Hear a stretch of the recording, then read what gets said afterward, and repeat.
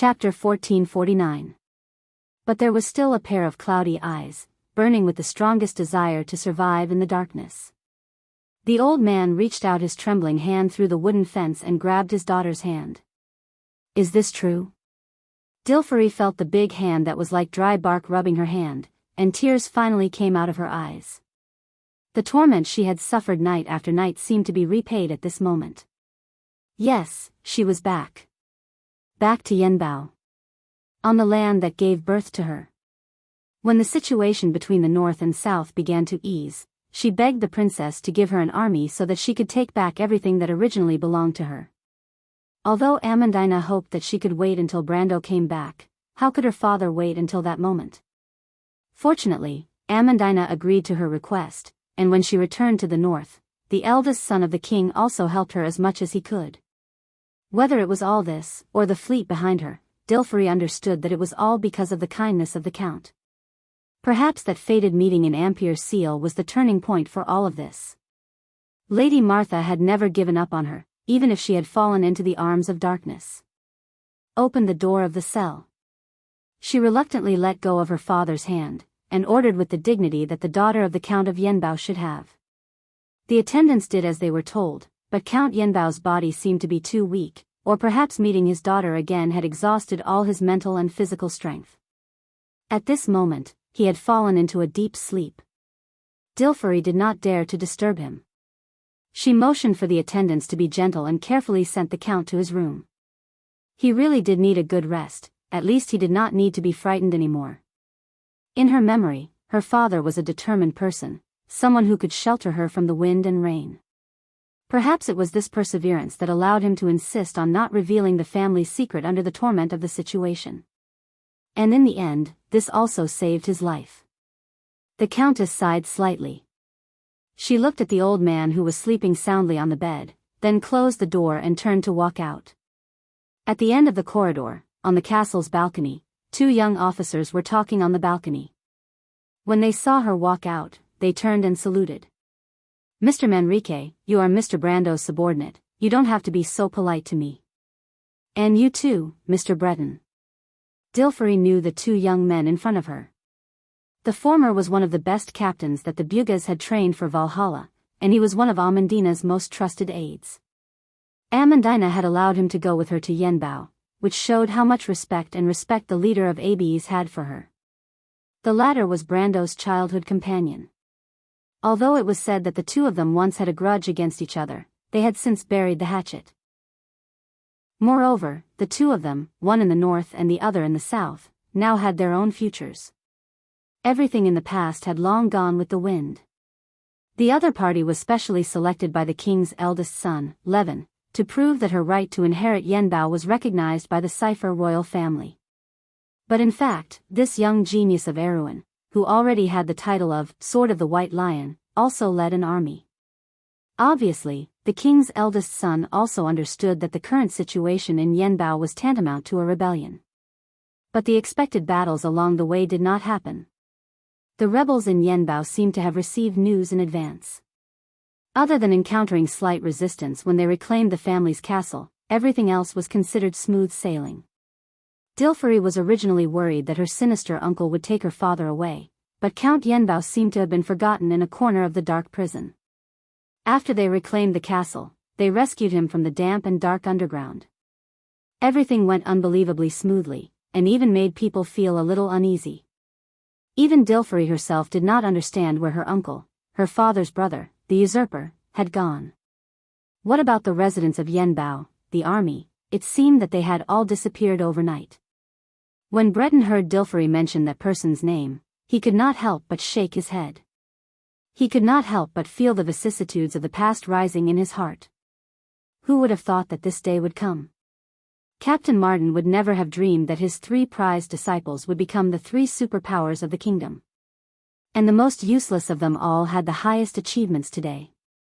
Perhaps it was because of his background, or perhaps it was because of his identity as the descendant of Darius, but he had turned the tide in the Battle of Ampere Seal. No one could deny that it was a miracle. Brando, Freya, how are the two of you now? Thinking of that guy who had always been at odds with him, at this moment, had become a heavy memory that pressed down on his heart. Ever since the Battle of Ampere Seal, he understood that he had lost the final opportunity to fight with that despicable guy. So he withdrew from that battle and came to the north alone. Here, he had a new beginning, a new love. Now, he had his own career and a direction to fight for. And all those feelings and memories of the past had now become the most beautiful fantasies of his youth. While Breton was distracted for a moment, Manrique had already bowed to Dilferi. "You came at the right time, Miss Dilferi. We were just discussing something related to you." "Oh, what's the matter?" "Look over here." Manrique came to the edge of the balcony and pointed at a forest not far away. "These things are a little strange. Have they always been here?" "No," Dilferi shook her head. "I've never seen these things before. At least, they didn't exist before I left Yanbao." It was a forest located in the north of Yanbao. In Dilferi's memory, it was a forest that was evergreen all year round. There was also a garden in the forest that carried her childhood memories. The forest that was lush in the summer would be dyed with a layer of ink in the winter, and then it would start to snow. When the ground and forest were covered in snow, it would be the annual hunting day in Yanbao. She still remembered the hustle and bustle of the place. Regardless of whether it was adults or children, their faces would be filled with happiness during the new year, as if they were looking forward to the coming year. But now, the forest had become twisted and terrifying. Purple crystals grew in the forest, and the surface of the tree bark reflected an unnatural luster. Under the moonlight, the luster was eerie. The cold light was like the gaze of a ghost, and it made people shudder. In the depths of the forest, there stood an ancient ruin. The huge dark building weighed down on everyone's hearts, making it hard to breathe. "I've seen similar things in some areas in the north of Balta," Breton suddenly said. "These ruins appeared in many places overnight, but the scholars haven't figured out their origins. They only suspect that it might be related to the fall of the Black Moon not long ago." "You suspect that this place appeared overnight?" Manrique asked. "The changes in the forest might be related to these ruins?" Miss Dilferi's answer also confirms our guess. "No, I think the changes in the forest might be related to something else." "What's wrong?" Both of them turned to look at the Count's daughter at the same time. "Long before I left Yanbao, I've heard some rumors. For example, there were monsters in the forest, and huge crystals," Dilferi recalled. The shadow of the past seemed to have shrouded her heart again. She frowned. "Since then, the people in the territory have been in a state of panic. Miss Dilferi, do you have any misgivings?" Breton said. "Why don't you just say it?" The Count's daughter hesitated. For a moment, she seemed to be a little weak, but soon became determined. "Mr. Manrique, Mr. Breton, because this is related to a secret of my family, my father might have encountered all of this. I've always suspected this, but until today, I've decided to say it. Miss Dilferi, if this is your family's secret, no, the two of you, I trust Mr. Brando. You are his subordinates and friends, I think I can entrust this to you." "Entrust us?" "Miss Dilferi, forgive us for not quite understanding. Please follow me." In the basement. The moment Dilferi opened the black wooden box, she felt the two people behind her subconsciously hold their breaths. This is the Lionheart sword? But how is that possible, isn't it in? Breton and Manrique's faces were filled with astonishment. The Count's daughter used a gentle gaze to look at the shining sword lying flat in the wooden box. Then, she reluctantly closed the box again. She turned around and looked at the two people behind her. "This is not the Lionheart sword, the Lionheart sword is just a replica." "What?" "This is related to the most important secret of the Yanbao family. You should know the origin of my family. It is the product of a compromise between the people of Cruz and the elves of Saint Tassol. Our ancestors migrated here from the Cruz Empire and established the Yanbao Count's territory." Dilferi paused for a moment before continuing. "You should know that when the late King Eric brought the Lionheart sword out of the Empire, that sword is actually the product of the sacred sword Oderfeis being divided into 3 parts. This is because the Flame King Gretel left a decree to one of his most trusted knights. If one day the people of Cruz forget the glory of their ancestors, then the soul of the sacred sword of Oderfice will leave his descendants and search for a true pure land. In the legends passed down from generation to generation in my family, this decree is true, but it is related to the agreement between the Flame King Gretel and another important person. That person could be the sage Alanta, or the Wind Empress that Gretel has always been deeply in love with, Saint Tossol. Because of this agreement, my family brought another sacred sword to this land and took root here.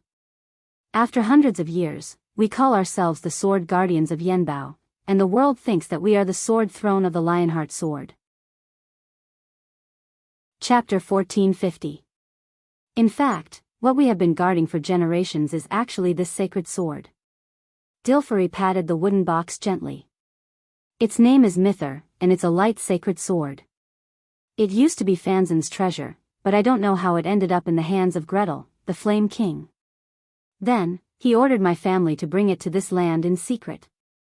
Breton and Manrique looked as if they had heard something ridiculous, and their faces were filled with astonishment. But why would the Flame King go through so much trouble to do this? The young captain couldn't help but ask. This doesn't make sense. Dilferi shook her head. I don't understand either, but this is a legend passed down from generation to generation in my family, and the sacred sword does indeed exist here. I shouldn't know about this, but before my father was framed and imprisoned by my uncle, he secretly told me everything. I understand what he meant. He entrusted the future of Yanbao to me. So, Baron Dahl has been interrogating your father about the whereabouts of the sacred sword, and your father didn't say anything, so he wasn't killed? Dilferi nodded. But what does it mean to Erwin? What does the Lionheart sword mean to him? Manrique still found it hard to accept that the sacred sword in the hands of the Valkyrie was a fake. Other than the Lord, she was the person he admired the most. Could it be that the Lionheart sword in the hands of the Cipher royal family and the Corvado royal family has always been fake? No, the Lionheart sword is real. Although it was forged in imitation of the brilliant light, it contains the soul of Osiris. But within it is the soul of the holy sword Oderfice, and it carries the faith of the late King Eric. The oath on the sword has always bound Aween, symbolizing the soul of this country. Then, what does this sacred sword mean? I think there is one person who may understand all of this. Dilferi thought of something and said softly, my uncle's ambition is not small. I suspect that this is a conspiracy. Perhaps it is no longer safe for the sacred sword to stay in Yanbao today, so I hope you can take it to the south, to a safer place. You mean Brando? Breton asked. The Count once resonated with the holy sword Oderfice in Rushta. I think he must know something about the secret behind the holy sword of fire and the holy sword of light, Dilferi replied. Breton and Manrique looked at each other. And you, Miss Dilferi? Of course I'm staying here. My father hasn't recovered yet. After some time, I'll attend the peace conference in Ampere Seal. At that time, if Mr. Brando has already returned to Erewhon, I will personally tell him everything. Manrique shook his head. It's not safe here, Miss Dilferi. We didn't catch Baron Dahl. He might still be hiding in the dark. If we leave, it will be difficult to guarantee the safety of you and the Count. Maybe we can do this, Breton thought for a while and said, Yanbao's revival isn't something that can be done in a day. Maybe we can split into two groups. I'll escort Miss Dilferi to Balta, where the royal family's territory is. You can go there as guests. As for the Holy Sword, Mr. Manrique will escort it to the south. Compared to our respective positions, he's more suitable for this task. That's not a bad idea, Manrique agreed with this suggestion. Dilferi was slightly hesitant. She had finally returned to her homeland and reclaimed it. She didn't want to leave it so easily. But she also understood that Manrique and Breton had a point. She didn't have any soldiers at hand, and the old and weak servants in the castle were not enough to protect her and her father. She was about to nod, but at this moment, there was a knock on the door. Her knight Captain Ronan's voice came from outside. We might not be able to go anywhere, Mississippi, what happened? Breton frowned. Just now, when Nia was patrolling outside, she was attacked. An army suddenly surrounded Yanbao. That's impossible, Breton said angrily. Where are my subordinates? Aren't they stationed outside the city? The camp outside the city was attacked, my lord, Ronan replied calmly. I've already ordered my men to open the gate and let your men in. There are many enemies outside, some very strange enemies. Strange? How is Nia? Dilfari asked nervously. Is anyone hurt? There are many injured people, but Nia is fine, Ronan's voice paused. Mr. Breton, do you want to go up the wall and take a look? The three people in the secret room looked at each other. Of course. Breton pulled out his sword and replied in a deep voice.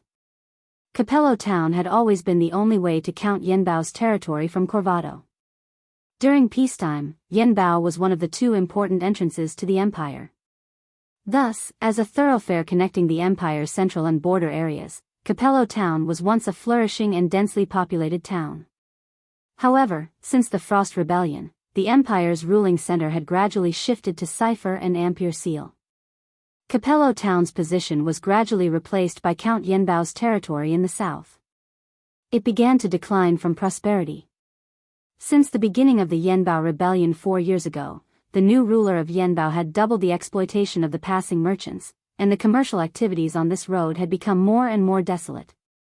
Until today, this place had become a trade center in the past, and had become a deserted and withered town. However, the town's original size still remained. The stronghold that was built to protect the merchants was still standing at the northern pass of Grey Mountain. This was the territory of the Corvado royal family, so there were night patrols here. However, there was something special today. The knight, who should have returned by now, was nowhere to be seen. Warhorses that had lost their masters wandered around the mountain pass. Battle robes with the emblem of the royal family of stars, moon, and silver lily were scattered among the rocks. Broken armors, broken swords, cold corpses, and flowing blood in the valley seemed to be telling the story of a tragic battle. A silent army was marching forward along the valley. The dense crowd of people seemed to occupy the entire field of vision. Occasionally, a few gray wolves of Corvado would pass through the rocks in the valley, watching the endless march with cold eyes. On Capello's watchtower, the sentinel Willian was finally awakened by his companion. The cold morning air made him shrink his neck involuntarily. Is it time to change shifts? He mumbled. But before he could finish his words, his companion covered his mouth. Ugh! Willian smelled a nauseating stench that almost made him roll his eyes. Damn it! What are you doing? Did you just poop? Shut up, Willian. Do you want to die? His companion's frightened gaze finally calmed him down. The man pointed outside and said, "Look outside." Outside? Inside the valley. Damn it. What is that? Willian pushed his companion away and climbed to the top of the battlements. He gasped. Where did that army come from? Is it the army from before? Did they come back from Yanbao? That's the White Lion Legion. But these are different. Look at their flags. Their flags are different. Willian squinted his eyes and tried to identify the black flags. He tried to compare the flags with the ones he could remember, but he couldn't find any that matched them. There was an explosion in his mind, and a thought that almost made him tremble suddenly flashed through his mind. Quick! Quick! He trembled and said to his companion, "It's not our people. It's Yanbao. Yanbao must have rebelled. What do we do?" "Go and sound the alarm, you damn idiot." When the sound of the alarm reverberated over the whole of Capello, the shrill sound of the bell echoed in Erewin's late winter. It finally spread throughout the mountains from Balta to Cipher. Levin. Ornazin sat in the carriage, looking gently at a lighthouse in the distance. The blue sea of the glittering sea sparkled under the sun. That was the last lighthouse on the Cape of Ampere Seal. It marked the end of Erewin's southern border. Further north, past Pelican Fort, was the land of Cipher. The prince's light blue eyes did not blink.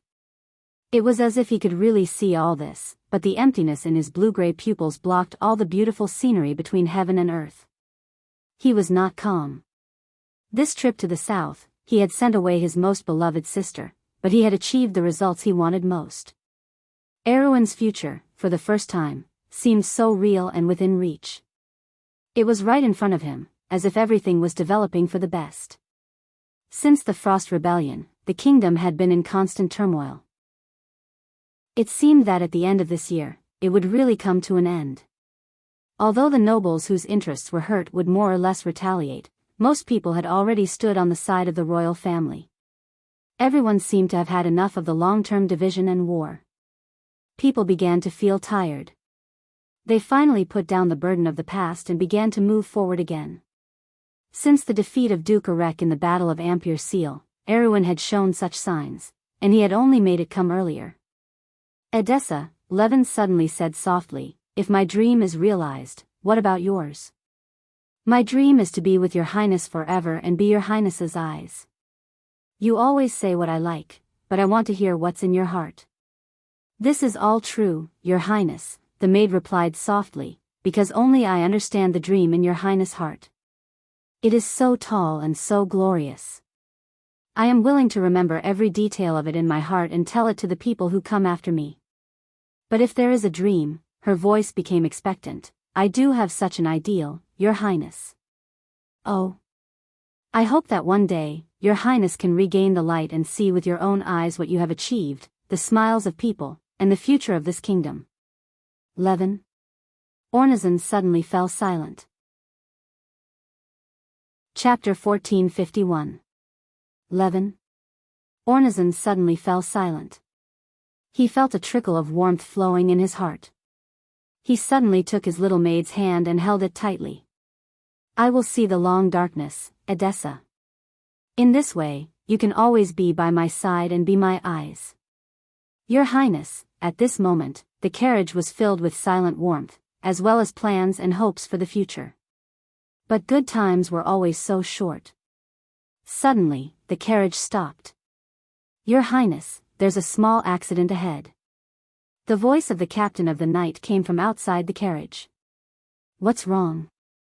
"It seems that a noble gentleman's carriage has broken down." "Shall we stop and wait for them to deal with it first?" "Levin?" A trace of uneasiness suddenly flashed in Ornazin's heart. "No, don't stop, captain of the night, let the convoy move on. Yes, your highness." In the darkness, the knight's voice suddenly turned into a sharp howl. Then, the king's eldest son felt the entire carriage shake violently, as if the world had turned upside down.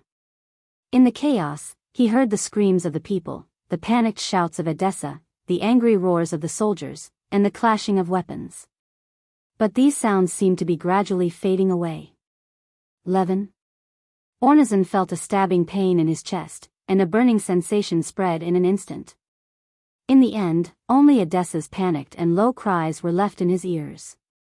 In the darkness, he groped weakly in that direction and reached out to hold his maid's hand. "Hold my hand, Edessa, I'm so uncomfortable that I can't breathe." "Your highness, I'm here, Edessa is here." Edessa cried out in panic. Levin suddenly smiled. He actually felt a ray of light in the darkness. In the flickering shadows, he saw Edessa's face full of blood. His mother did not lie to him, Edessa was beautiful. He opened his palm and stuffed a cold thing into the maid's palm. "Be my eyes, Edessa, take a good look at the world for me, and Erwin's future, your highness." Edessa's screams gradually faded away from him. The whole world seemed to be leaving him. In the darkness, he seemed to see many things. His father, Erwin, the cowardly king, and his mother, the woman who played tricks behind his back. Then everything in the past, but they all gradually disappeared. He seemed to have seen an Erwin that he had never seen before. That kingdom was sinking in darkness and burning in flames. Living beings were crying and struggling in pain. Everything was destroyed, whether it was hope or the road ahead. The last prince of House Cipher felt a faint sense of loss. He felt as if he had missed a line of fate that didn't exist. Several hundred meters in the air, two pairs of silver eyes were coldly watching this scene. "I've heard that this prince has a good reputation, but it's a pity that fate makes fools of people." The beginning of a tragedy always ends in a tragedy. He was never going to be able to obtain the coveted throne, a voice said. The tragedy of mortals, another voice replied, those ephemeral things are things that can only be looked at but not reached. This is the greatest tragedy of those who cannot control their own fate, and that is why he died, on the road from Ampere Seal to Pelican Fort. The night was in a mess, tangling with the pagans who had suddenly appeared. The inconspicuous carriage in the middle of the convoy was overturned on the ground, burning fiercely. This scene was like a farce. From the beginning to the end, it was filled with a dark sense of humor, but to different people, it had different meanings. But no matter what, from this day onwards, Erewhon's history was forever changed. Duke Vero sat down in his chair, a little tired. Not long ago he had seen off the last group of guests, and these days he had to deal with all kinds of people, some of whom he knew, some of whom he did not, some of whom he did not know, some of whom he was harmless, and some of whom he shuddered at the mere sight of them. Fortunately, it was all over. He felt a deep sense of powerlessness surging from the depths of his heart. It was a state of entanglement of exhaustion, uneasiness, and nervousness, as if it was a viscous liquid that wrapped around him, making it difficult for him to breathe. He regretted the moment he made the decision, but a deep sense of fear made him unable to stop.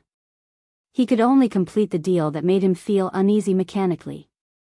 He confirmed it again and again, and the voice in the crystal ball reassured him again and again.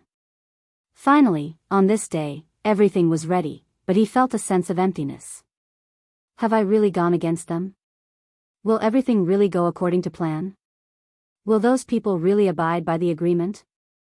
The Duke closed his eyes in pain, rubbing each of his fingers into his silver hair.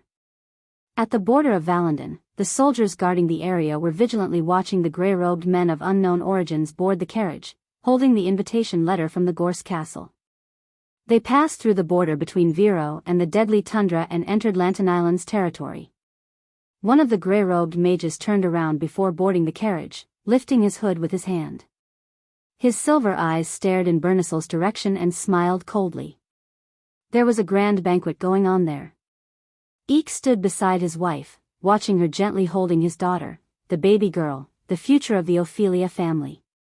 The first cry of this new life seemed to announce the end of the past and the hope of the future.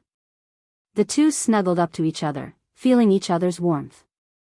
They stood on the balcony of the Count's mansion, watching the people coming and going at the grand banquet below.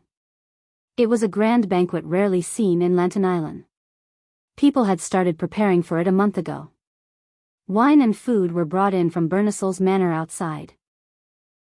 The streets were covered with curtains and ribbons with the Ophelia coat of arms, and the flagstones were sprinkled with flower petals. From Grenoires, Vero, Karsuk, and even Erech to Ampere Seal in the north. Even the Holy Cathedral of Fire and Her Royal Highness sent envoys to congratulate the princess. The locals also gathered to celebrate their little princess. When night fell, the festive atmosphere did not dissipate. The lights were lit up, embellishing the city and the forest even brighter and more resplendent. A rare night market appeared on the streets, something that had almost never happened since the year of frost. Entertainers performed under the light of the bonfires, and the crowd cheered.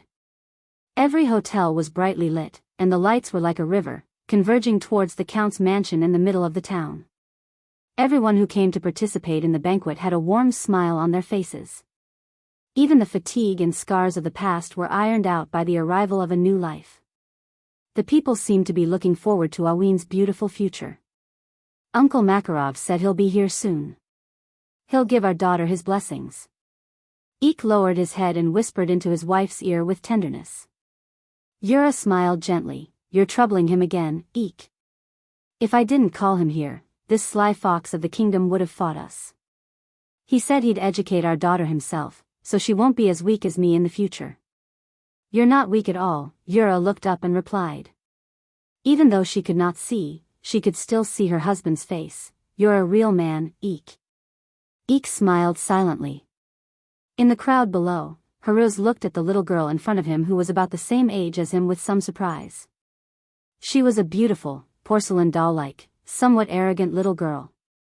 She had a pair of bright eyes, light purple hair, and wore a doll-like dress. She tilted her head and looked at the future king of Erewhon. Do you eat such a sumptuous meal every time? You're so rich. It's you. Haruz almost shouted. My name is Micaiah. Last time in Shallow Water Town, thank you for your hospitality, but I really don't have much money. You won't ask me to treat you back, will you? As the little girl spoke, she took out her empty little pocket, as if to prove her words. Why are you here? Because I'm a local.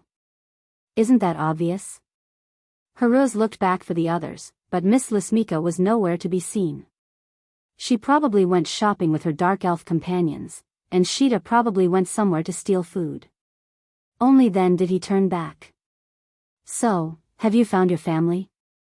The little girl wrinkled her nose cutely. Probably. Probably. It means something like that. She was suddenly a little impatient, and her tone was not at all as cute as it was the last time they met. Do you always have so many questions? You're condescending, and it feels like you're ordering me around. Do I? Haruz asked a little guiltily. The girl nodded, and she suddenly grabbed the little prince's hand. Come with me. Wait. Haruz felt as if he had been hit by something all of a sudden, and he was so nervous that his heart felt like it was going to jump out of his chest.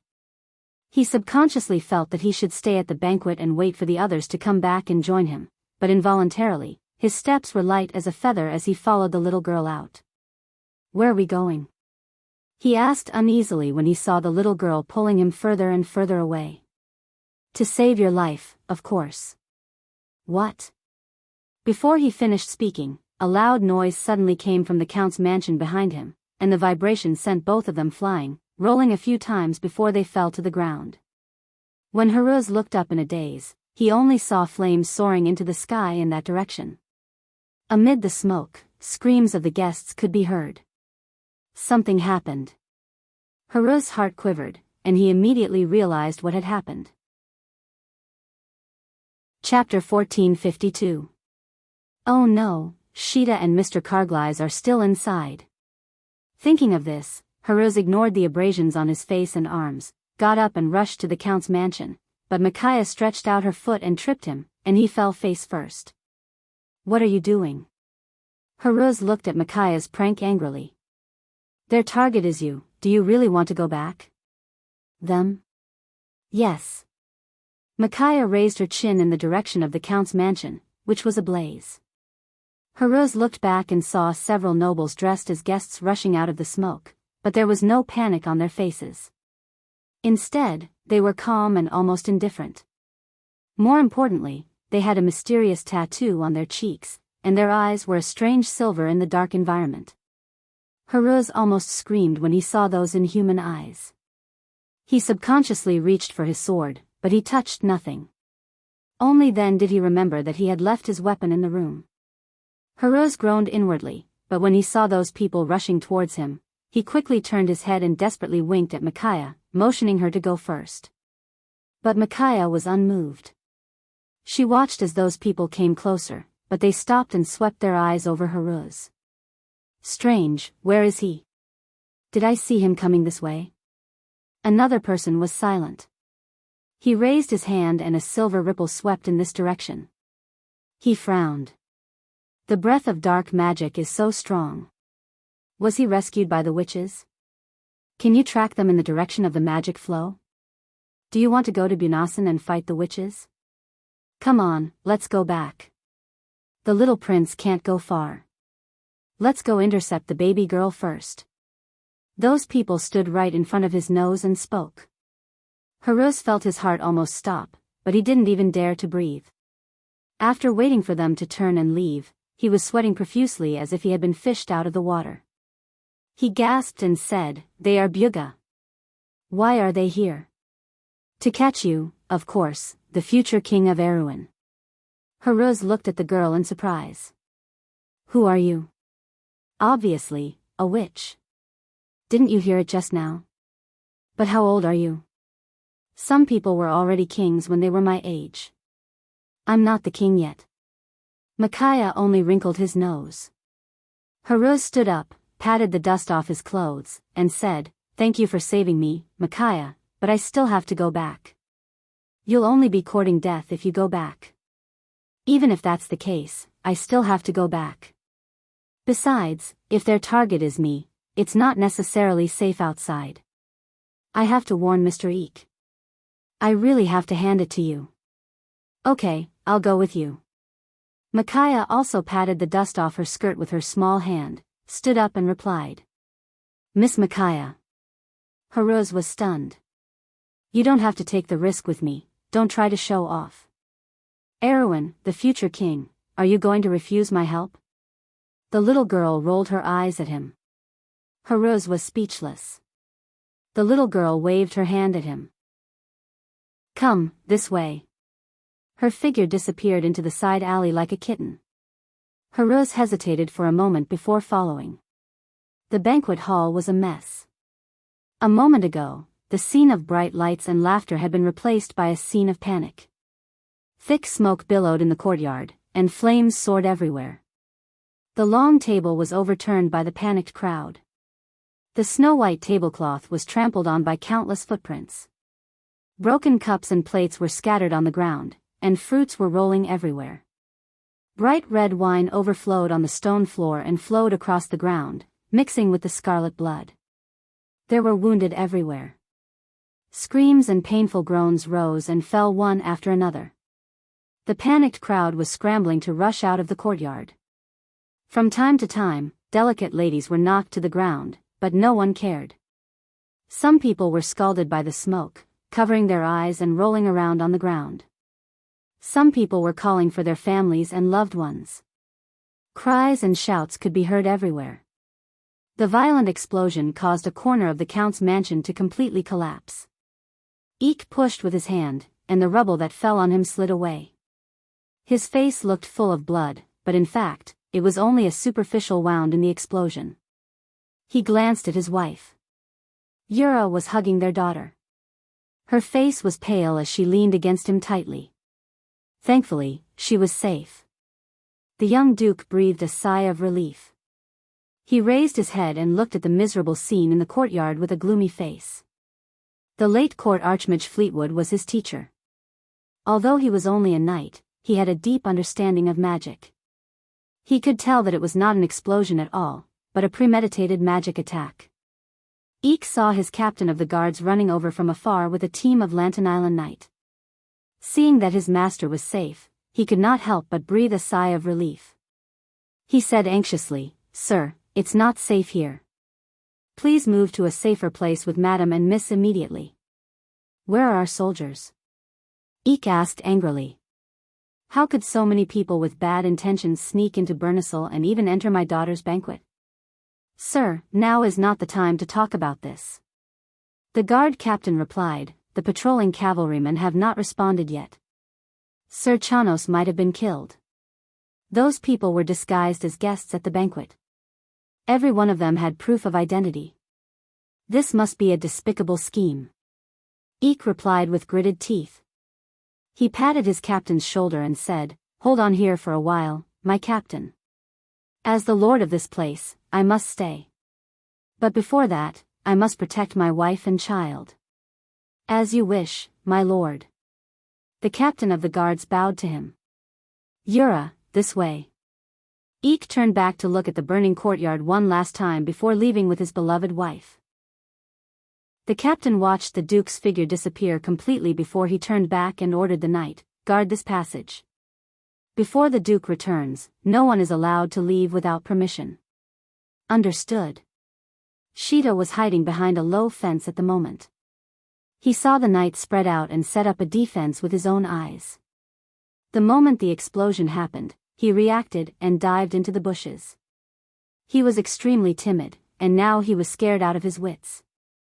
He trembled and did not dare to show his head at all. Although he knew that his most important duty now was to protect the safety of the little prince, he was in a dilemma, hesitating whether to take the risk. He felt that the knight in front of him might be able to help him, but who knew what they would think? They might even kill him. Sheeta felt that he could not even protect himself. His teeth chattered as if he had completely lost the ability to keep calm. Just as he was hesitating, a few noble guests suddenly rushed out of the thick smoke and headed straight for the Earl's mansion. The knight saw this and immediately shouted at these people to stop immediately. However, not only did the intruders ignore him, they even sped up. The captain of Duke Anthony's guards was the first to feel that something was wrong and instinctively pulled out his longsword. One of the noble guests suddenly stopped and tore off his coat. He raised his hand and pointed at the captain of the guards. The captain of the guards immediately screamed and flew into the air, falling into the sea of fire behind him. The knight seemed to have woken up from a dream and pounced on the intruders. However, the intruders each took out a cane from under their coat and tapped it with their hands. Silver beams of light suddenly flashed in the courtyard. The thick armor of the Anthony knight seemed to be as thin as paper under these silver beams of light and was easily penetrated. Amidst the continuous screams, the battle was declared over in an instant. From the death of the captain of the guards to the last knight falling on the path of the charge, only a few minutes had passed. The few noble guests who killed the guards took off their coats, revealing the silver tattoos on the back of their hands and necks. When Sheeta saw the cold silver eyes on these people's faces, he was so frightened that he almost couldn't maintain the magical transformation that the mages had cast in advance and turned back into his dragon form. At this moment, he naturally understood that this was a premeditated attack, and the attacker was an old acquaintance of the dragons, the Buga Grey Mage. Oh my god, the Buga people must be crazy. Yes, they are crazy to begin with. I have to think of something, Sheeta, you have to think of something. Something has happened to the little prince, you have to save him, Sheeta, don't be afraid, you have to think of that terrible woman, she'll go crazy, no, but it's still too dangerous outside, I'll die. He was muttering nervously. Finally, when a grey mage turned his head, he found this guy hiding in the bushes with his butt sticking out. He turned and walked over in this direction. At that moment, Sheeta only felt that the sky was falling down. He felt that he was definitely going to die and that death had come to him. The boundless fear finally made him let out a shrill scream and turned his head to hit a nearby outer wall, directly smashing a hole in the outer wall. Then, he fainted. The grey mage stopped and looked at all of this with his mouth agape. What's wrong? His companion asked. Nothing, a little fatty. The grey mage shook his head in disbelief. Is he still alive? Let's end him. No, I think he's already dead, said the grey mage, glancing at the gap in the wall with lingering fear. Oh my god, this guy is really strong. Chapter 1453. When Carglass woke up from the violent concussion, he subconsciously touched his forehead. It was covered in blood, but after a careful examination of his body, he found that there were no external injuries. He groaned and pushed away the rubble on his body. Only then did he realize that the blood on his body came from the outside. A completely stiff corpse was lying face down on the rubble. It was an armored knight with the emblem of the Ophelia family on his grey armor. Carglass's mind was in a mess, but he still checked to see if the knight was still alive. There was no doubt that the knight had been dead for a long time. The fatal wound was a penetrating wound on his back that tore through his heart and lungs. He touched the curled armor with his hand, deep in thought. It was impossible for this wound to be caused by an explosion. This meant that someone had artificially created the explosion and attacked the guards of the Count's mansion. Carglass's heart skipped a beat. The first thing he thought of was who these people were targeting. Was it Duke Anthony or the young prince? Shit. He was the accompanying military officer of this diplomatic group, and as the captain of the White Lion Guards who arrived in Lantern Island with the diplomatic group, it was his natural duty to protect His Highness Heruz. If anything happened to the young prince, not only would he be too ashamed to face his lord, but he would also be a sinner of Erewhon. Carglass broke out in a cold sweat.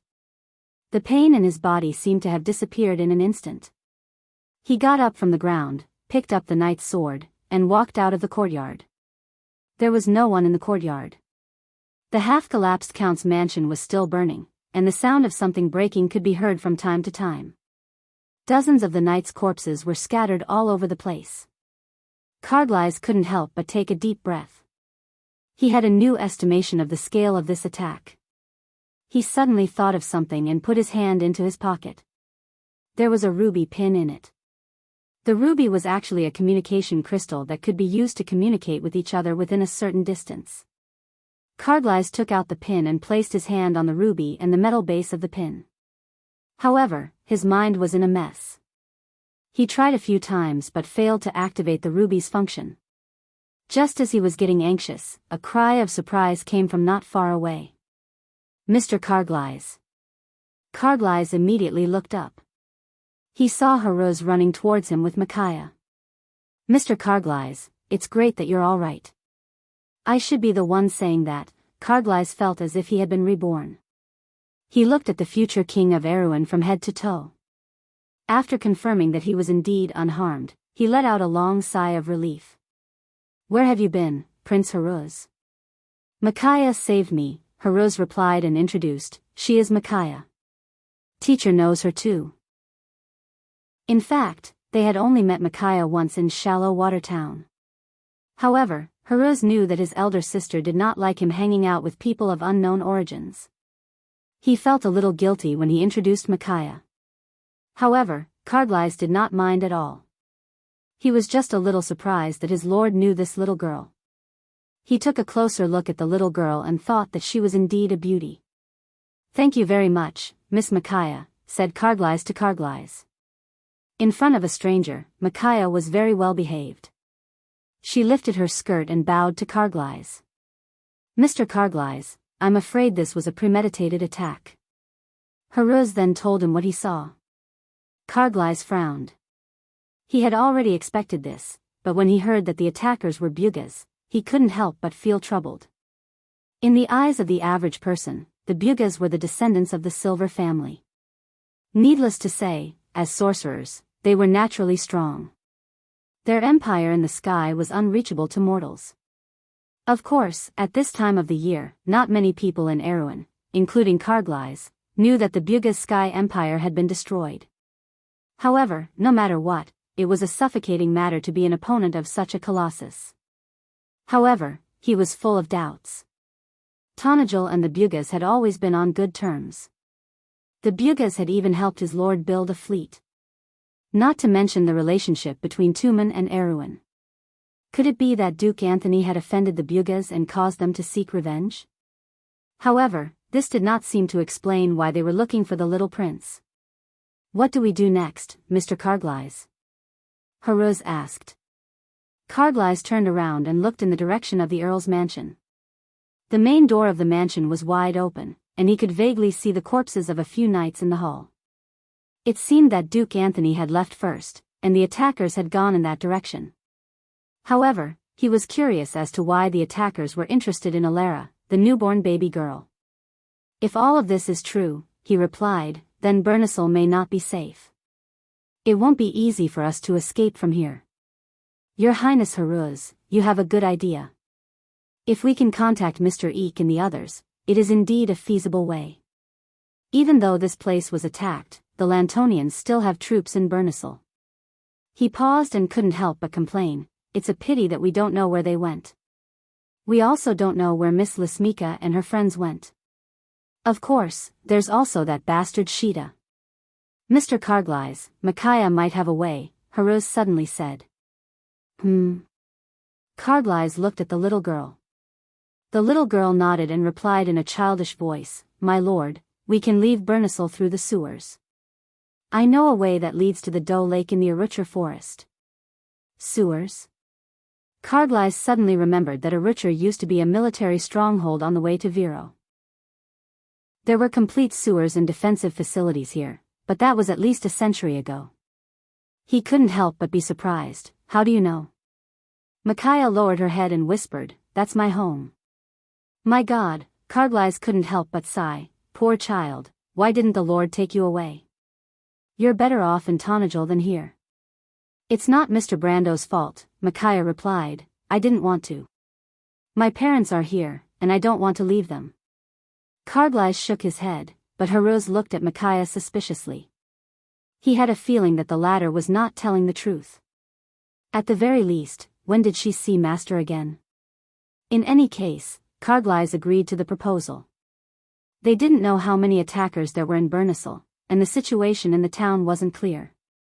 The best choice was to leave this dangerous place for the time being, especially with Haru's status. However, Haruz was still worried about Shida, but Carglass didn't care. That guy disappeared early in the morning. God knows where he went. But, no buts, Your Highness Haruz. Shida is still a dragon. A cowardly dragon won't be a problem. Carglass' tone was full of sarcasm when he mentioned the word cowardly. Miss Lasmika and the others weren't at the banquet, so they shouldn't be affected. We should move to a safe place as soon as possible and contact them, so they won't be in danger because of us. Haruz nodded and agreed to the proposal. The Violet Earl's mansion was originally a converted barracks in Fort Bernisel. Although it had been demolished and rebuilt several times after the Year of Iron Feather, the interior structure still retained much of its original design. Other than for defensive purposes, it was also used as a temporary shelter. Today, it was apparent that this function had come in handy. Although half of the mansion had collapsed on the surface, the interior of the Count's mansion was still astonishingly large. The corridors and winding corridors twisted and turned, and if one didn't have someone familiar to lead the way, it would be easy to get lost. But for its original owner, this obstacle naturally didn't exist. Soon, Eek led his wife and daughter to a path that led to the basement of the mansion. The corridor was very dark, and the doors of many rooms were wide open. The maids and attendants had all escaped when the chaos began, but Eek didn't know how many of them could have escaped safely, nor did he know how many intruders there were in Bernisel town. The patrolling cavalry and town guards hadn't moved yet, and this made his heart sink. It was supposed to be a peaceful night outside the Earl's mansion, but this night wasn't peaceful. Flashes of light exploded in the night sky from time to time, and cries of murder and despair could be heard from afar. This uneasy and oppressive night was especially heavy. He led his wife Yura through the long corridor, accompanied by only 2 attendants. Fortunately, there was still a wet nurse in the mansion who hadn't escaped in time. She was now holding their daughter Ilera. Strangely enough, the baby girl was sleeping soundly in such an atmosphere, as if she wasn't affected by the surrounding environment at all. When Eek looked back from time to time and saw his daughter's quiet little face, his heart calmed down a lot. He held his wife's hand tightly, feeling the warmth from Yura's hand. Yura didn't say a word, but all her feelings were already expressed in silence. Chapter 1454. Yura, Eek suddenly said, "Take our daughter and leave first. I have to stay. I'm the master of this place, and I have to be responsible for the guests. If I leave, Bernisel will be in chaos. The prince is still here, and he's here because the princess trusts us. I have to ensure their safety." Yura nodded silently. "Be careful." "I understand," Eek smiled gently, "even if it's for our daughter, I won't risk my life so easily. If things go south, I'll catch up with you." Yura finally relaxed. Her expression was calm as usual, but she gripped her husband's pale hand tightly. It showed her true feelings. They soon arrived at the bottom of the mansion. In a secret room, a middle-aged knight was already waiting for them. He obviously entered through the secret passage that connected the mansion to the outside. When Eek saw the man, he was pleasantly surprised. "Mr. Corsica, is Uncle Makarov here?" "Mr. Eek, you're finally here. The attack outside was out of our expectations. Mr. Makarov wanted to come himself, but we stopped him. He's now in the direction of the city hall. He asked me to bring you some words, but it's not the time for that. We've already guarded the entrance of the secret passage. Mister, please move to a safer place first before we talk." The middle-aged knight replied with a straight face. Eek held his wife's hand. After a moment of silence, he let go and took his daughter from the wet nurse. He solemnly handed the most precious treasure in the world to Yura. "Go, Yura. It'll be fine." "Yes." "Mr. Eek, you?" "I'll stay, Mr. Corsica. Prince Haruz is still outside. Whether the knight has the situation under control or not, I have to go and take a look." The middle-aged knight looked at him with a complicated expression. "All right, I'll go with you, Mr. Eek." He turned around and said to the knight beside him, "Escort the lady and the young lady out of here. Protect them well." "Understood, sir." The two knight nodded immediately. With that, the knight opened the secret tunnel. Yura carried Ella in first, followed by the wet nurse and the two servants. Finally, they followed in and closed the door from the inside. "Thank you, Mr. Corsica," Eek said with a sense of loss after seeing his wife disappear behind the secret door. "You're welcome, Master Eek. Let's go. I'll send you off." The middle-aged knight replied calmly. Eek was slightly stunned. Just as he was about to turn around, he suddenly felt a sharp pain in his back. The young Duke of Anthony widened his eyes in shock as he stared in disbelief at the bloody blade protruding from his chest. In an instant, he felt all the strength in his body leave him. He opened his mouth with difficulty and immediately spat out a mouthful of blood mixed with pieces of his internal organs. "Why, Mr. Makarov asked me to pass a message to you, Master Eek. He said that he regrets teaching you so much about the spirit of a knight. Your righteousness and kindness made him happy, but Erewhon is not someone who can be saved by innocence and righteousness." The middle-aged knight replied calmly. Erewhon is not the only Erewhon of the Corvado royal family. Master Eek, do you want to see the Ophelia family reduced to ashes in your hands? So I'm sorry. Sometimes, only blood can redeem everything, Uncle Makarov. Grandmaster Fleetwood. Eek's eyes were filled with tears. He opened his mouth wide and tried to breathe as if he was trying to grab onto something. He slowly reached out his hand and seemed to see the face of his wife and daughter in the endless darkness. Yura, the candle was extinguished. It became silent in the darkness. The middle-aged knight sighed and gently pulled out the dagger from the young man's cold corpse. Then, he held him with both hands and carefully laid him flat on the ground.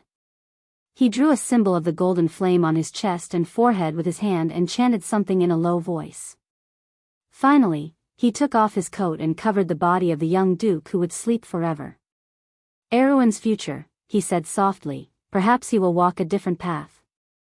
There is only right, and there is no justice." In the darkness, the secret door was opened once more.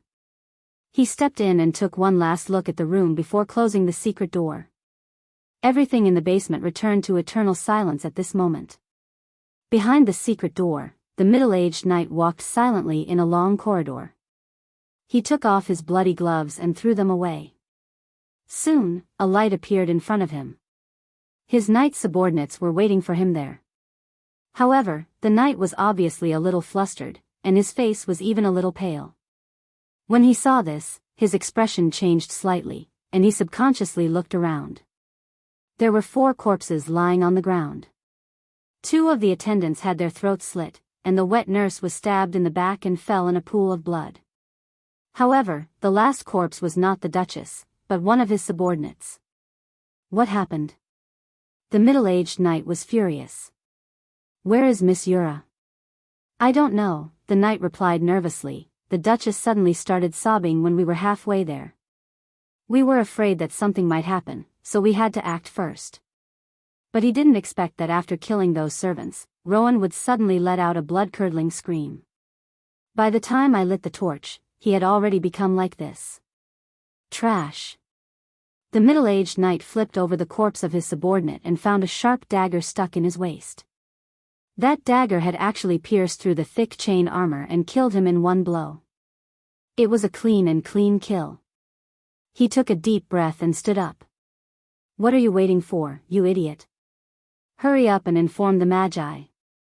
"Yes, sir. I'll go now." The knight was relieved and ran out of the room. Dirty water flowed in the dark. The underground drainage system of Bernisel had been in disrepair for half a century. Rubbish and debris had piled up into mountains. Water seeped out from the top of the sewer and dripped onto the damp ground, emitting a nauseating stench. Carglass held a glowing moonstone in his hand and scanned the dark tunnel with its cold light. From time to time, he saw a large group of rats running through the tunnel. It was a chilling sight. He furrowed his brows. This sewer was built about 100 or 200 years ago. Ever since Vero was annexed to Awen, this place had been forgotten along with the abandonment of the fortress.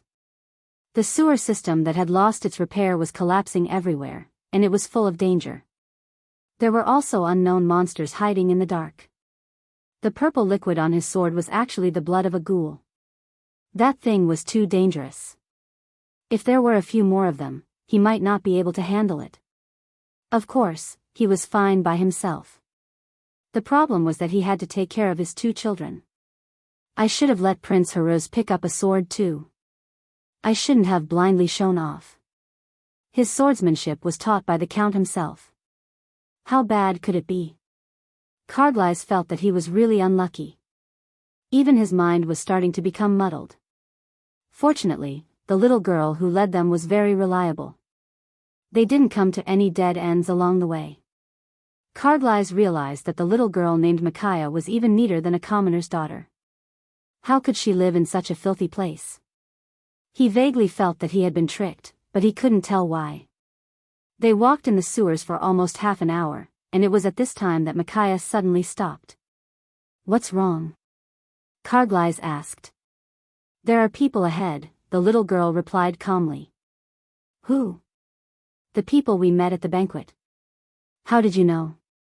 Carglass asked in surprise. He didn't even know where they were, but the little girl had already determined their identity. How was that possible? Unless the little girl's true strength was actually higher than his. "Because I ran out of magic," Micaiah replied. "I've been using dark magic to avoid them, but now I can't. I can only feel that they are approaching us." "What?" Carglass thought that he must have misheard something. Or maybe he was still dreaming. "Actually, Micaiah is a witch," Haruz replied with a bitter smile. "Mr. Carglass." "What?" Carglass finally understood what went wrong. He felt like an idiot who had been played for a fool. "You mean to say that you're actually a subordinate of his lordship?" The little girl tilted her head and stuck out her tongue at him. Carglass felt like a little devil when he saw her adorable actions. Damn it, Carglass suddenly stopped talking. He put up a finger and gestured for Haruz to keep quiet. "There are footsteps." He raised his head toward the road, then carefully shielded Haruz and Micaiah behind him. He turned back and asked in a low voice, "Are you sure it's those people?" Micaiah nodded. "Is there any way to avoid them?" The little girl thought for a moment. "I've lost my magic. If we continue to move forward now, they will be alerted.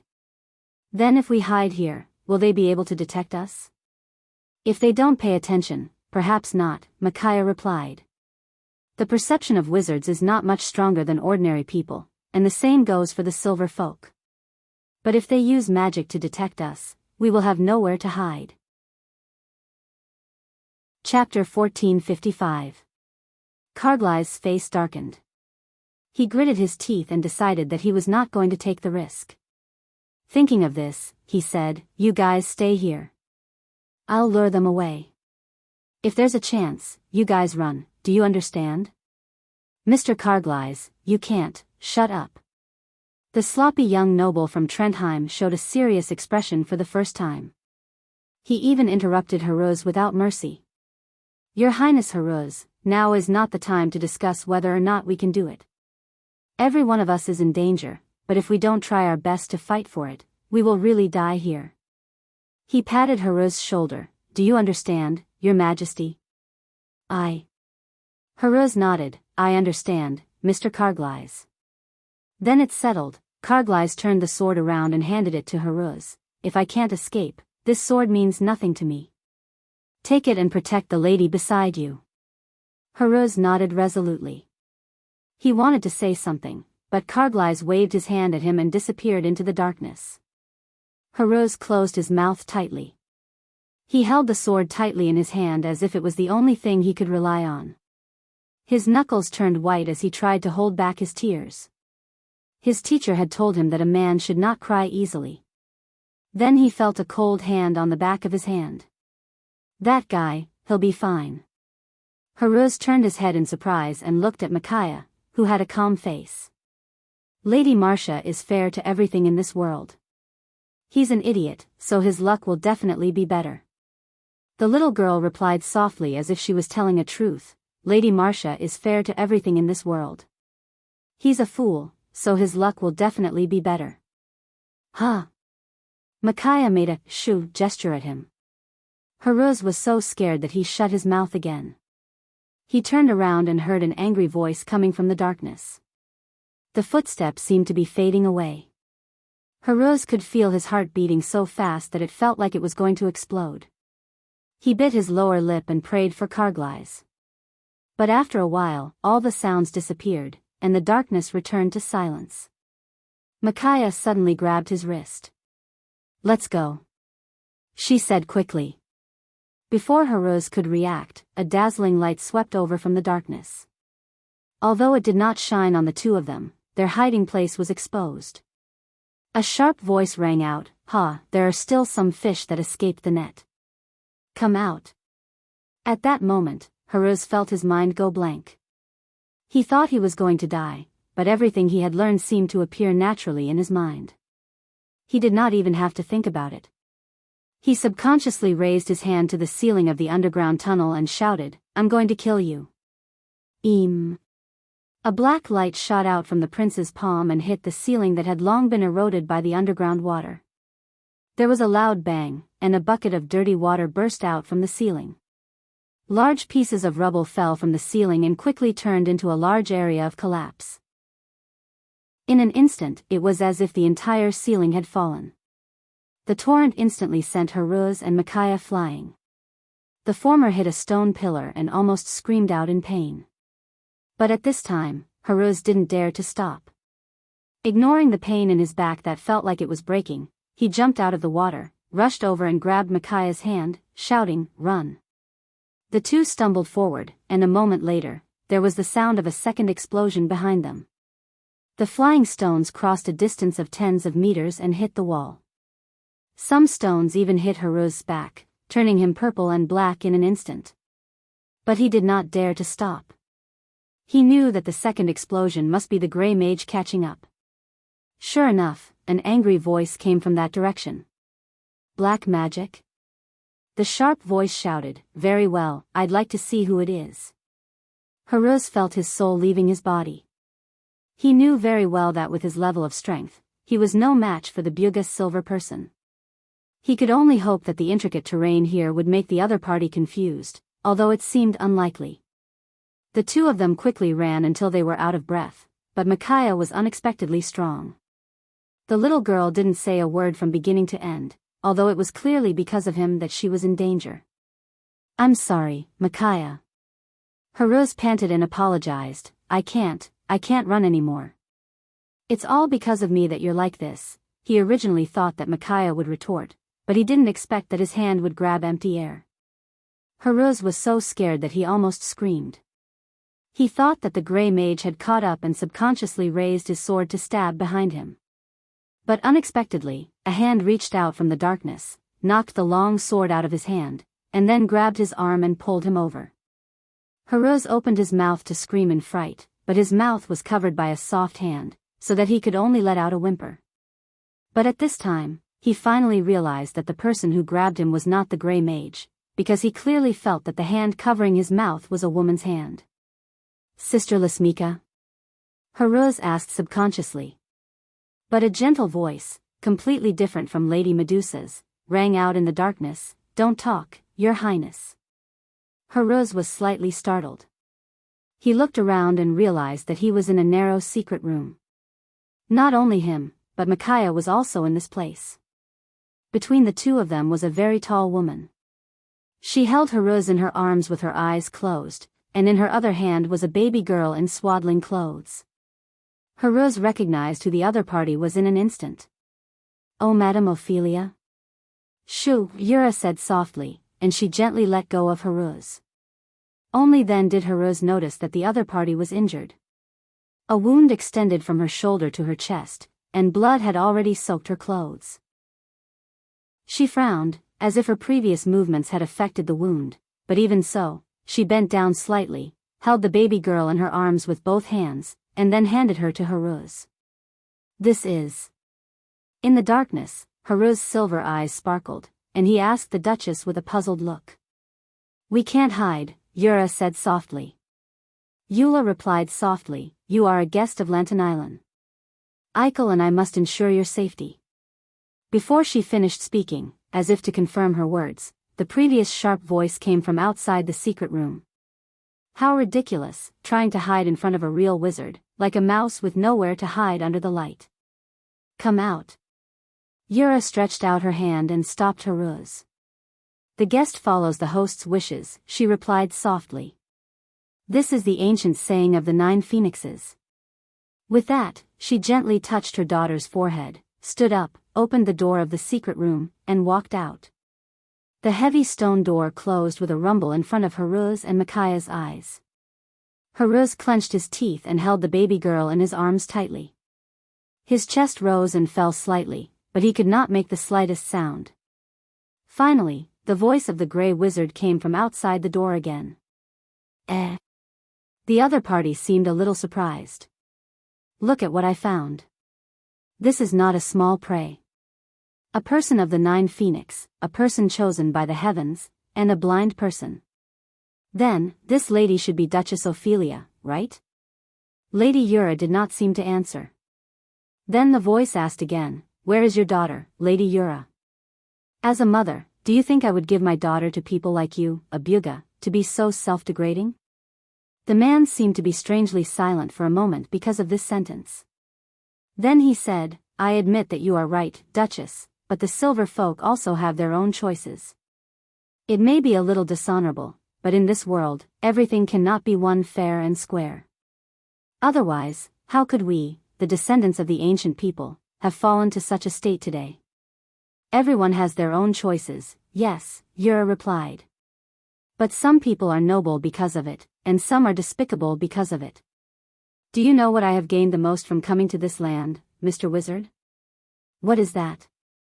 "It is all the love in this world, deep and passionate, plain and noble. Do you understand all this, Mr. Wizard?" "Ah," the gray wizard sighed. "I understand, Lady Yura, you will certainly choose to sacrifice yourself to protect your daughter, but you have to understand that it means nothing to us." There was a moment of silence outside the door. Yura seemed to say something in a low voice. It was the ancient saying of the 9 phoenixes. The gray wizard was slightly surprised. "What did you say?" But this sentence stopped abruptly and suddenly turned into a scream of horror. "Damn it, what are you doing? Stop it." At that moment, Haruz felt the scorching heat in the secret room, but in his hands, the baby girl still had her eyes closed, as peaceful as a dream. A moment later, there was a shrill scream outside the door, and then everything was quiet. In the darkness, Micaiah was surprisingly calm. "It's all over." At that moment, Haruz suddenly understood something. He trembled slightly and closed his eyes in pain. A drop of tear rolled down his long eyelashes and fell on the forehead of the baby girl in his arms. The baby girl suddenly woke up, her eyes still closed. She cried out and reached out her little hand, even touching the edge of Haruz's palm. Haruz bit his lips so hard that it almost bled. He held the baby girl's little hand and replied, "Elara, I will avenge your mother, no matter where those guys came from." The little prince's voice was low and sorrowful, almost pausing after every word. "I swear." He was silent for a moment. "I swear in the name of King Erwin." At that moment, the baby girl suddenly opened her eyes. In the darkness, it was a pair of shining golden eyes. Haruz was stunned. "This is the golden race?" "I see." Micaiah suddenly crawled over to Haruz's side. She reached out her hand and gently stroked the baby girl's forehead. "She is not a golden race. This is a descendant tainted with the power of Twilight, the first generation born after the collapse of Tiamat's network." In the darkness, the little girl's voice was soft and steady. "I see. This is the choice of this world, where the hope of the future lies." Chapter 1456. Early in the morning, the dew that had accumulated overnight rolled down from the olive leaves. Startled birds flew out of the forest, and the sound of horse hooves approached from afar. On the main road near Castle Greypine, Maggie saw a grey knight galloping towards them. The castle lowered the drawbridge and pulled up the gate. The knight went straight into the gate and then dismounted from his horse. He didn't care about sweating profusely. He handed his mount to the guard and took off his cloak. He walked up the tower and handed a letter to the clerk sitting there. After the clerk verified that the mark was correct, his expression changed. He reached out to ring the bell, then got up, opened the door behind him, and hurried out. The urgent document was passed between the towers, and soon it fell into the hands of the servants in the inner court. Under the lead of 2 female officials, the servants knocked on the heavy wooden door of Castle Greypine's Lothar Palace. The few people inside the door stopped talking and turned to look at them in unison. "Is this news from Lantanailan?" Amandina asked with a serious expression when she saw the blue ribbon on the scroll in the servant's hand. "Yes, Madam Amandina, Your Highness, this is urgent news from Lantanailan." Freya looked at Princess Griffin. The half-elf girl had an uneasy look on her face. Only then did she walk down the steps and take the tray. After Levin one's son returned to Cipher, the process of the unification of the North and the South had already been put on the table, but the nobles in the South still had doubts about it. Many of them expressed their wish to communicate with the royal family before the peace talks in Ampere Seal. Although Allium Japonicum had doubts about this matter, because Ranner was too close to Grenoires, and now in this southern province, the activities of the pagans were becoming more and more active. But she also understood that the situation in the south had reached a boiling point, and the royal family's statement was necessary to ease the increasing tension. Fortunately, the White Lion Guards had always been present in Ranner, and since the end of the Second War of the Black Roses, Brunhilde and her Valkyries seemed to be satisfied with the situation. Therefore, after compromising, the Allium Japonicum allowed Freya, who had just returned, to accompany Amandina and Princess Griffin on the trip to Ranner. Her Royal Highness's entourage set out. The ambassadors of Bilantonalan left Fratapeshi a week later, and did not reach Radnor until the latter part of the month of the slumber. At this time, it was already around the New Year, but after the baptism of war, there was no New Year's atmosphere. The situation in the south seemed to be more serious than expected. Just after the end of the year, there was a pagan riot in the Winnomar region. Coupled with the sudden interruption of news from Lantanailan's shallow water town, the White Lion Guard's defense and attention were diverted to the east. This alerted Amandina. Under her suggestion, Brunhilde and her Valkyrie riders had moved their garrisons 3 times in a row, and now they were extremely close to the north of Greypine Castle. However, the tense situation and the lack of news from Lantanailan made Princess Griffin more and more worried about the safety of her brother, the future King Erwin. These days, she had less and less time to sleep peacefully. And this urgent letter from Lantanailan seemed to faintly indicate something, causing the entire high-arched hall of Lothargar Palace to fall silent. The air seemed to be filled with an uneasy message. Amandina's gaze moved back and forth between the letter and her Royal Highness. She pursed her lips, faintly calculating something in her heart. Freya carried the tray with both hands and walked back to her Royal Highness. Griffin nodded to her. Although she tried to appear calm, her slightly furrowed brows showed the fluctuations in her heart. She picked up the letter, opened the wax seal, and shook out the real secret letter. She had only read 2 lines when her hand trembled slightly, and she accidentally knocked over the gold-plated cup on the table. With a crisp bang, the cup rolled to the ground, clinking all the way to Freya's feet. Only then did the Valkyrie bend down and reach out to hold it down, stopping the sudden noise in the empty hall. Griffin's face was as white as a sheet, and she almost fell backward with her head raised. Fortunately, Amandina was quick to react and rushed forward to support the former. "Your Royal Highness?" Freya picked up the cup and looked up. Only then did she see this scene and could not help but be startled. "Your Royal Highness!" The maids and chamberlains also exclaimed. But Amandina sternly reprimanded these servants. "Leave, inform the priest to come over immediately, and remember to keep your mouths shut." Amandina was no longer the destitute noble daughter who brags. A few months ago, the heads that rolled on the ground in Ranner had forged her reputation here. The chamberlains and maids did not dare to disobey her orders and immediately retreated in fear. Go see if the door is closed, Freya. Amandina helped the pale-faced princess sit down and then instructed. The Valkyrie understood and immediately checked to see if anyone was eavesdropping. Then she turned around and shook her head. Go find out the news. Amandina gave her a look. Freya nodded, then pushed the door open and walked out. After Freya left, Amandina asked, Your Royal Highness? Something happened to Haruz. Princess Griffin murmured. What happened? There was a rebellion in Bernisel, and the thugs took over the city. Old Duke Tonalin's army has now surrounded the city, but they have not attacked the city. Ever since this letter was sent, Haruz has lost contact with Duke Aiko and the others for 3 days.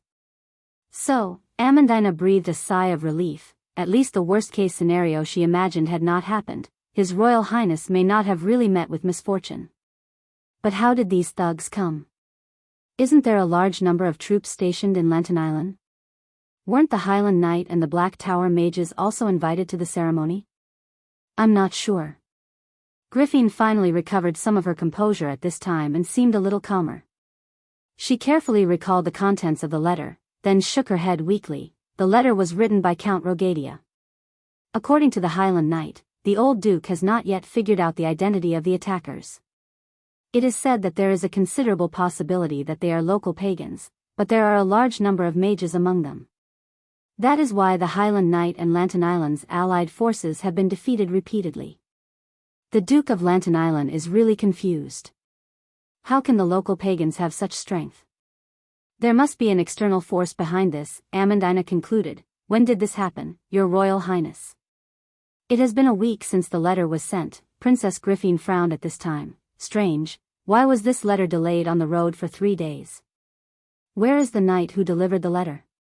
We will know soon. Amandina looked up, her frown seemed to reflect the same uneasiness in her heart, but even so, her answer was still unusually firm. As if to prove her words, not a moment later, Freya pushed the door open and walked in with the same worried look on her face. The female knight carefully closed the heavy wooden door of Lothargar Palace with the back of her hand, until the huge maple door made a soft click, and the lock springs were locked tightly with each other. Then Freya turned around and said, Your Royal Highness, Amandina, I have asked clearly.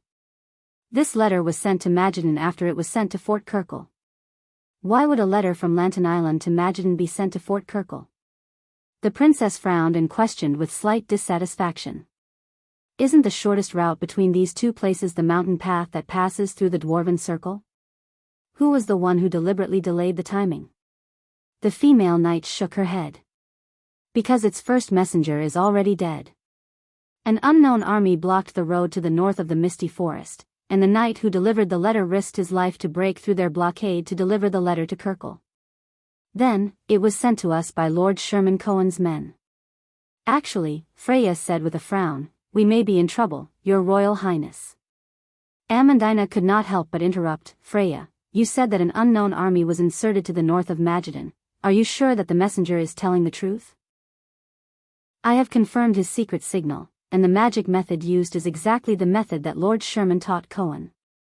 Amandina sucked in a breath of cold air, but why did the White Lion Guards not know anything about it? Because the movement of the believers of Manowar's All for One attracted our attention. Freya had clearly sorted out her thoughts, so this can only be the army of Duke Grenoir's and the Southern Legion. Other than that, there is no other army of such strength in the south.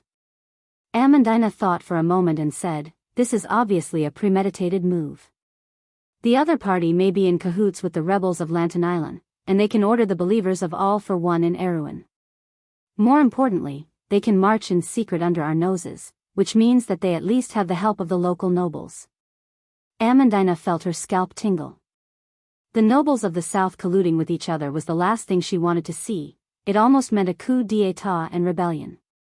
But now, there was no such thing as luck. The other party's large-scale mobilization in the south was definitely not as simple as an armed parade.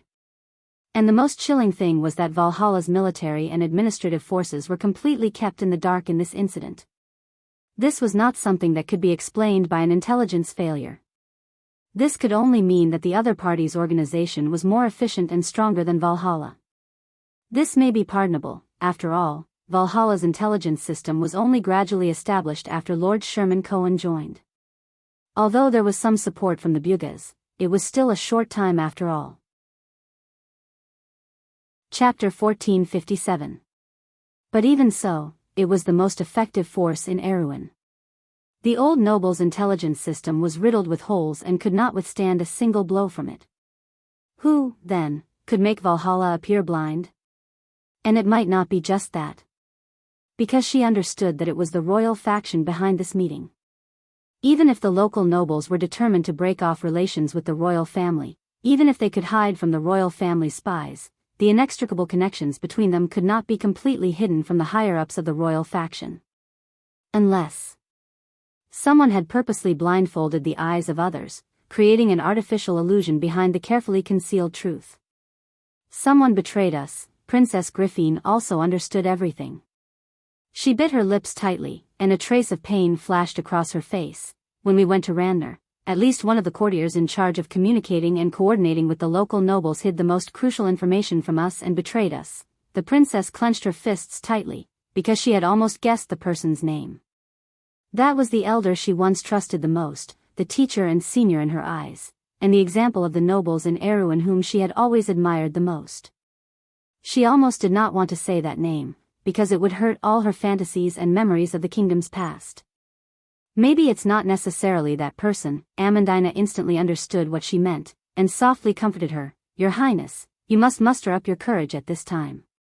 Although Amandina herself did not quite believe this comfort.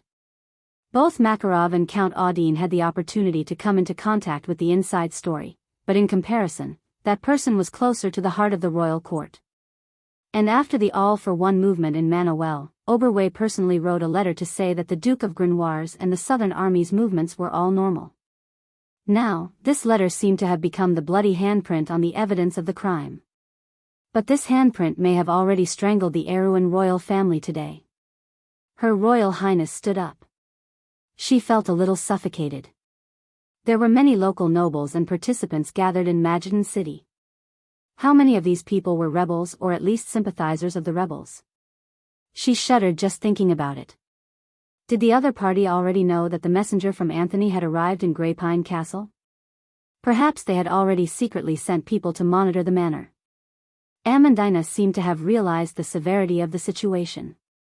She cautiously looked out of the arched window at the side of the hall and whispered, "We have to find a way to move to a safe place."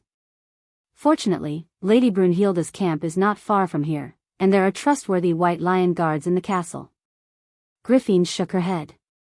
There were too few White Lion guards in the city. They mainly relied on the guards in the castle, but these guards might not be reliable at this time. She asked, "Can you find a way to contact Miss Brunhild?" "There's a messaging crystal." Freya immediately removed the White Lion brooch from her chest, but when she turned it over, her expression changed. On the other side of the silver brooch, there was a dark red gem embedded in it. At that moment it was dull, as though it had lost its effectiveness. Someone blocked the magic network in this area. Amandina and Griffin's expressions changed at the same time. The other party had already made a move, and the matter of the messenger could not be hidden. It was normal for there to be a potential informant in the castle, but it also meant that their current situation was very dangerous. "We have to leave this place immediately." Amandina made a prompt decision. But the secret passageway might not be safe either. The secret passageway in Castle Greypine is meant for external enemies. If the local nobles are also against us, this secret passageway might not be usable. Freya replied cautiously. "We have another way." Griffin had completely recovered by now. She thought for a moment and said, "In fact, most castles have more than one secret passage. Greypine Castle used to be the property of Count Ranner, but it was built by the previous count. In the era when Ranner's territory was close to the royal family, my father came here a few times. Because of a coincidence, he found out about a secret passage that only the Ranner family knows about. This secret passage leads to the Misty Forest." At this point, the princess could not help but blush. Amandina and Freya happened to hear about the love affair between Oberd VII and Count Randner when he was young. It was obvious that this secret passage was the bridge between the two of them. However, Amandina and Erewhon's war goddess did not say anything and pretended that they did not understand the meaning behind it. Amandina coughed lightly and said to Freya, "Freya, go and gather the White Lion guards. Gather as many people as you can, but there's no need to take any risks. Don't think that you can get everyone out of here by chance. As for the others in the castle, you don't have to inform them. Tell them that the princess wants to gather the royal faction and the nobles. Tell them that she has something to announce. I understand. I'll go and destroy the documents and letters." Amandina replied, "Apart from the parts that must be taken away, the rest must be burned on the spot." "Let me help you, Miss Amandina." Griffin sighed softly. She suddenly felt weak and powerless. This feeling was similar to the despair she felt when she was betrayed in Ampere Seal. But this time, at least she had someone by her side to rely on. However, she could not help but wonder if the knight who saved her and Erewhon time and time again was as brilliant and dazzling as he appeared to be. Amandina looked at her and shook her head. "First, you have to sort out your emotions. You can't be in this state right now. Also, you have to put on some makeup. Your elven features are too obvious. Do you know how to put on makeup, Your Highness?" "A little." Amandina shook her head. "I'll let my maid help you. She's someone I brought from Tonagel. She's a reliable person." Griffin could only nod. Ever since Count Randner's death, the huge family had fallen apart. Their immediate family members were either imprisoned or hanged by the royal faction in the name of rebellion. It took Griffin some time to find the entrance to the secret passage in the Count's study. It was obvious that the princess' father did not mention much about it. The entrance to the secret passage was in the wall behind the fireplace. The fireplace was cleverly designed to be movable. Once it was opened, it revealed a dark entrance behind it. Griffin was certain that the passage had not been opened since that era because it represented a disgraceful history for the Randner family. When she saw the thick layer of dust and cobwebs at the entrance, she knew that her guess was correct. However, standing in front of the entrance, the princess felt a moment of absent-mindedness. She thought that perhaps decades ago, her father had also stepped into this pitch-black staircase when he was young. A father and a daughter, at two different times and with two different emotions, stepped into the same secret passage. It gave her a sense of dislocation in time. Today, this secret passage was still the same, but to Erewhon, things had changed. Those who belonged to the past left the stage one by one, and their lives ended. This included her father, Erewhon's father, Oberd VII. At that moment, she recalled her childhood. She recalled the series of events that happened after she left Corvado. It was as if it was just yesterday. "Will there be a day when I will leave this world, father?" When Griffin took that step, such a thought appeared in her mind. Apart from Amandina and Freya, there were a total of 17 people accompanying them. One of them was Amandina's maid, while the rest were the Knights of the White Lion Squad. Originally, there should have been more people, but the rebels seemed to be aware of their intentions and started a riot in Greypine Castle in advance. After a fierce battle, they defeated the guards in the castle, and there were only a few people left, and almost all of them were injured. "Is this secret passage really safe?" Amandina suddenly asked in the darkness. "Only a few people in the Randner family know about it." Griffin paused for a moment before continuing. "Regardless of whether this passage is safe or not, this is our only choice. If I knew this would happen, I would have let Lady Brunhilde and the others stay in the castle." Freya replied with a hint of frustration. "Unless you want them to be exposed to the world," Griffin forced a smile. "Mr. Brando won't agree to it. Besides, Lady Brunhilde and the others are indeed a little special." There was silence in the darkness. The Buddhists only spoke a few words to ease the uneasiness between them, but the ladies soon stopped talking to each other. Only the sound of chaotic footsteps could be heard. The passage was a flight of stairs that led downwards. The knights used gems that emitted a cold light to illuminate the stairs. Soon, they found themselves in a natural cave. Fortunately, the terrain here was not too complicated. The underground water of Castle Greypine seemed to be stored under the karst cave. In the darkness, there were large pools of water. Stalactites rose from the pools and densely covered the ceiling of the cave. The cave was as rumored to lead straight to the north, and there were traces of man-made carvings along the way. Griffin breathed a sigh of relief. Her father did not tell her about the anecdotes of his youth, and she was only able to determine the location of this place through fragments of words. She was afraid that her judgment would be wrong, but fortunately, everything was developing in a good direction. Chapter 1458. About an hour later, the knight finally brought news from the front. An exit has been found, Your Highness. Looks like we found the right place. Amandina also saw the princess's nervousness and comforted her. Although the process is a little complicated, at least we haven't lost all hope. From Duke Anthony's reaction in the letter, at least they're still on our side. With the military power of Valhalla, these schemes and plots can only stay at the stage of schemes and plots. Thank you, Amandina.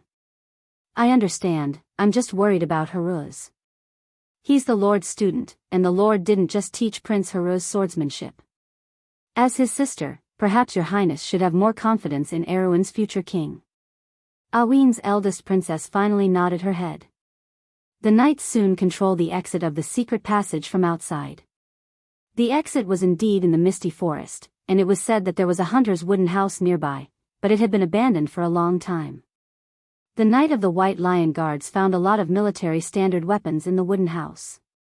Although they had long rusted, it seemed that this was a secret stronghold of the Ranner family, and the appearance was just a cover.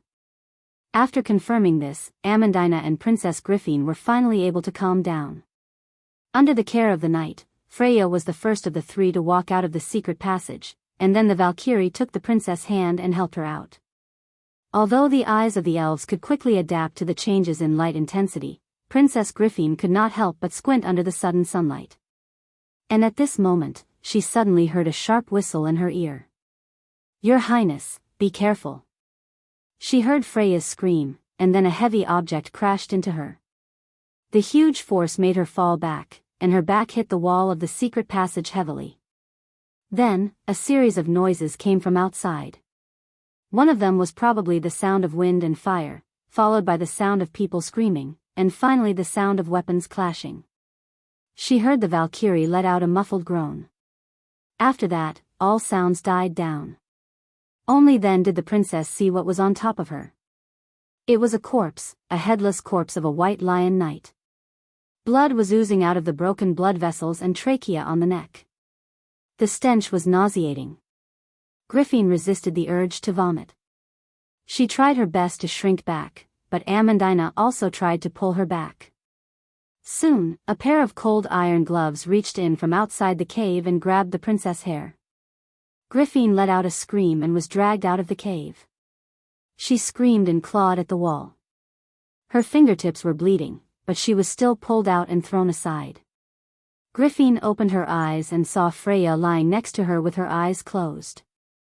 There was a long wound on her chest, and she did not know if she was dead or alive. Griffin's heart clenched. She subconsciously held the Valkyrie's cold hand. Fortunately, she could still see a warm pulse. But before she could say anything, the pair of iron gloves grabbed her slender neck and pulled her up. Then, she shouted in the direction of the cave. Everyone inside, come out, or I'll kill these people. Griffin felt that her face, which had been hit earlier, was swollen and painful. She could barely open her eyes, but she still saw Amandina and two other knights slowly walking out of the secret passage. Of the more than 10 people who had accompanied her, only a few were left in an instant. Griffin saw the cold corpses on the ground. Among them was Amandina's maid. This girl, who was only 15 or 16 years old, had been shot in the chest by an arrow. Her empty eyes stared straight at the sky above the forest. Griffin thought of how this girl had put on makeup for her not long ago and praised her beauty. She could not help but close her eyes in pain. The other party's strength was beyond her imagination. The White Lion Guards left behind by Brando were already one of the best elites in Erewhon. The average local noble's private army might not be able to gain the upper hand in a head-on battle even if they had 10 times the number. But these enemies had killed almost all of them in a moment. She noticed that most of the people who attacked were wizards. There were a total of 17 or 18 people, all dressed in gray robes, and even their faces were covered by hoods. With so many spellcasters, it was exactly the same as the rebellion in Lantern Island described in the Highland Knight's letter. This was definitely not something that the local nobles in the Southern Territory could come up with. "Who is the princess?" the black-armored knight who caught her asked in a rough, muffled voice. Griffin was slightly startled. She looked up with some doubt. These people who came to arrest them did not recognize her. Were they really the nobles of Erewhon? "Take the women away. There must be someone among the nobles who knows her," a voice replied. "No," but the wizards shook their heads. "These people cannot be seen by the nobles. They are our captives. Don't worry, we have ways to confirm their identities." With that, he motioned to one of the wizards to take out a gemstone. Griffin almost cried out when she saw the gemstone. It was Gorlan's gemstone. Legend had it that it used to be a part of the Lionheart sword, but the late King Eric used it to cast a crown. This crown had always been the treasure of the Cipher family. The gemstone had the same ability as the Lionheart sword, which was to confirm the legitimacy of the Erewhon royal family. The crown had always been in the Cipher family, but after the war in Ampere Seal, following a series of turmoil in the Cipher family, the crown and the gemstone disappeared. Griffin had specifically asked her brother Levin Orson about this. Ornazon, but the other party obviously didn't know much about this matter. But how did it fall into the hands of these people? Who were these people? Griffin's heart was filled with confusion for a moment. Amandina also saw the gemstone at this time, and a trace of surprise flashed in her eyes. She saw the black-armored knight receiving the gemstone from the Magi. She suddenly stepped forward and interrupted them, saying, "Don't worry. This is Gorlan's gemstone. It is the treasure of the Erewhon family. How did it fall into your hands? Who are you?" "Huh?" The wizard was slightly stunned. He glanced at Amandina and suddenly threw the gemstone over as if it was a worthless stone. He then sternly said to Amandina, "You, pick it up." Amandina silently looked at the gemstone that rolled to her feet. Then she raised her head and looked at the bruised and swollen princess. "Let go of my maid first. I have the right to ask you to do so." "Interesting." The wizard snorted. He gestured to the black-armored knight, and the latter immediately let go of Griffin. The half-fairy princess knelt on the ground. She held her chest with tears in her eyes, and there was a purple mark on her neck. She could hardly speak and could only gasp for breath. Amandina couldn't bear to look at the princess. She hesitated for a moment, then slowly bent down and picked up the gem. "Amandina, don't." Princess Griffin was anxious. She could not speak and could only desperately signal to Amandina with her eyes. These people were extremely cold and ruthless. If they found out that Amandina was deceiving them, she was afraid that they would tear her to pieces in an instant. Right now, they did not know whether Miss Freya was alive or dead. If Amandina died here, she did not know how to explain it to Brando.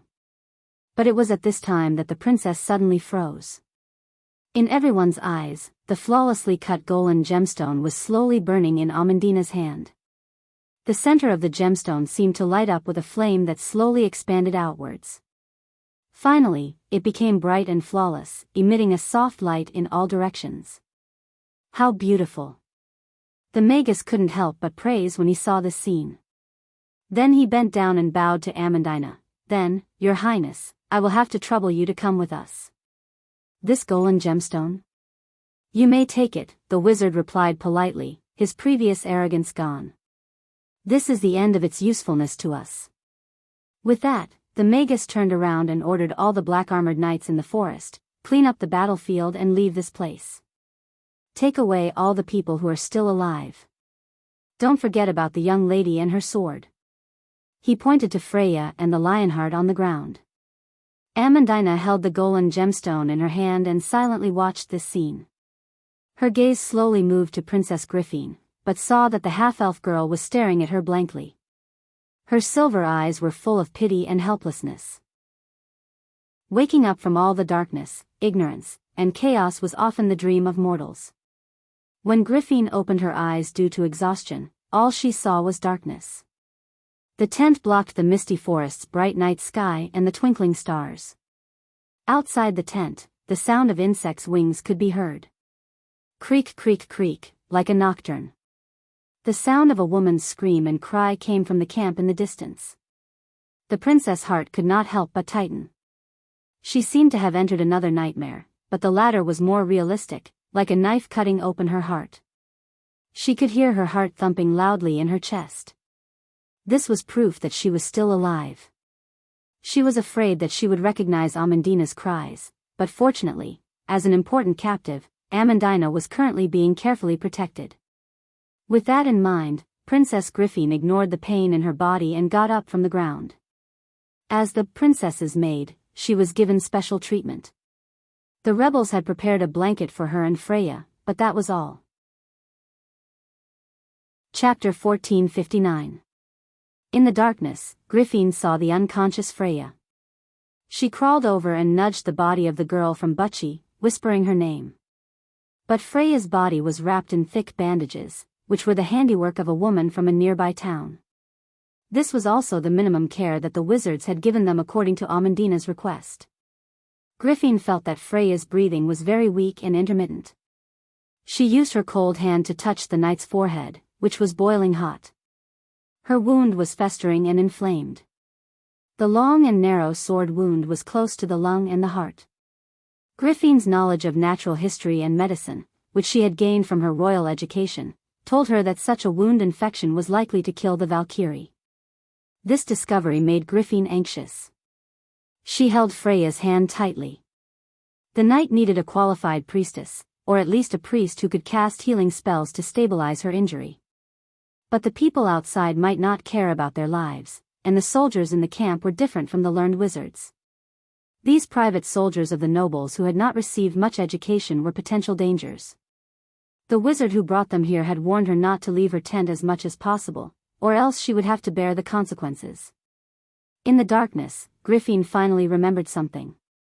Her hand moved down her neck inch by inch, and finally, she touched the pendant of the necklace at her collarbone. Perhaps it was out of confidence, or perhaps it was because they did not care about this maid at all. The wizards did not search her body. They only took away her and Freya's weapons, including the Lionheart sword. Griffin's heart seemed to calm down. The necklace was her birthday gift. Her father had solemnly given it to her on her 7th birthday. This necklace could save her life in a critical moment. Every member of the royal family had something similar. Haruz had a set of rings with this necklace. It was also the proof of the two siblings.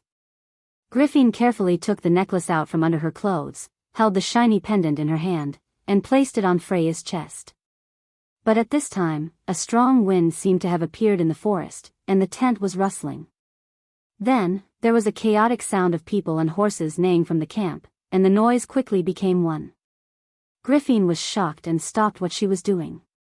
She looked up in the direction of the camp, and the light from the camp seemed to have become brighter, and the sky seemed to be burning. The noise quickly turned into the sound of fighting. The princess immediately understood that the camp had been attacked, but she was still not sure if the attackers were her allies. But the chaos in front of her made Griffin's heart skip a beat. She sensed that this might be an opportunity. But before she could act, there was a sudden sound of disorderly footsteps in the distance, and the sound quickly approached. There was a shout outside the tent, followed by angry scolding, and then the sound of swords clashing, fighting, short screams, and finally the sound of a heavy object falling to the ground. Griffin's heart was in her mouth for a moment. She was not an ignorant little girl, and of course, she knew what was going on outside. At this time, there was a soft sound, and the tent was opened by a dirty noble swordsman. The man with a fierce face saw the scene in the tent and could not help but whistle. "Oh, there are two beautiful little doe here."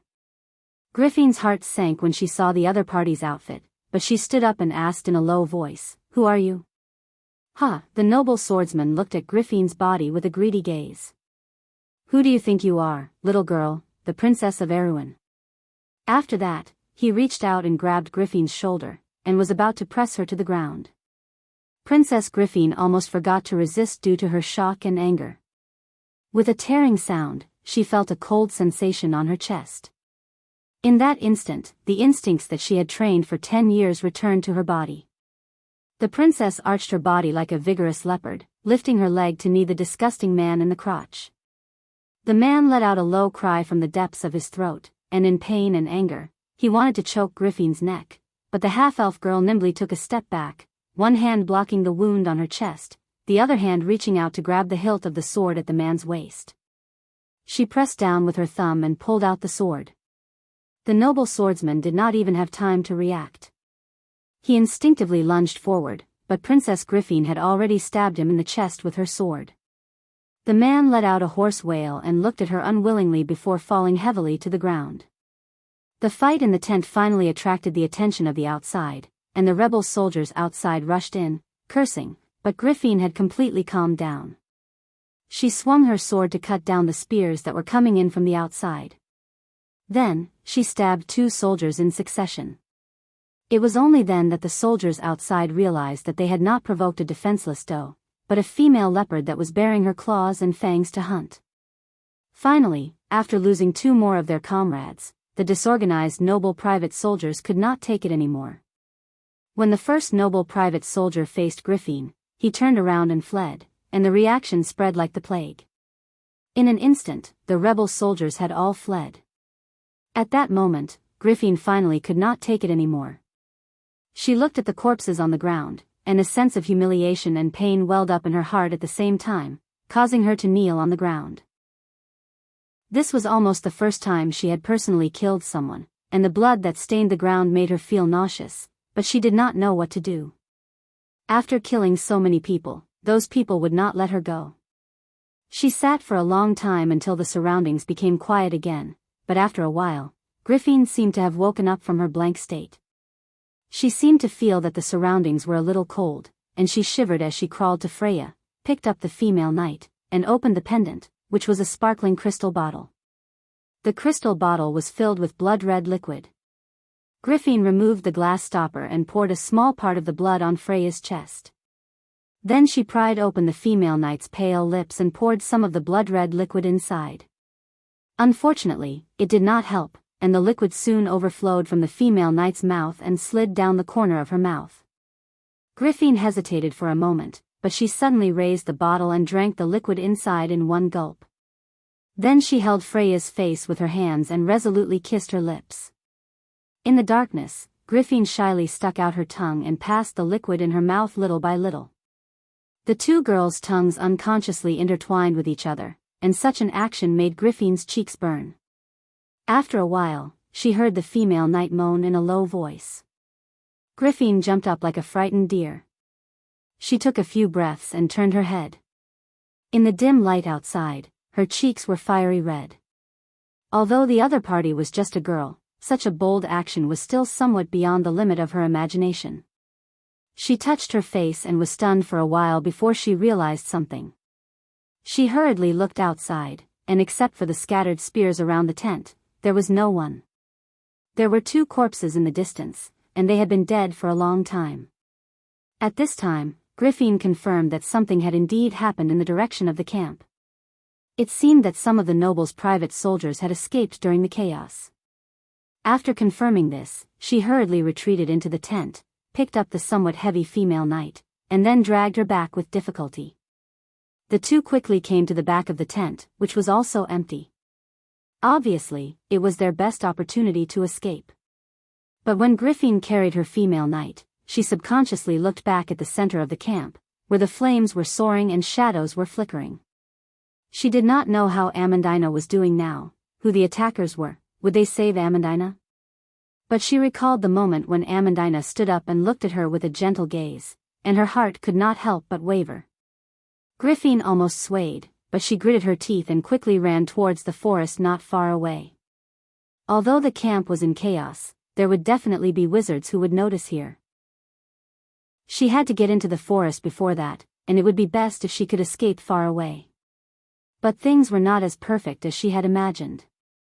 She had just run a few steps when there was an angry shout behind her, and a bright light rose from the darkness and shot from that direction. The sound of arrows piercing through the air came from behind, and the arrows almost grazed the princess' cheek as they flew past, and some even sank into the bushes. Griffin gritted her teeth and threw herself into the briar bush. The thorns scraped her cheeks and burned with pain, but she carefully protected the unconscious Freya, then got up and ran forward again. But it was at this time that the sound of a spell was heard. It was magic. The half-elf girl only felt a wave of despair in her heart. It was an attack that she absolutely could not avoid. Am I going to die here? She could not help but shout in her heart, Your Majesty, Father. But as if answering her question, a silver light suddenly shot from the front. Before Griffin could react, the sharp whistle passed by her and shot towards the wizard behind her. With a scream, the wizard turned over and fell to the ground. At the same time, a silver figure came to Griffin's side, one in each hand, and lifted her and Freya onto the back of a horse. Lady Brunhilde. When Griffin saw the horse king wrapped in silver flames, she immediately knew who had saved her. Brunhilde nodded and replied with a somewhat hollow voice, My sisters and I felt the disturbance in the direction of Castle Grey, so we rushed over, but we did not expect to be a step too late. Fortunately, you and Freya escaped, Your Highness. So it was really you who attacked the camp, Lady Brunhilde. Griffin said anxiously, Miss Amandina is still in the hands of those people, please be sure to save her. We will, Brunhilde replied, but the possibility is very small. The opponent is very strong, and there is a wizard who is even stronger than me. Fortunately, we are all spirits, and the wizards of the law cannot do anything to us. Griffin was completely stunned. A wizard who is stronger than Lady Brunhilde, isn't that a supreme being? But how did Erwin have a supreme being? And from the sound of it, none of the wizards were weak, or else a supreme being would not be able to stop the Valkyrie riders from saving people from the camp. Who are they? Griffin could not help but murmur. They are most likely Bugas, Your Highness, Brunhilde replied calmly. They are the Grey Wizards and the Law of the Mystic Realm, a branch of the Sasaldian. Griffin did not understand what a Grey Wizard was, and what a Sasaldian was, but she understood the Bugas. She could not help but widen her beautiful silver eyes, and said in surprise, Bugas, but why would the Bugas attack Erwin? To this question, Brunhilde could not answer. She quickly brought Griffin and Freya out of the enemy's pursuit range, and before that, she had already blown the trombone, calling for the Valkyrie riders to regroup. The Windrider colt landed in a clearing in the forest, and the lady gently put down the princess, then put down Freya, and asked, before the lord left, he told me and my sisters to listen to you and Freya's commands. What should we do now, Your Highness? Griffin took a step back in exhaustion, smoothing out her silver hair that was messed up by the wind, and subconsciously looked at Freya. The effect of the elixir of life had begun to take effect, and the female knight slowly blinked, as if she was waking up. Freya felt that she had a strange dream. She dreamed that she was seriously injured in a battle and was about to die. Brando hugged her in his arms, and even kissed her. The dream was so real that she almost did not want to wake up. But when she woke up, the first thing she saw was Brunhilde and her blazing Valkyrie, and then the princess beside her. Your Highness. She called out weakly. Memories flowed back to her like water, and the female knight struggled to get up, and looked around. Where is everyone? Where is Amandina? Where is this place? This is a safe place. Brunhilde answered. Amandina was taken away by those people, and those wizards mistook her for me. Griffin walked over to support Freya, and explained the whole story in detail. They want to take Amandina to Kirkle Castle, and if her identity is exposed, her life will be in danger. How can this be? Freya was anxious. We have to save Amandina. She has been following the Lord since Bragg's. We cannot lose her. I will definitely save Amandina, Griffin replied. Freya, I promise you. But those are the Bugas. Why would they make an enemy out of us? We have to return to Valhalla immediately. Griffin took a deep breath, and since she knew that the enemy was the descendants of the Silver Knights, she had completely understood the situation at hand. Only Valhalla has the power to save Amandina. Chapter 1460. Heinf and Roland sat on two separate beds, looking at each other in silence. It was a small wooden hut, but it was still comfortable. The interior was clean and tidy, even carpeted. There were woolen paintings hanging on the walls, depicting abstract scenes of Mount Greyhar. The workers had planted lilies of the valley on the windowsill. These tiny white flowers poked out from the windowsill, swaying gently in the night breeze. These little flowers that were rarely seen in this season were nothing special in the Black Forest. In the loop of trade winds, as long as the long winter in the forest had yet to arrive, all kinds of flowers could be seen throughout the year. Heinf looked out of the window.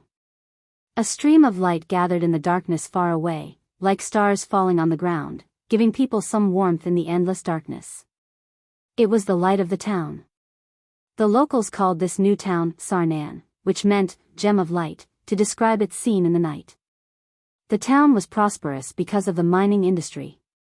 People from all over the world came here and settled down, forming the scale it was today. But now, there were no longer only refugees here.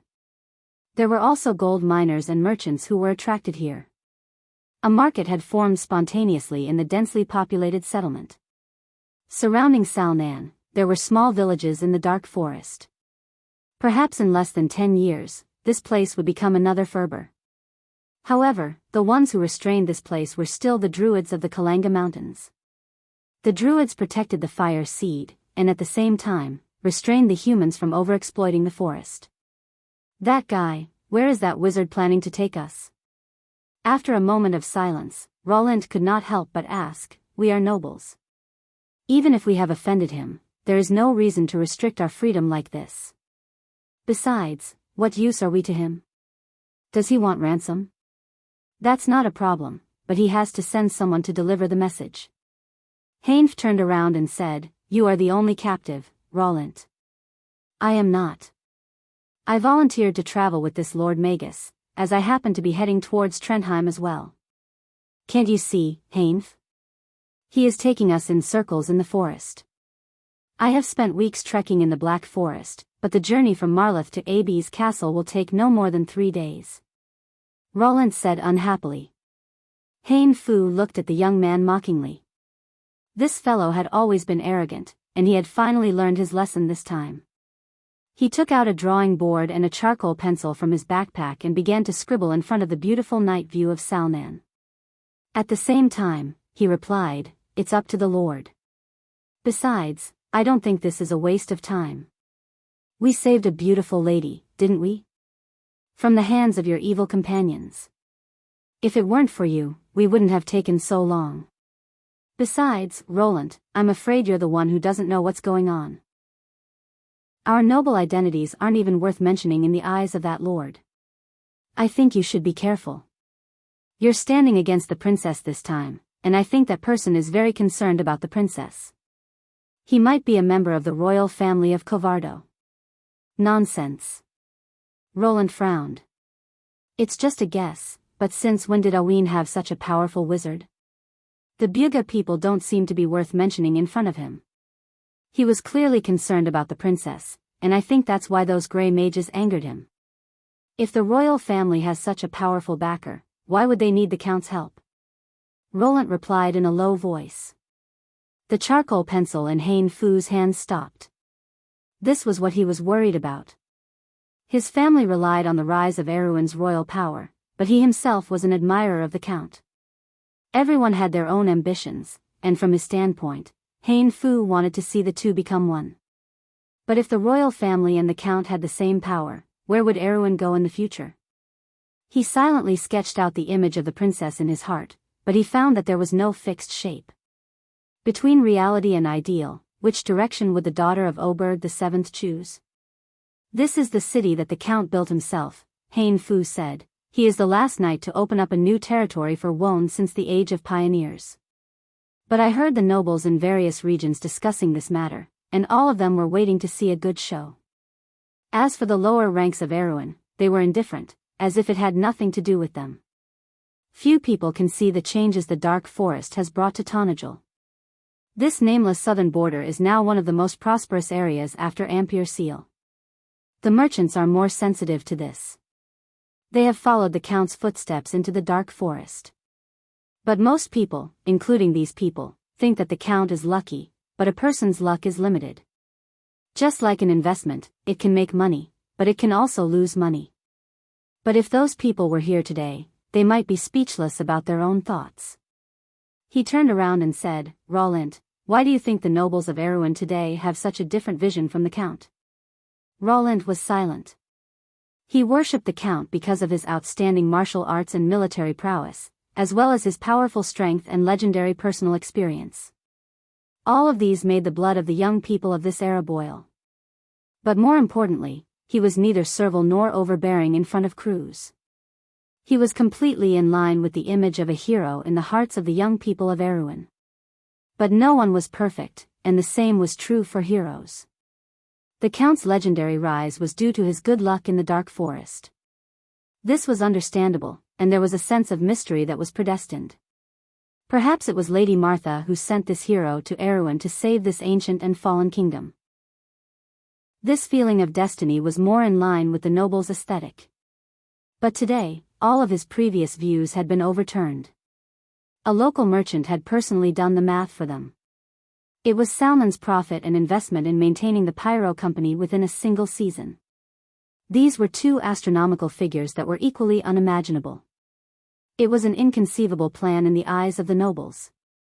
To them, most of the wealth that the Count had plundered from the dark forest had been reinvested into the maintenance of his territory. It was simply a laughable arithmetic problem. But in fact, Roland saw the scattered towns in the dark forest taking root in the forest step by step. They were like giant trees that were sprouting, absorbing nutrients from the ground and feeding back to the land. And one day, this place would become Erewhon's territory. Since the pioneer era, this was the slimmest hope in the darkness, but it was so real here. At that moment, Roland truly felt a great sense of mission that breathed in the future and destiny of a common future. It was a long-term vision that made one's soul tremble. It would take decades, or even hundreds of years, a generation, or even several generations of effort to complete all of this. A long-term plan about the future of the kingdom, and even the future of civilization and order of the world. It was just a small step in Tranquil, but it was like opening the door to a vast world for people. The infighting of the people of Erewhon in the small land, and even the conflicts in the entire Wonde, were extremely laughable behind this door. Roland seemed to have gotten to know Heinf all over again. Heinf, I didn't expect you to care about this too. It's not profound. It's just that some people don't want to understand it. Heinf used a charcoal pencil to draw a long ridge on a piece of paper as he replied. Since you have seen all of this, Roland replied in a deep voice, I believe you have the intention to change it, and this is exactly what we are doing. After the Count left, Her Highness did all kinds of things to erode the strongest power in the kingdom. If Tranquil falls apart because of this, everything that we have seen in the dark forest will one day become a bubble. He paused for a moment. If you are still bothered by what happened before, I can apologize to you for it. Heinf, I think we have the same ideals. Why don't you join the royal faction with me? Heinf turned around and looked at him mockingly. Do you really think the royal faction can change Erewhon, Roland? The royal faction only hopes to turn Erewhon back into the Erewhon of the past. They are immersed in the so-called prosperous period before the War of Frost, where the royal family and nobles ruled together. But in that so-called best era, how much has Erewhon changed? It hasn't changed, Heinf replied. Because the nobles actually don't want to change. They just want to maintain the status quo. In that era, we had outstanding figures like Sword Saint Darius and Tolman. But in fact, the so-called resurgence is only because of people and also because of people. Roland, it's the same today. In Erewhon where the nobles rule, Tranquil's miracle is only a flash in the pan. The lessons of Lord Tolman and Lord Darius have been deliberately ignored by some people. Preposterous. Nonsense. The young man frowned. He was struggling in his heart. It was as if there was a voice in his head telling him that Haim's words were correct. But everything he saw and heard since he was young, his class, his family, and his birth made him have a good impression of Erewhon. You know very well, Roland. The Count has already given us the answer. Chapter 1461. Let the kingdom inherit the Count's dream. This dream will be the whole of Erewhon, not Tonajol, or any other noble's territory. You should understand the short-sightedness of those people. Only the kingdom's vision is long-term. We can't expect everyone to be like the Count, but everyone in Erewhon understands the meaning of strength and dignity. Rowan's eyes were filled with disbelief. He had never heard of such a thing before, and it made him feel as if he was meeting the brother of a classmate he used to look down on for the first time. He subconsciously fell silent. But the Count is no longer here. It doesn't matter, but his will is still there, and we still have His Highness. I believe Prince Haruz must understand the Count's ambition. What do you want to do? The royal faction is a thing of the past, but Erewhon does need a new belief. Roant, we have like-minded people, why should we wallow in the mire with the past? Hamp's eyes flashed with a bright light, as if there was a flame in them. The light of the stars in the sky shone on the dark forest. The darkness seemed to allow Brando's perception to expand in all directions. The eye of the heart watched the entire forest. The fallen leaves, the insects, the light flapping of the owl's wings, the whispers, and any small details in the dark corners were all reflected in his heart. He stopped and stood in the middle of the forest, as if he was a part of this silent nature. Although he was seriously injured and almost lost his life in the battle with Akentu in the realm of stagnation, but ever since Martha healed his injuries and returned to Wonde, he felt that he was getting closer to the laws of this world. His strength seemed to be growing every moment, and he was getting closer and closer to the checkpoint he was once familiar with. Is my lord in a bad mood?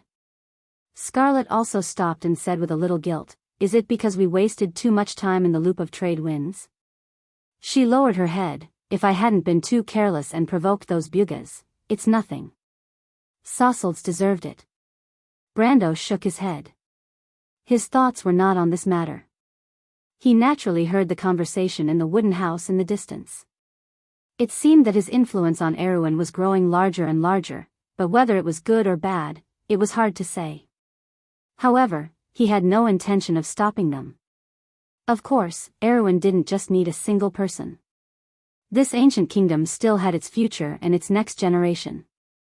At the very least, these people had already developed different ideas from their parents. It was like a pool of stagnant water that was rippling with new ripples.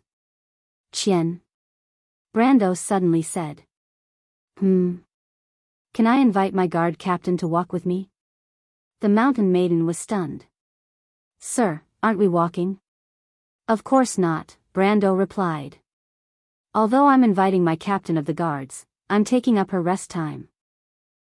You can't keep this face all the time, right? Chien showed a puzzled look. Brando smiled and stretched out his hand. Come to my side, don't always follow behind me. Do I look scary? Chien stared blankly at Brando's outstretched hand. She hesitated for a while before putting her hand on it. When Brando held her hand, the girl's movements were obviously stiff, but soon, she softened. Brando looked at Chien's awkward walking movements and couldn't help but find it funny. Is my captain of the guards actually a puppet? Under the bright moonlight, Chien seemed to have lost the ability to speak. She lowered her head and said nothing. Brando smiled and shook his head, but his thoughts were a little unpredictable. He had been dreaming a lot these days. He dreamed of the past, of the night in Bucci, of the Roman, and also of his senior sister and the princess. He dreamed of fighting and escaping in the darkness. The dreams were grotesque and variegated. Some were real, some were absurd. In every dream, there seemed to be someone trying to talk to him, telling him everything about the past and the future. He couldn't help but think of the Sasaldian alliance. Those wizards had been secretly imprisoned, but they went missing in the loop of trade winds. It might be a little troublesome for the Sasaldians to investigate. Therefore, he handed those people over to the Druids. The power of the loop of the world was not inferior to the Silver Alliance. The Druids owed him a favor for the loop of trade winds, and the two had always cooperated well. This small matter was not worth mentioning. He interrogated those people and found out a lot of things. The Sasaldians coveted the war slate. This was not surprising. After all, they were once the owners of this taboo knowledge. There were some ambitious people who wanted to use this to restore the former status of the silver folk, recreate the empire in the sky, and let the Bugas have the silver blood flowing again. Since the change of the law of Tiamat and the fall in status, such arrogant ideas had become more and more marketable within the Silver Alliance. He heard that the Bugas had hurriedly withdrawn from the wild conference of the Four Realms. There must have been internal disagreements and different voices. Vladimir the Great and Wizard Sasaldian had been splitting up the Silver Federation, and now was the best opportunity for them. This was originally an internal matter of the Silver Folk, but the Sasaldians reached out to Erwin, which made Brando feel a sense of danger. The hostility shown by the Grey Mages towards Princess Griffine was obviously not as simple as seizing the slate. He saw such a future in the dream. He did not know whether the future was real or not, but it confused him. He subconsciously stretched out his hand, as if trying to grasp the world.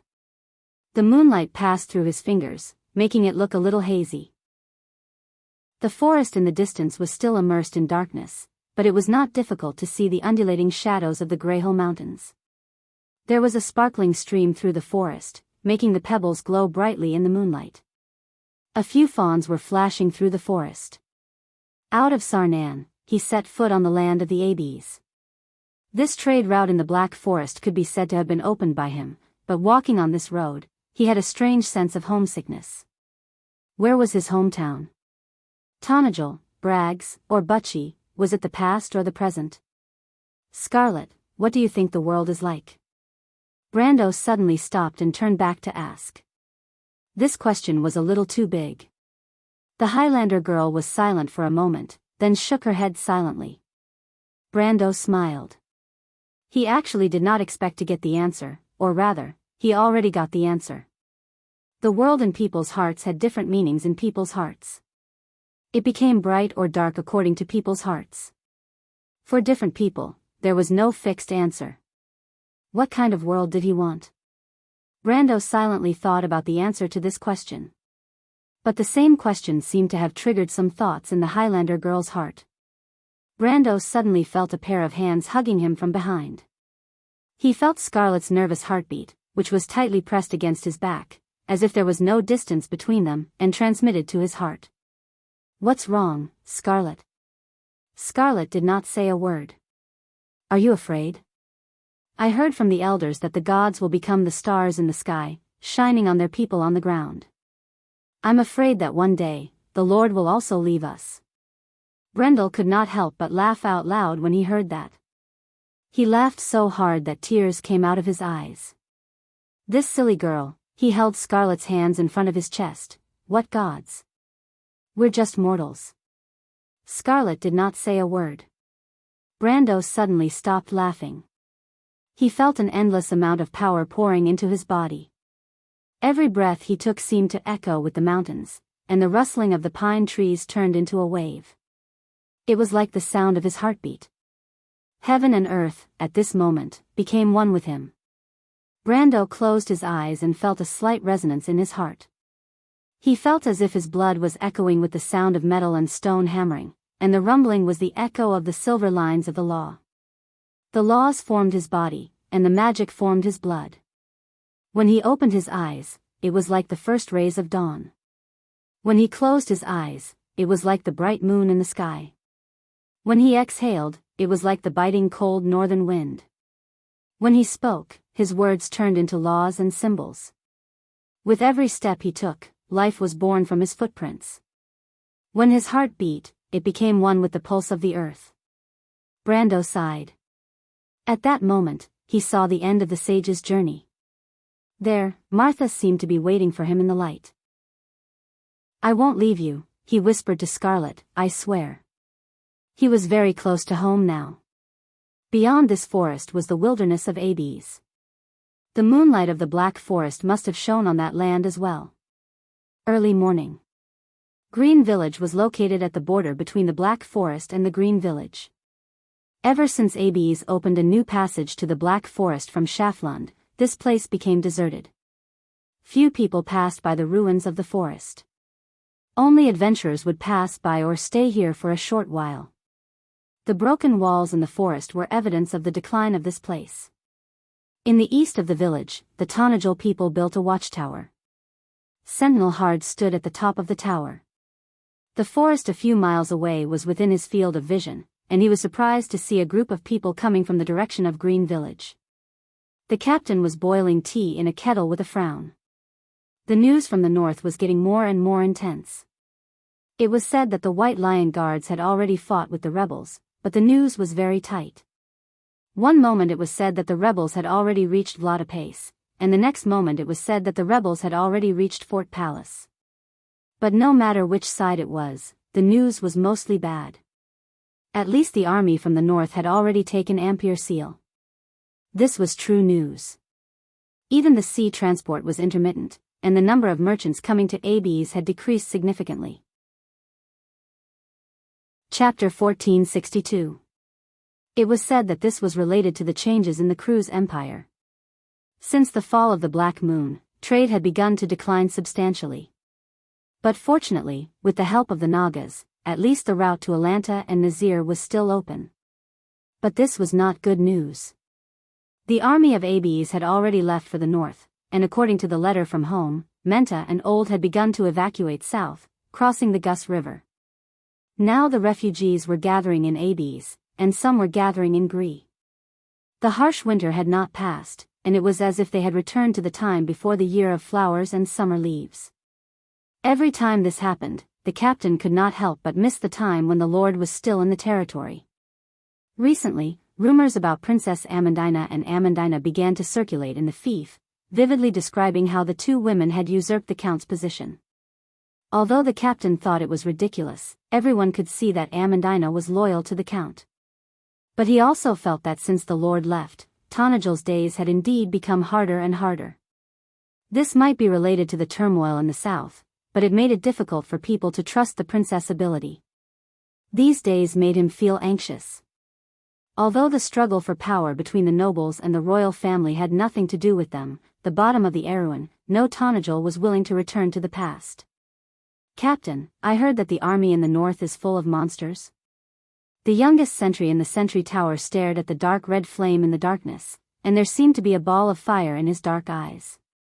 He looked at the gurgling lid of the teapot and suddenly said, "Don't talk nonsense, where did the monsters come from?" "I heard it from a merchant, he came from the north. He heard that the nobles in the north colluded with the monsters and killed the king's eldest son. Otherwise, why would they fight here? The king's eldest son has already made peace with us." The captain glared at him. Nonsense. However, he also felt uneasy. It seemed that there had indeed been a massacre in Ampere Seal.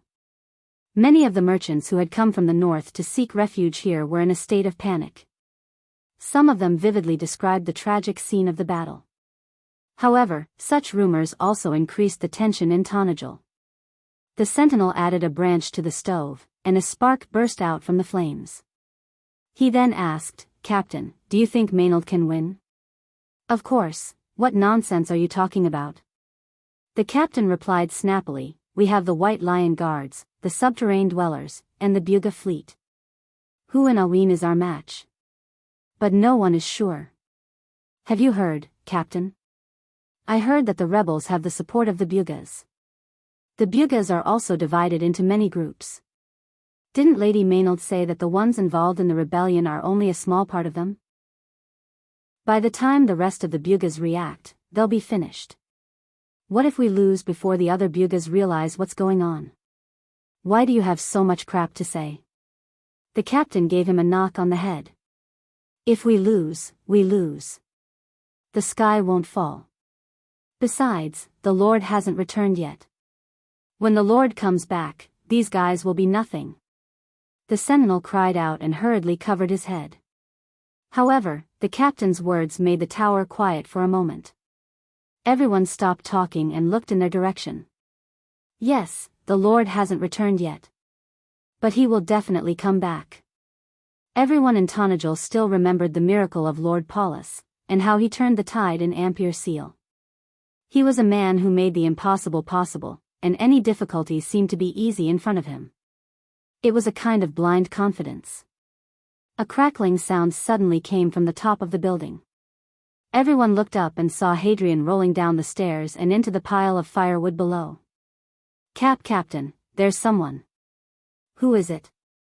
The captain stood up almost instantly. He lifted the teapot and poured the tea onto the fire. Sparks flew and smoke rose into the air. The people outside immediately closed the door.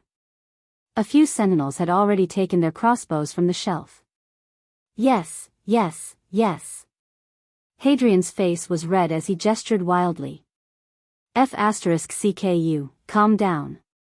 Isn't it just an enemy attack? The captain kicked him. Tell me clearly, is it the rebel army's henchmen? If it is, we'll go and F***CK their asses up.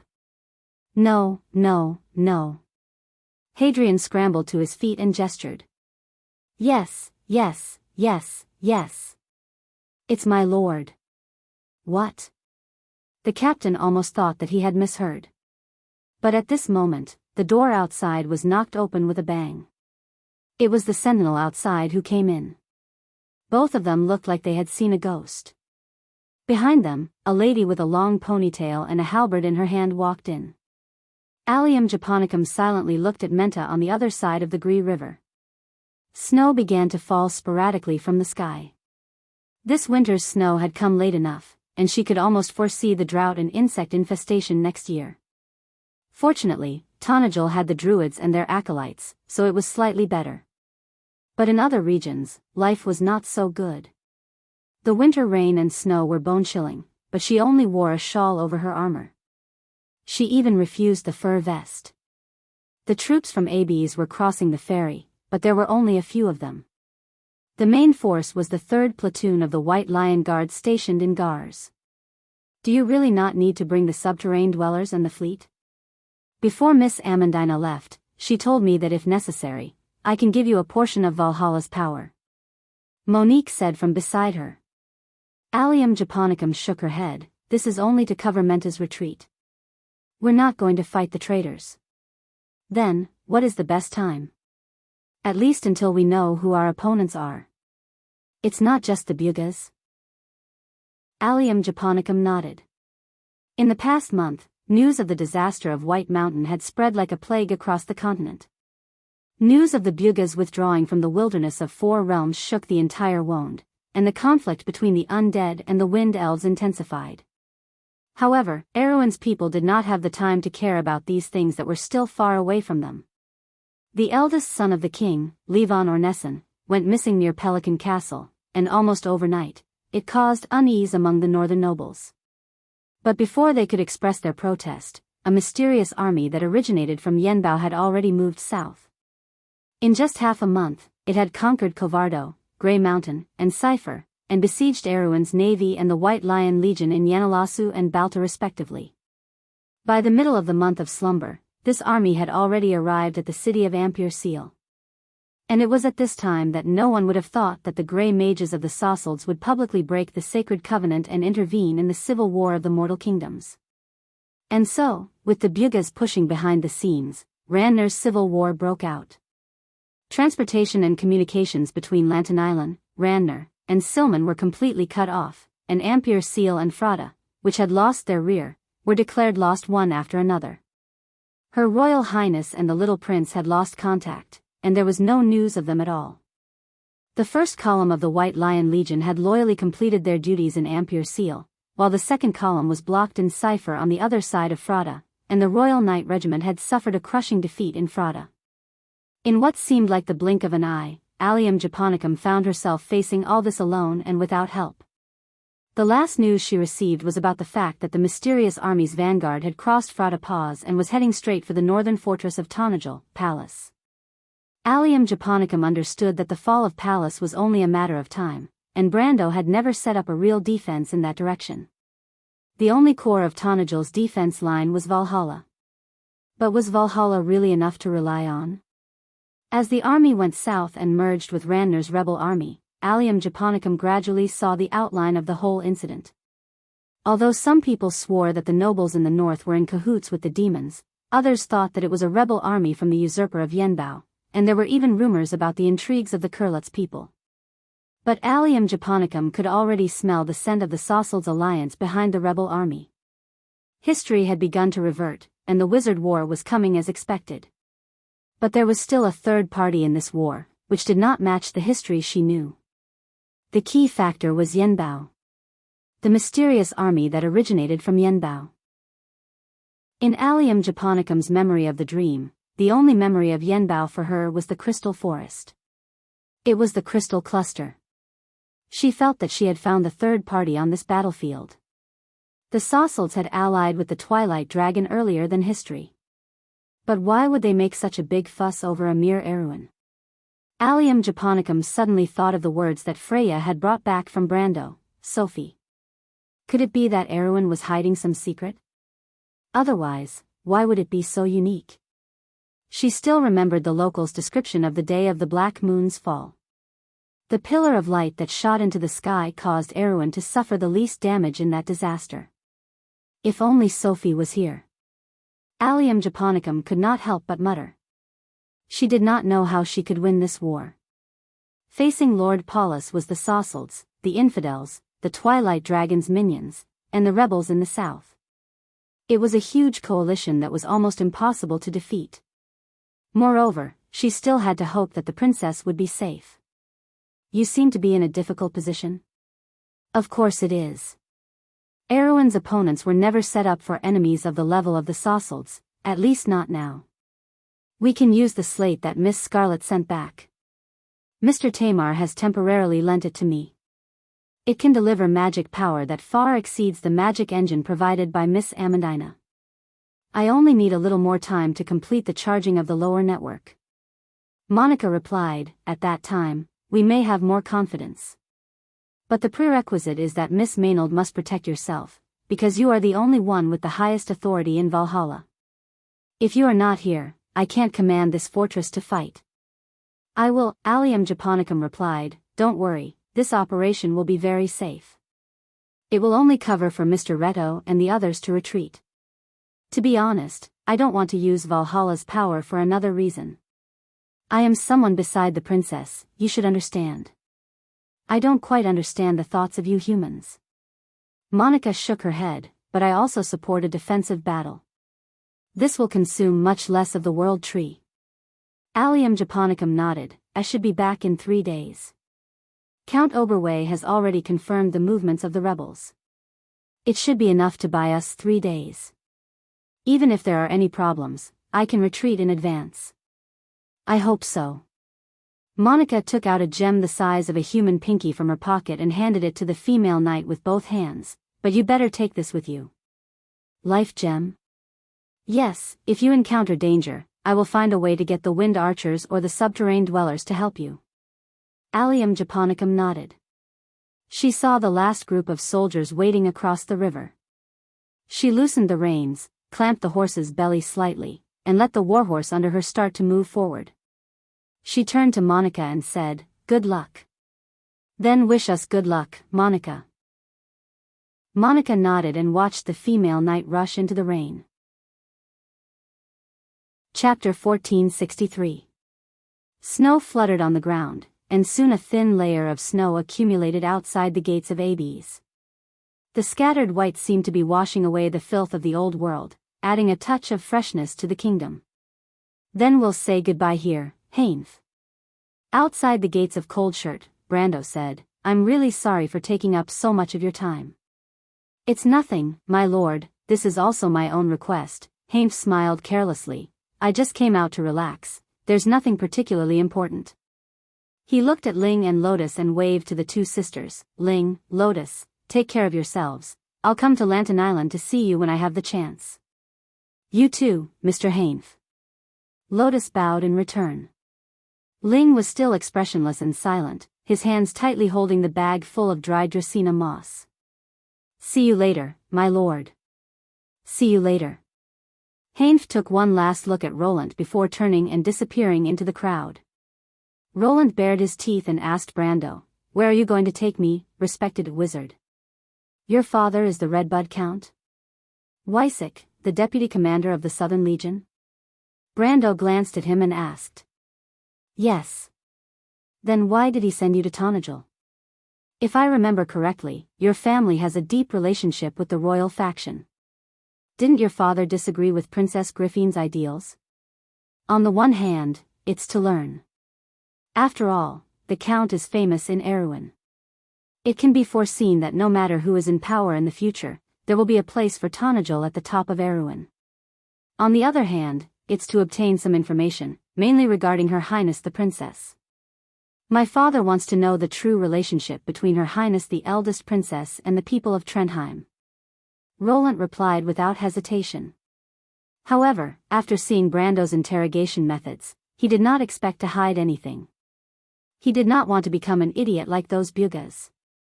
"What do you think?" "There are rumors that Her Royal Highness will marry Count Tonagel Ranner, but Her Royal Highness has never expressed her stance, and I heard that Count Ranner already has a wife." "Who did you hear that from?" Brando interrupted him. "The Count is a Highland knight and has been married since he was a child. He was already in his 40s when he participated in the Ampere Seal Peace Conference, so he should be married by now. I heard that the Count also has a daughter called Sifrid." "What did you say?" Brando almost choked. He thought to himself, what kind of ridiculous rumor is this? He turned around and saw that Lien's little face had turned red. Ling also looked at him with a strange look. "What's wrong? Did I say something wrong?" Noticing the strange expressions on everyone's faces, Roland could not help but stop. "No, I didn't," Brando replied weakly. "It's only been less than a week, and I'm already 10 years older. Gossips are really scary. But it seems like I do have a marriage arranged before I was born, but as for the person, go on." Roland continued, "If Her Royal Highness does not intend to marry Count Tonagel, then she is undoubtedly too close to the Count's retainers. The strange thing is that the Count himself does not seem to mind and even agreed to the request of being an ambassador to the Empire. Is this your own judgment? That's what the nobles think." Brando thought to himself, these people sure have a rich imagination. Being nobles seems to be a waste of talent for them. Why don't I just let Her Royal Highness arrest them and force them to become screenwriters, novelists or something? That would save them from causing trouble all day long. Nonsense. Scarlet finally could not hold it in anymore and sneered coldly. The Count's trip to cruise was obviously for her, but these schemers gave him an inexplicable reason. "This is based on facts." Ouch, Roland tried to defend himself, but before he could finish, he was hit by a halberd. Fortunately, Scarlet, kind-heartedly, used the handle of the halberd, or else his abdomen would have been split open. Brando looked sympathetically at the youth who was bent over like a shrimp on the ground. He shook his head and signaled Ropar to help him up. "I'll give you 2 pieces of advice. First, don't reason with a lady, especially a beautiful lady who is stronger than you. Second, don't overcomplicate things. Sometimes, the simplest reason may be the truth of the matter." Brando finished and turned to walk towards Cold Shirt Castle in the snow. "What did you say, wizard?" Roland did not hear clearly. He held his stomach and got up to ask. Brando did not answer his question. Instead, he looked at the streets of Abe's castle. He had not been here for some time. Cold Shirt Castle had expanded a lot, but the streets were somewhat desolate. Night patrols and soldiers could be seen everywhere. It was full of the aura of war. Before Brando entered the city, he had heard about the war in the north and the rebellion of the nobles. He was a little surprised by the latter. The action of the nobles was somewhat beyond his expectations. However, considering the shadow of the Sasselds behind them, it was not surprising. He asked about the army that came from the north, but not many people could explain it clearly. It was said that the army set a fire in Ampere Seal, burning a third of the port to the ground. This rumor made Brando's face darken. Those who were familiar with him might understand that Brando had already sentenced some people to death in his heart. It seemed that those people were still alive and kicking, but Scarlet knew that someone was about to be unlucky. Brando was more worried about what happened to Ranner. He could only hope that the Duke of Grenoires would not go too far.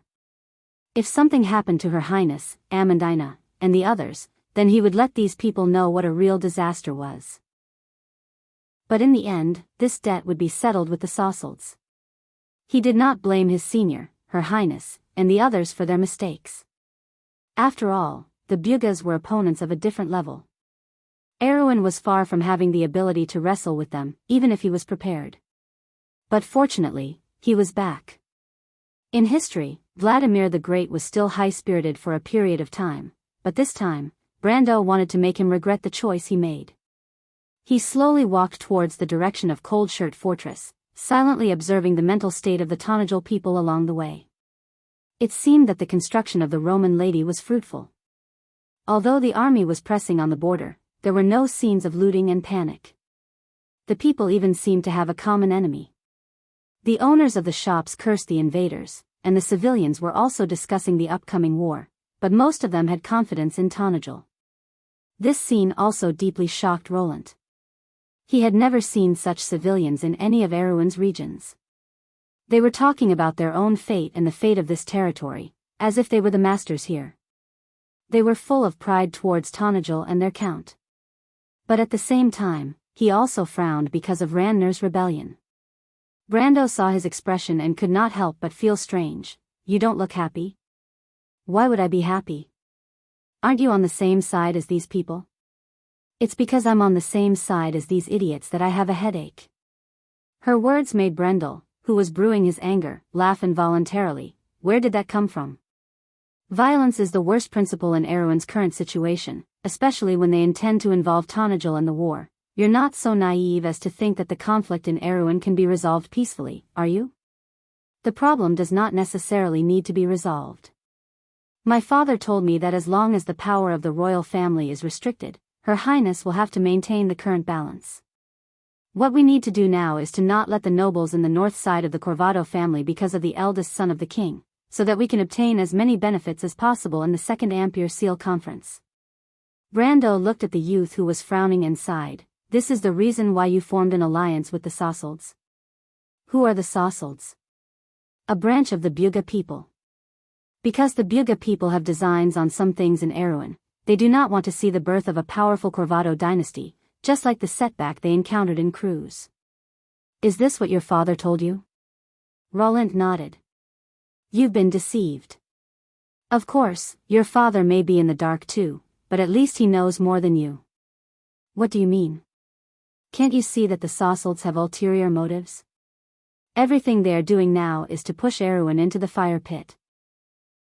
Unfortunately, the nobles think that they are using each other, but they don't know that they are not qualified at all. Roland could not help but freeze in place. Brando did not speak anymore and continued to walk forward. The snow was getting heavier and heavier, and the eaves on both sides of the road were already snow-white. This world wrapped in silver seemed to be descending. Roland was stunned for a moment in the snow. Suddenly, a figure rushed out from the crowd and collided with him. He let out a muffled groan and fell backwards, caught off guard. That person also let out an ouch and tumbled. Roland was about to curse when he heard a shocked voice, Roland. Roland looked up and found that the person who had knocked him down was a handsome boy. Coincidentally, the other person was Heinz's younger brother. Clin. Ah, Roland, you're back. That person got up and said excitedly, just in time, come with me, something big has happened. What? Roland frowned and looked at this pair of brothers who were haunting him. I heard that Count Tonajol has returned. Chapter 1464. What did you say? Roland was shocked. Like many others, he had only stayed in Tonajol for less than half a year. As the situation in the southern border became more and more tense, he listened to his father's orders and secretly returned to his family. Although it was said to be a secret, it was difficult to hide it from the people of Tonajol. Fortunately, Lady Amandina did not stop him. However, like many other young nobles, he came because of the Count's reputation, but he did not get the chance to see the legendary Count. He could not help but feel disappointed. Hearing Krillin say that Count Trentheim had actually returned to Cold Shirt at this time, Roland could not help but feel excited and uneasy. The uneasiness was naturally due to the fact that he and the Count were enemies and not friends. Once he thought of the Count's legendary experiences, the young man could not help but feel anxious. Moreover, the Count's freedom did not seem to be in his hands. Thinking of this, Roland subconsciously turned his gaze to Brando, who was not far away. Brando was also paying attention to the conversation. Krillin had naturally noticed the young man who was with Roland. He faintly felt that he was familiar, but he did not think much of it. Now that he saw Roland asking for his opinion, he could not help but be shocked. He thought that Brando was a descendant of one of the prominent families in the southern border, perhaps an illegitimate son of the Duke of Grenoires. "Who is he?" he asked softly. "A magus," Roland replied dryly, and then added, "very powerful." It was as if he was trying to justify his loss of freedom. However, Krillin did not think so. Roland's vague explanation only increased his suspicions. Besides, how could there be such a young magus who was very powerful? Did he really think that everyone in this world was like the Shire? Moreover, it was said that the Shire was in the state of a heroic spirit, which was why he looked so young. It was said that he was from the same era as Sword Saint Darius. However, he didn't question him rashly and only looked at the latter. He did not recognize Scarlet because Highlander girls rarely appeared in the territory, but the Silver Elf bloodline in Ling and Lotus shocked him. Most of the nobles sent to Tonajul were personally taught by Amandina, especially the younger generation. Clint was only 10 years old this year, and even though Roland was slightly older, he was only 15 years old. The education they received in Tonajul was often far beyond their peers. Amandina herself was knowledgeable, and most of her knowledge about Erwin came from Brando. Not only did she surpass Erwin in this era, but she also surpassed the knowledge and vision of most people in this era. In Erwin, there were almost no nobles who could truly differentiate the different branches of the Silver Elves, and there were also not many who knew that there were factions within Madara. It could be said that the youths who came from Tonajul were the most insightful and far-sighted people in Erwin in this era. Clint had studied in Tonajul for much longer than Roland, so he could recognize the Silver Elf characteristics on Ling and Lotus at a glance. He couldn't help but be amazed that there was a pair of beautiful Silver Elf descendants in Tonajul. At this time, Brando stopped Scarlet, who was about to ask questions, and at the same time, gave a look to the Grey Wolves mercenaries, and asked Albert to delay the Highlander girl. At the same time, he opened his mouth and asked, "The Count of Tonajul you mentioned is the famous Count?" "Yes, Mr. Wizard." "Then bring us to him." Brando's tone was almost indisputable, and the boy found himself unable to open his mouth to refute. He could only subconsciously look at Roland in confusion. Bring him to him. Roland had long been familiar with the way the young wizard spoke, and he replied with a tone of despair. This wizard seemed easy to get along with, but when he got serious, he had the aura of a lord. He spoke as if thousands of soldiers and horses were bowing down to him. He had only seen such an aura from Duke Grenoires. He could not help but mutter to himself about Hainf's unreliable deduction. Clint thought for a moment, and it seemed that there was no reason to object. Now that the enemy was in front of them, the Count had to meet the people of Cold Shirt to calm them down. He believed that no one would dare to behave atrociously in front of the legendary figure.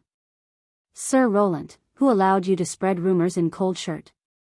Yuta coldly stared at the middle-aged man in front of her. The lonely winter sun passed through the skylight and formed a beam of light that fell on the dark hall of Castle Hades. The arched door leading to the courtyard was wide open, and the sunlight that fell on the ground was shockingly bright. The middle-aged man standing in front of Yuta had a thick beard above his lips. He was dressed in a neat suit, and there was a faint sneer on his face. "Madam Yuta, I did spread some news outside, but I'm afraid it's not all rumors, right? This is Tonajul, and there's no need for you to go beyond your authority." "What's wrong?" Roland pretended to be surprised and replied, "Even the Count's return to his territory is a secret that needs to be kept." "Ridiculous. How could the Lord come back at this time?" Yuta suddenly realized that it was a secret and subconsciously closed her mouth. She looked at the other party with her emerald eyes and took a deep breath. Her towering breasts gently rose and fell, and then she replied, "In short, I hope you can abide by the rules that guests should abide by, or I'll have to send you out of the country." "Oh, so the one who really has the right to speak in this land is no longer the Count of Tanajil? Has Madame Yuta decided to disobey your lord, or have you already colluded with that woman to have such an intention?" "Sir Roland, pay attention to your words. I'll report everything that happened here today to Count Corvado. Maybe you've drunk too much. I'll let you go out and sober up." Yuta didn't know what was wrong with this guy. In her memory, although this night was not very outstanding, at least he was a polite gentleman, but today he seemed to be as aggressive as a mad dog. She turned around and coldly shouted, "Guards!" At this time, the hall was slightly dark, and a figure blocked the sunlight at the door. It was a young man wearing a black trench coat, and there was a thick layer of snow on his woolen coat. Yuta's voice was stuck in her throat, My lord. "Yuta, why are you so rude to the friends of the king's party?" the young man asked with a frown. Yuta felt every hair on her body stand up. That sharp metallic voice was definitely not the lord she was familiar with. She subconsciously took a step back and pulled out her long sword. There was a metallic sound in the air, and the bright light reflected on the wall. The tip of the sword shook slightly and pointed directly at the two people opposite her. Yuta held the sword that Brando gave her, and the leather gloves engraved with the black pine emblem rubbed the mithril hilt and guard. She shouted, "Guards, catch these two people." The young man did not seem to hear the sword in her hand. He touched his cheek with his hand. "Strange, don't I look like the Count of Tanajil?" Yuta could not bear it anymore. She growled and stabbed the sword, but she felt that her sword had pierced a layer of barrier and could not go any further. The young man raised his hand, and a sharp airflow swept across her abdomen. Yuta only felt that her vision turned black, and a tearing pain came from her lower abdomen. Her legs were weak, and she could not hold the sword in her hand. It fell to the ground with a clang, and she subconsciously knelt down. At that moment, the entire hall seemed to spin in front of her eyes. As the world spun, she felt herself falling to the ground. In her field of vision, a dazzling and eye-catching smear of blood was slowly spreading, like a flower blooming in the autumn forest. Pain and struggle were reflected in the female knight's eyes. She tried her best to get up and grab onto something, but her blood-stained fingers eventually stopped moving. Not far away, the sword that the Lord gave her was lying quietly on the ground. The sword was slender, and the blade was reflecting the cold winter sun. Rosebud looked indifferently at the female knight lying in a pool of blood. The young man beside him had turned in another direction. The guard who was rushing over with a halberd suddenly flew back and hit the long table. With a bang, the table and chair collapsed. It seemed that it was just a moment, and the hall immersed in darkness was quiet again. Sir Rosebud squatted down and used his finger to check Yuta's breath. "She's not dead yet. It doesn't matter. We still need her anyway." He stood up again and snapped his fingers. Several black knights in heavy armor came in from the outside and moved the unconscious female knight away from the pool of blood. The young man looked at Yuta's sword at his feet. He thought for a moment, stepped on it, and broke the blade in two. There was a soft sound. At the other end of the hall, someone seemed to have knocked down the candlestick. "Who is it?" Rosebud quickly looked in that direction and could only see the back of a black-haired girl. He knew the girl. She was a girl from Buchi named Sue. She was the daughter of Copper Dragon Reto and a guest of Abe's castle. "Catch her, don't let her leave Abe's castle." A wind blade had already left the young man's hand, but this time it hit the stone pillar at the other end of the hall, stirring up a cloud of gravel. Sue had already opened the back door in that direction and escaped from there. "Catch her." Rosebud did not expect such an accident to happen and could not help but shout in exasperation. Chapter 1465. The young man did not move, but the Black Knight stood up and chased in that direction. Sir Rosebud tugged at his collar and wanted to follow, but the young man beside him grabbed his arm. "You can't go. We'll be in big trouble if she escapes." "She won't be able to escape. Calm down, my friend. That little girl is at most an iron-ranked warrior. If it's the Banksian's knight, they won't be of much use, but at least they can handle such a small matter. Roseborn thought about it and calmed down. You're right. Get ready, I'll accompany you to the square. The young man smiled. Although I don't know who this count is, he should be proud of himself. To think that I would have to play the role of a mortal. He tilted his head. This feeling, to be honest, is a little strange. He's not a simple human. Be careful, he's quite close to William and Tolman. The ones who should be worried are the Grey Mages. I heard that the fortress designed by the mortal is quite unique. Roseborn could hear the ridicule in the Bugha's voice and could not help but laugh. The fortress that the mortal was so proud of was a joke. The square outside the main gate of Castle Abes was already crowded with people. The snow was getting heavier, and the statue of the knight above the fountain in the middle of the square was covered in a thick layer of snow. It was as if a thick layer of cushion had been added to the bronze shoulders, and the long tassels of the helmet were also dyed white. In the nearby bars, people crowded to the window seats, and the square was silent. Everyone seemed to be waiting for someone to appear. Heinz sat by the window of the bar and stared at the snowflakes that were melting into water stains on the window lattice. He felt that he had bad luck since he left the wizard. First, he could not find his brother, and the maid of Abes told him that Clint Montoro had moved out for a few days. Abes was so big that he could not search every inch of it. To make matters worse, the road to Paulus and Radnor was blocked by the rebels. He was still safe and sound when he left Erewhon.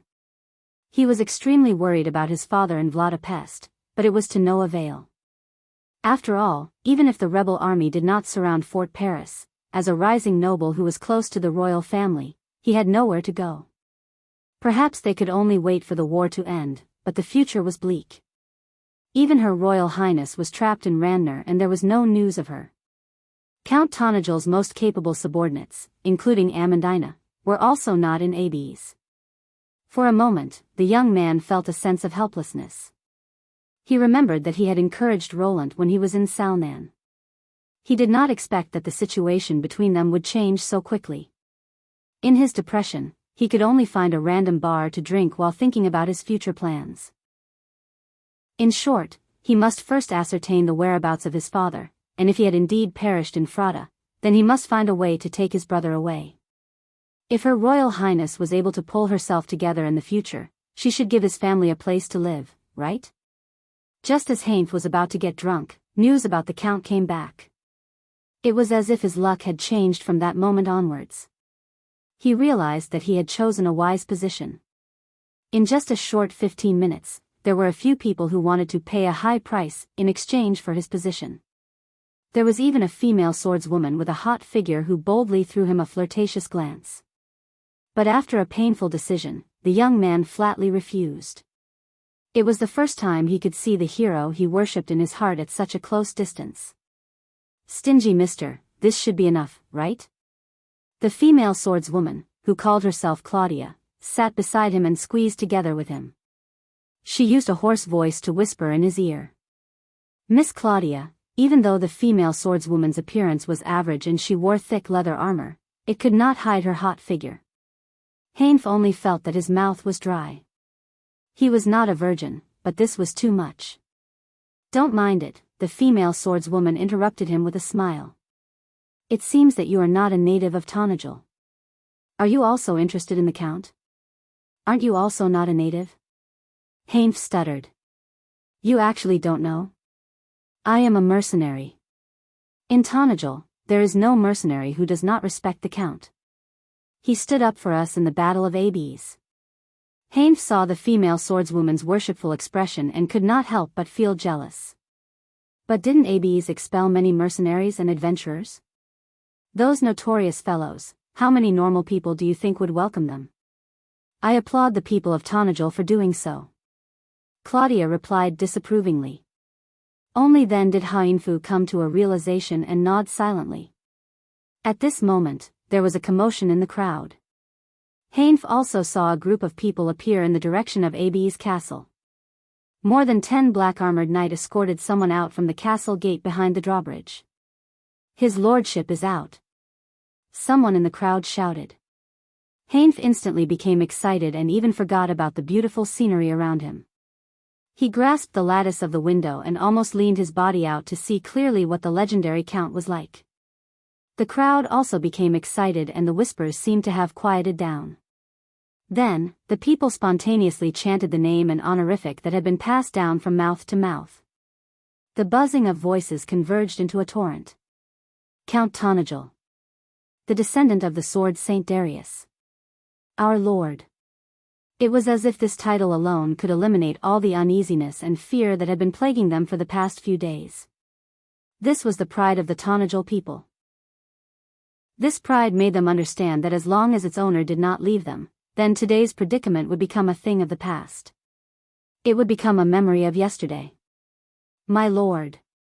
My lord. The spontaneous shouts were like a tsunami, rising and falling one after another. Heinf also felt his blood boiling, as if all the difficulties no longer existed. The count was naturally invincible. What were the Buga people in front of him? He also joined in the shouting. But the swordswoman asked in his ear, "Have you seen the count?" No. Heinf shivered slightly, but I have heard every rumor about him. He is our kingdom's greatest knight of this era. Yes, the swordswoman also looked in that direction. I only saw him once a year ago from afar. The count is a very special noble. The young man rode on a highland horse from Grenoires, calmly enjoying the cheers of the crowd. I'm a little surprised, he looked back and said to Sir Rosebun, this mortal has such a high reputation here. He must be a guy who is good at bewitching people. Mortals see this as a kind of power. Rosebun replied with a cold face, that's why there are so many deceivers, but they don't understand what real power is. The young man only smiled and shook his head. Clint dragged Roland forward in the fanatical crowd, trying to get closer to the count, but it was a little futile. Brando shook his head helplessly and pointed with his finger. An invisible force separated the crowd so that they could continue to move forward. The snow was getting heavier and heavier, and the sky was a vast expanse of white. Brando was not as enthusiastic as the two teenagers. He had silently put on his hood. Seeing this, Scarlet also pulled up her gray hood and stood behind him. Both of them saw the Count of Tonagel in the distance. My lord, should we squeeze past him? Albert frowned, that guy must be a fake. Of course he's a fake. Scarlet gave Albert a slap on the head, do I need you to tell me that? Big sister, Albert felt that he had been wronged. Wasn't he just trying to make His Excellency angry? He wasn't speaking for the enemy. Why is Miss Yuta there? Scarlet frowned and whispered, was she deceived or coerced? That's not her. Brando shook his head. His face had already darkened. He turned to Albert and the others and said, Albert, take the Grey Wolves mercenaries to AB's castle, but don't act rashly.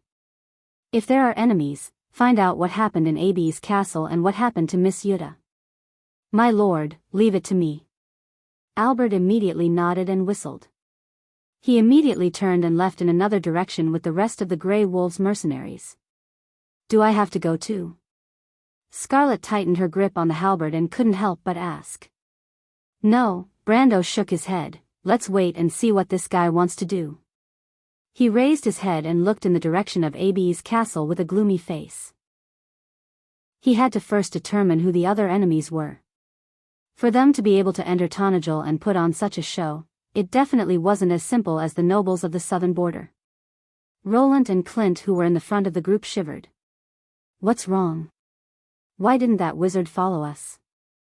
Clint touched his neck and looked behind him strangely. Isn't he with you? Don't worry about him. Roland considered whether to run away, but after thinking about it, he gave up on this futile plan. He's a strange guy. Clint shrugged, let's walk faster. We're already very close to the Count. Heavens, now I have something to talk about. Let's see if those fellows still dare to pretend to be experienced in front of me. Roland snorted at this little guy's attitude, but he was also a little excited. Although the matters in the north troubled him, at least it wasn't the matter at hand, right? Chapter 1466. Huh? What's wrong? The swordswoman's hoarse voice rubbed against Heinf's ear. Nothing, I just saw a few acquaintances.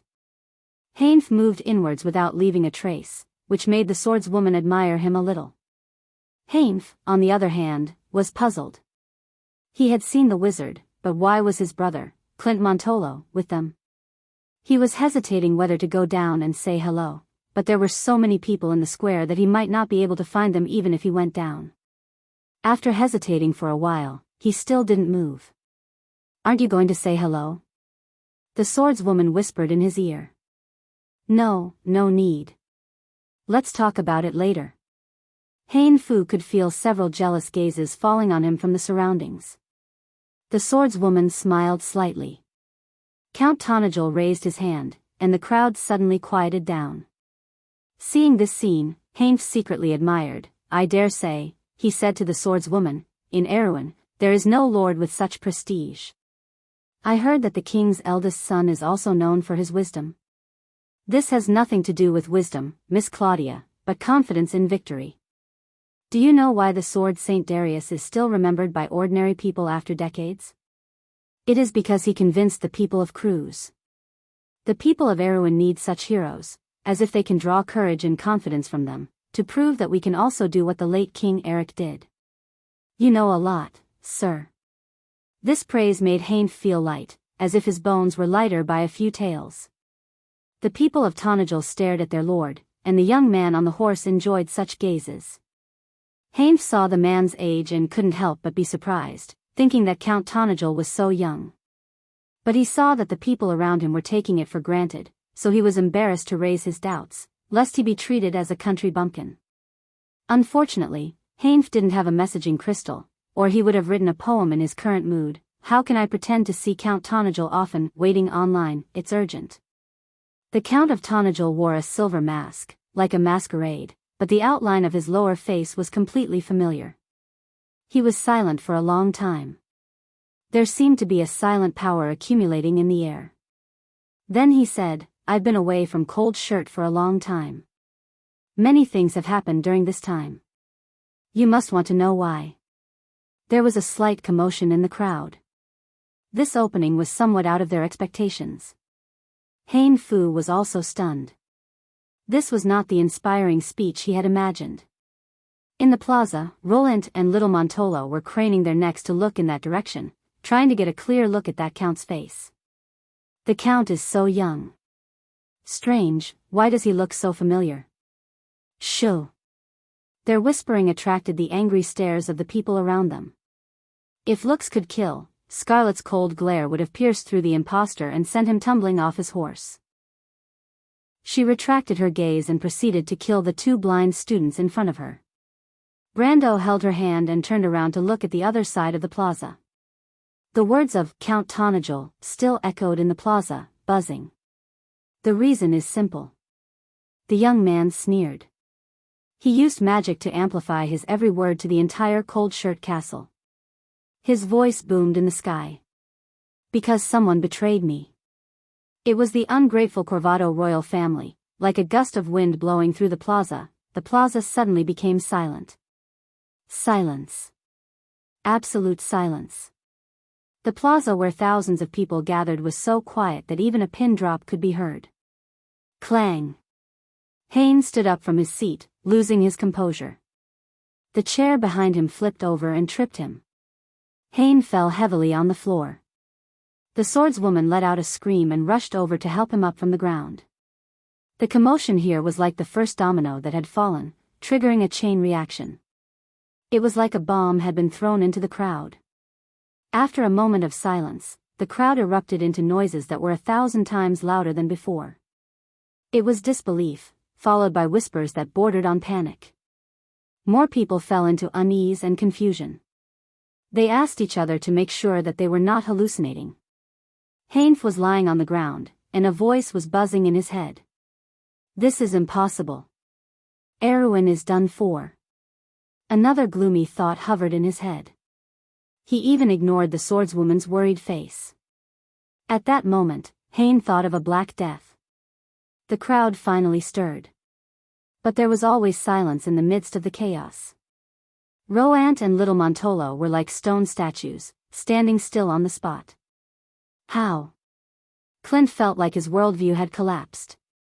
Roant stood beside him, his eyes flickering with an unknown color. For some reason, the young man from the Redbud family turned around and looked at the wizard. Beside Brando, Scarlet finally could not bear it. How much effort did his lordship spend in Tonajul to get to where he was today? How could she allow others to taint all of it? She just took a step forward, but Brando firmly pressed her shoulder.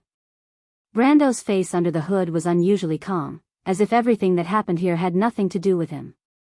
But in the depths of his dark eyes, the sea was reflecting bright lightning, like the gloomy sky before a storm.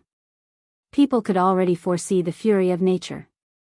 He already understood this set of tricks in his heart and understood the approach of the person who had come. Then all that was left was to settle the score. Don't worry, Scarlet. But his lordship? Don't worry. Brando replied softly. A footstep came from afar. Looking at the restless crowd, every face was filled with anger, uneasiness, and fear. The young man and Rosebud looked at each other and smiled. The plan worked as it should. In order to throw Trentheim into chaos, they had to first destroy the beliefs in the hearts of the people. When they found out that everything they had persevered in the past was a lie, the heroes they had created themselves would be shattered by their own hands. Heroes are synonymous with fragility.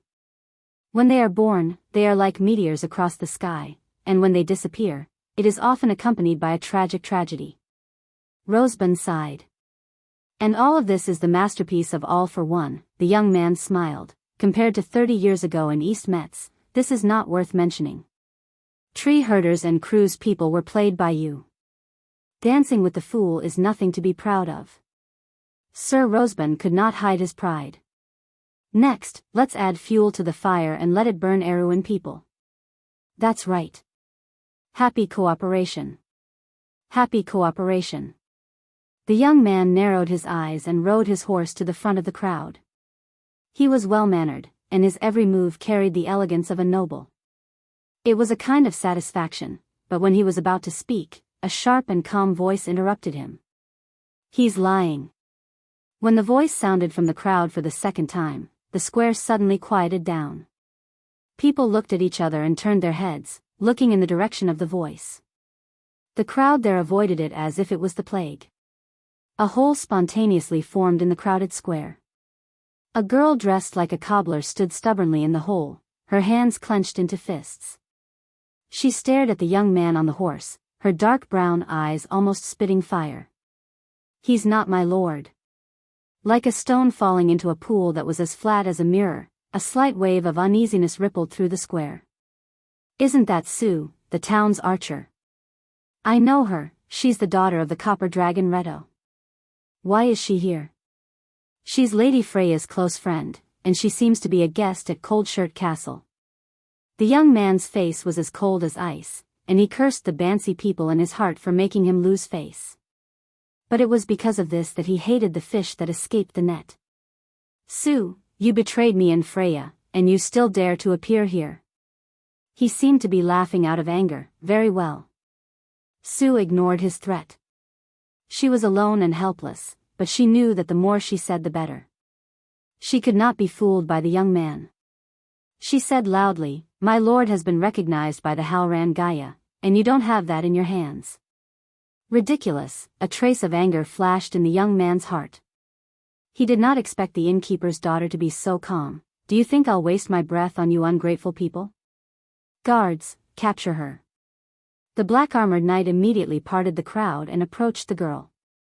Sue looked at them in panic, but she quickly calmed down.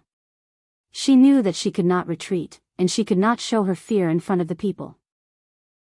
She had to stand firm in her momentum, and only then would she be able to shake the confusion in the people's hearts. Sue suddenly turned and rushed to the top of the fountain. She climbed up the stairs and called out to everyone of Tonajul, "Do you really think that my lord is such a person? That person is high above, and even killed Lady Yuta. He is not my lord at all. Tonajul people, my sisters and brothers, if you still trust your lord, please stand up and fight for this land." The witches are already on their way, and they will soon expose all the lies of this impostor. The crowd was shaken. They knew that the witches were the Count's most loyal subordinates. On the second floor of the inn, Heinf, who was lying on the floor, heard the commotion in the square. In the darkness, the details of his conversation with Roland that night flowed into his heart bit by bit. Chapter 1467. There was more than one Count Tonagel in Erewhon. Everyone could take over this ideal flag. At that moment, he was enlightened. He grabbed the swordswoman's hand, got up, and rushed to the window. He raised his hands high, faced everyone in the square, and shouted with all his strength, "I believe her. I believe her. Everything she said is true." His shout echoed in the square repeatedly, causing everyone to be alarmed. The black-armored knight who was on guard around the square also turned around.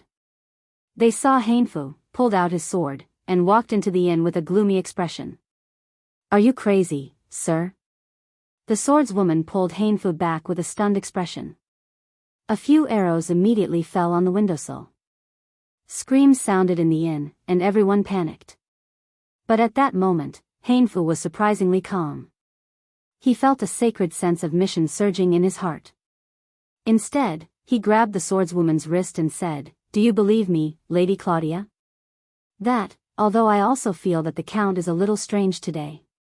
"Believe me," Heinfu interrupted her, "this has nothing to do with who the Count is, and it's not fighting for one person. It's the future of Erewhon." "Are you from Erewhon, Lady Claudia?" "I'm from the mountains." For some reason, the swordswoman looked at the solemn Heinfu, and her heart was filled with a strange feeling. She answered subconsciously, "But I'm also from Erewhon." "Then follow me, we'll fight side by side." Heinfu looked up. On the stairs leading to the second floor of the inn, a few stocky black-armored knight appeared there aggressively. He pulled out the sword at his waist. For Erewhon. In the square, the crowd was completely panicked. They were at a loss and did not understand what was happening. But they had a bad feeling in their hearts.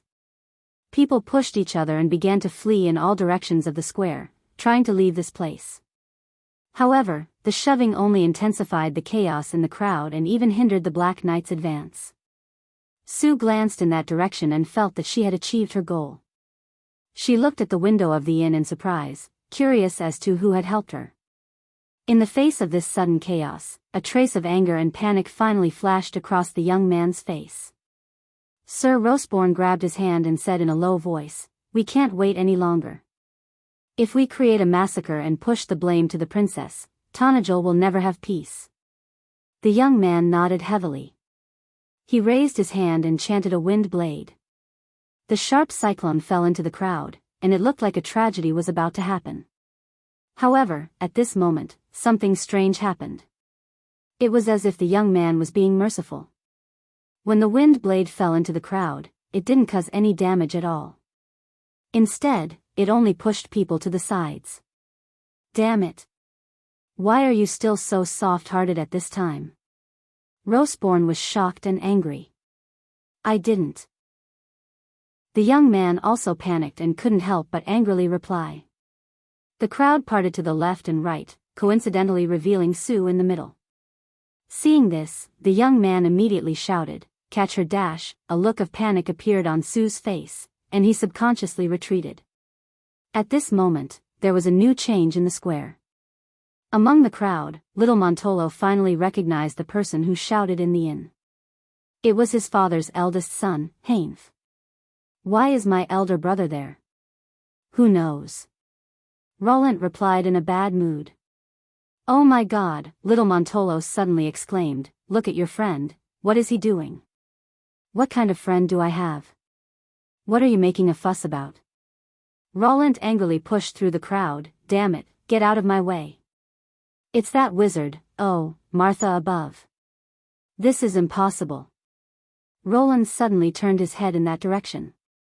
He saw that Brando was walking forward, and as if there was an invisible force surrounding him, the crowd automatically parted to the sides. Roland opened his mouth wide. Following Brando's advance, the commotion in the square suddenly quieted down, as if a miracle had happened, and a path was formed in the sea of people. This scene shocked everyone, and more people stopped and turned their heads to see what was happening. What do we do? Little Montolo found that he seemed to have become the center of attention, and immediately panicked. Follow him. Roland gritted his teeth and replied. Why, aren't we on the Count's side? Shut up. In the middle of the square, Sue finally jumped down from the fountain, but because she jumped too quickly, she accidentally sprained her ankle. 2 black knights chased after her from behind, and the crowd retreated to the left and right. The young girl anxiously turned her head, her face finally showing a look of despair. The 2 knights drew their swords at the same time, and Sue was about to fall into a pool of blood. But at this moment, the crowd behind her suddenly parted to the left and right, and a person stepped out and raised his right hand. The 2 knights' movements froze in place. It was a magus. It was a wizard in a brown cloak and a low hood, but he held a sword in his hand. It was a heavy sword with a split blade on both sides. The blade was half an inch thick, and as wide as a palm. The pitch-black blade had silver runes engraved on it. The earth is under his control. That was a different sword after all. The 2 Banshan knights raised their heads at the same time, the runes on their faces shining brightly. These Sasaldian servants probably did not expect that someone would dare to obstruct them, but what they saw was a pair of dark eyes that were at the same level as the brim of the hood. Those eyes were like the surface of the sea, flashing with a calm and vast radiance. Occasionally, lightning would cut through the clouds, igniting the anger in the depths of the eyes. As I said, everything is sealed in ice, and time and space are orderly. The sharp blade in the hands of a knight, the king and the country, life and death, are separated by eternity, but in reality, it is only a moment. What you are holding is nothing more than decay. Brando said calmly.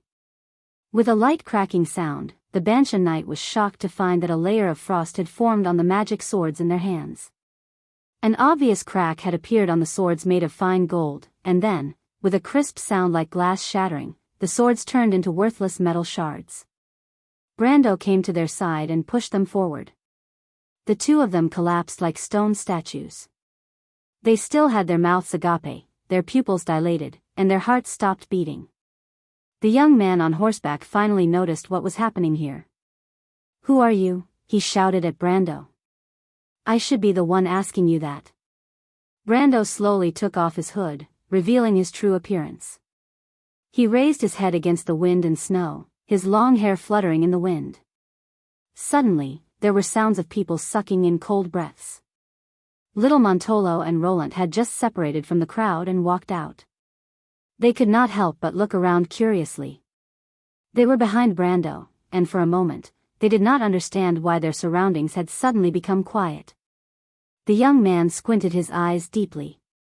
This is good, Mr. Roseborn, his tone contained anger. Since the original owner is here, we will kill this mortal here, and it will be the same for our plan.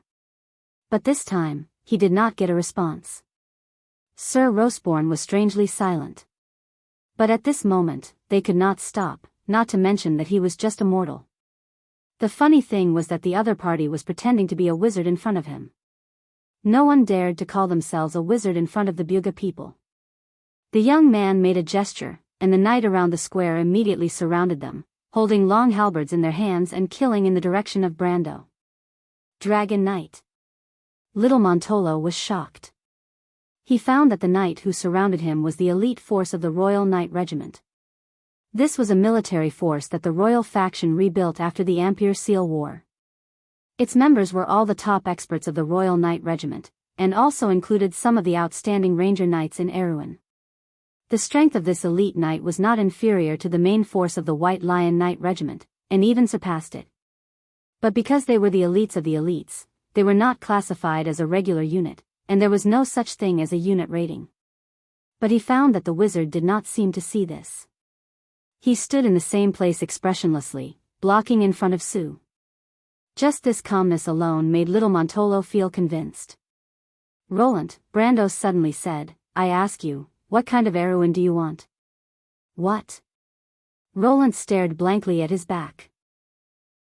You are the son of the Count of Redbud, and if there are no accidents, you will inherit this title and territory in the future. This kingdom will go according to your wishes, and you will become a member of this circle and protect its interests, Brando replied quietly, but you are still just a country bumpkin, and you will not be able to raise your head in front of the people of Cruz. You can only stay in this small kingdom, content with your corner, and live a drunken life. Do you want to be a frog at the bottom of a well, or a man of Erewhon who can hold his head high? Brando raised his hand. All the swords in a blacksmith's workshop near the square resonated with a buzzing sound. They suddenly flew across half the square and landed in front of Brando with a clatter. Brando pulled out a sharp sword from among them expressionlessly. He only held the sword in his hand, but it was as if there were layers of light imprinted on the sword, forming a narrow beam of light. It was so sharp that it made people's hair stand on end. He turned the sword around and handed it to Roland. If you want to be proud of this land, and let your homeland prove your glory, you should pick up the hot blood in your heart, and not face the dying old past. Listen to your heart, it will tell you how to choose. If you are still Roland, the man who wants to be proud of Erewhon, then take this sword and fight with all those who obstruct your ideals. The road ahead is always full of difficulties and obstacles, and a smooth road is definitely not the path a knight should choose. Chapter 1468. Roland was stunned. The surrounding people also held their breaths. The sword he saw seemed to no longer be a sword. It reflected his family, his ideals, and the great country he saw in his dreams. In the midst of his chaotic thoughts, he firmly grasped the hilt of the sword. At that moment, his body suddenly trembled, his eyes widening as he abruptly raised his head. "Sir, this sword," Brando nodded to him. At that moment, the hesitation in Roland's heart seemed to disappear, and his face seemed to be filled with a sacred and solemn color.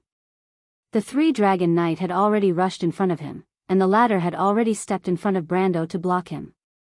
The dragon knight did not recognize Roland, but even if they recognized him, he was holding a weapon in his hand. It looked like a very ordinary long sword. The three of them pointed their halberds at Roland, but the latter only blocked their path with a single slash, and actually counterattacked without defending. The dragon knight was shocked, thinking that this guy was crazy. The halberds in their hands clearly held the advantage in such a desperate battle. But in the next moment, they stabbed empty air. Roland's figure was still in the same place, and the halberds had already pierced through his body, but they did not feel like they had stabbed a physical body. An illusion?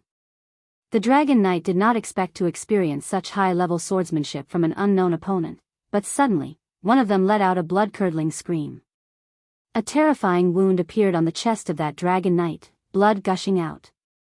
Under his frightened and disbelieving gaze, the long sword in the hands of Roland's illusion pierced through his heart. This was 9 Luminaries' sword art. Little Montoro was almost scared out of his wits. Ever since Count Trentheim became famous, his swordsmanship was gradually known by everyone, and the most legendary swordsmanship among them was none other than the long-lost inheritance of the Wind Elves. 9 Luminaries' sword art. As expected, Roland's phantoms split into 3. Although his swordsmanship wasn't as agile and talented as Petit Finus, nor was it as calm and composed as Phoenix Hua, his style was abnormally unyielding. It was like a gust of wind passing through, only attacking and not defending. This style combined with the 9 Luminaries' sword art, actually displayed an unexpected battle prowess. Although the Dragon Knight was powerful, after unexpectedly losing one of their members, the remaining 2 were no match for such a legendary swordsmanship. Not to mention, the ordinary steel sword in Roland's hand was like a godly weapon that could cut through iron like mud. After a few exchanges of blows, the halberds in their hands were reduced to short halberds. In the next moment, Roland used the wounds on his abdomen and thigh to cleanly kill the 2 of them. "Roland, your swordsmanship!" Little Montolo shouted in disbelief. "Heavens, what have you experienced in the past few months?" Roland himself seemed to have woken up from a dream. His body was bathed in blood, and he was so excited that he couldn't control himself. "Milord, this sword?" "It's called faith," Brando replied. "In front of true faith, there's nothing in this world that can't be broken." Roland lowered his head, deep in thought. Brando didn't even look at the dragon knight that was coming from other directions, and said to little Montolo, Clint, why did you come to Tonajal? Of course it's for the Count, for Erewhon. Little Montolo answered without hesitation. Brando nodded, and took out another long sword. When the long sword passed through his hand, it was similarly sharp. He handed the sword to the little boy and said, "This is your Erewhon, go fight for it." But little Montolo looked in the direction of the square. Although everything that happened here today confused him, he still hesitated. Brando turned around, his back facing the Dragon Knight, and faced little Montolo. He said to the little boy sternly, "I'm very grateful for your loyalty and trust, Clint, but go fight for yourself." A knight should be loyal to his own ideal. Little Montolo's eyes widened. He looked at the young man in front of him in disbelief. At that moment, he finally remembered why he found this wizard familiar. Because his portrait, his statue, was in every corner of Castle Abes. "You," Brendel smiled faintly. "Be careful." Little Montolo suddenly saw the Dragon Knight launching an attack behind Brando. He subconsciously took the long sword and blocked the enemy. But at that moment, it was as if the sky and earth of the square had dimmed. In the darkness, the only thing people could see was a straight silver line extending forward, dividing the world into two. When little Montolo came back to his senses, his enemies had all fallen to the ground. All of their wounds were on their throats. "This is flash strike sword art." The young man finally reacted and screamed, "Damn it, why do you know flash strike sword art?"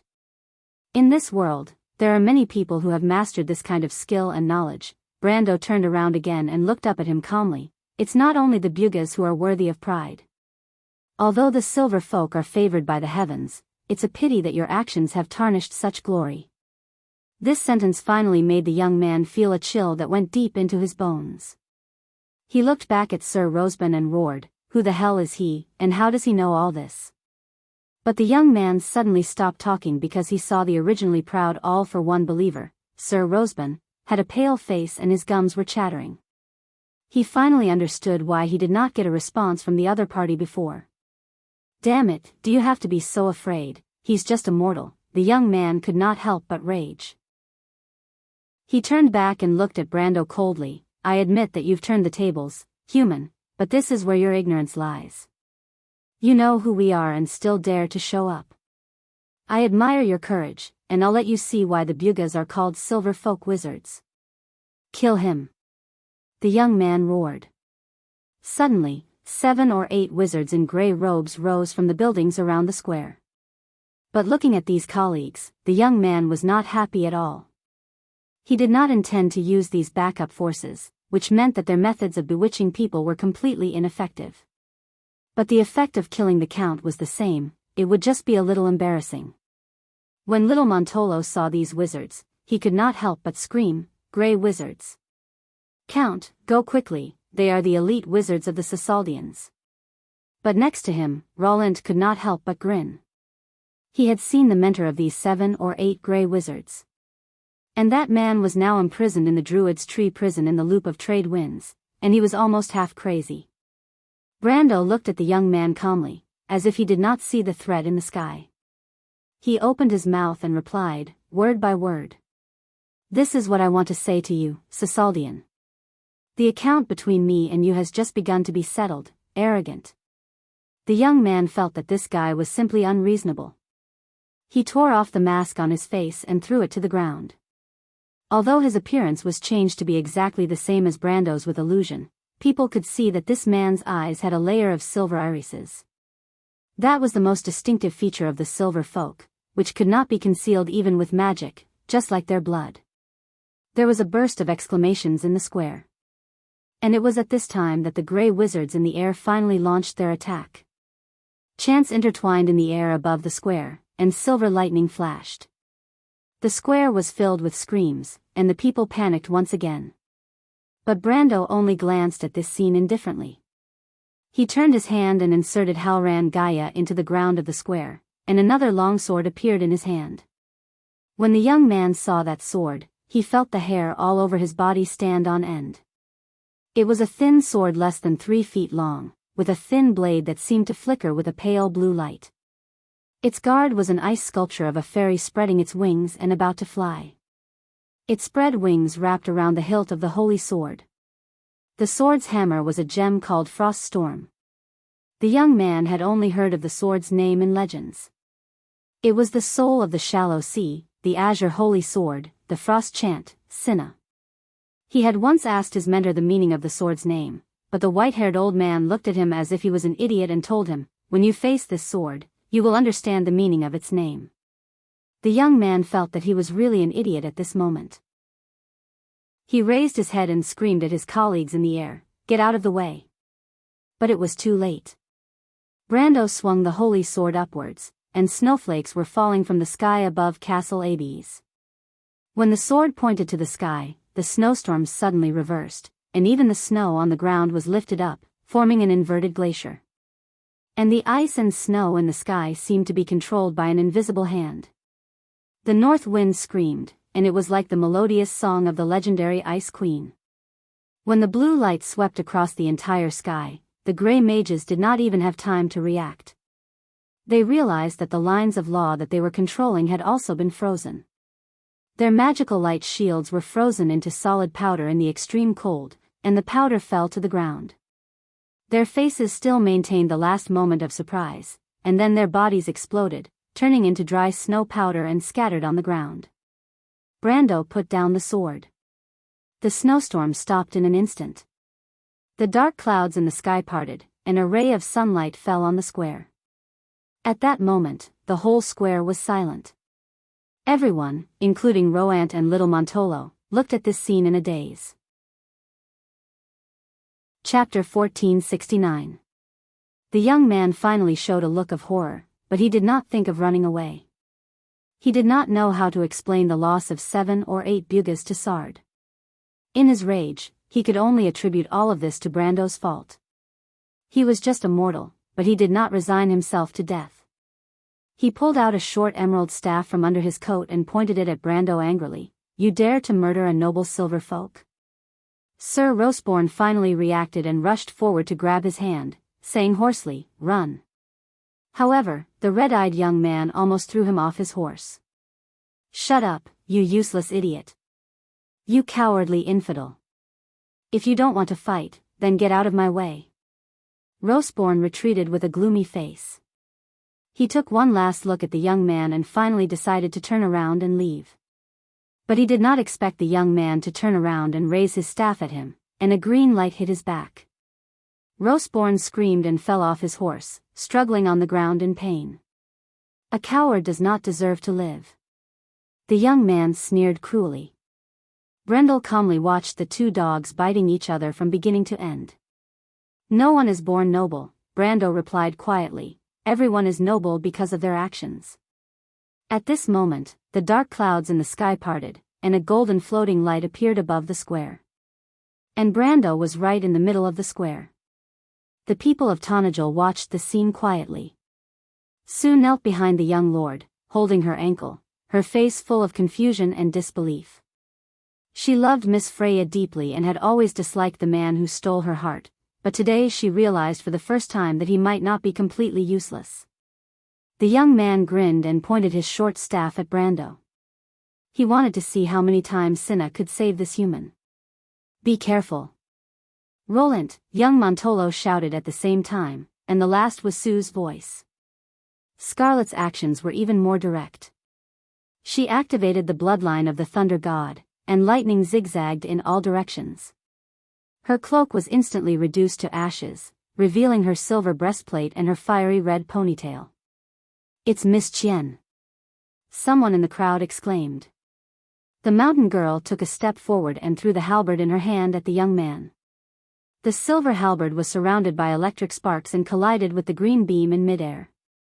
Both were reduced to nothingness at the same time. But in the next moment, the electric sparks that filled the sky returned to Scarlet's hand and turned back into the halberd. The azure lance, the bloodline of the dragon, the blood of the thunder god?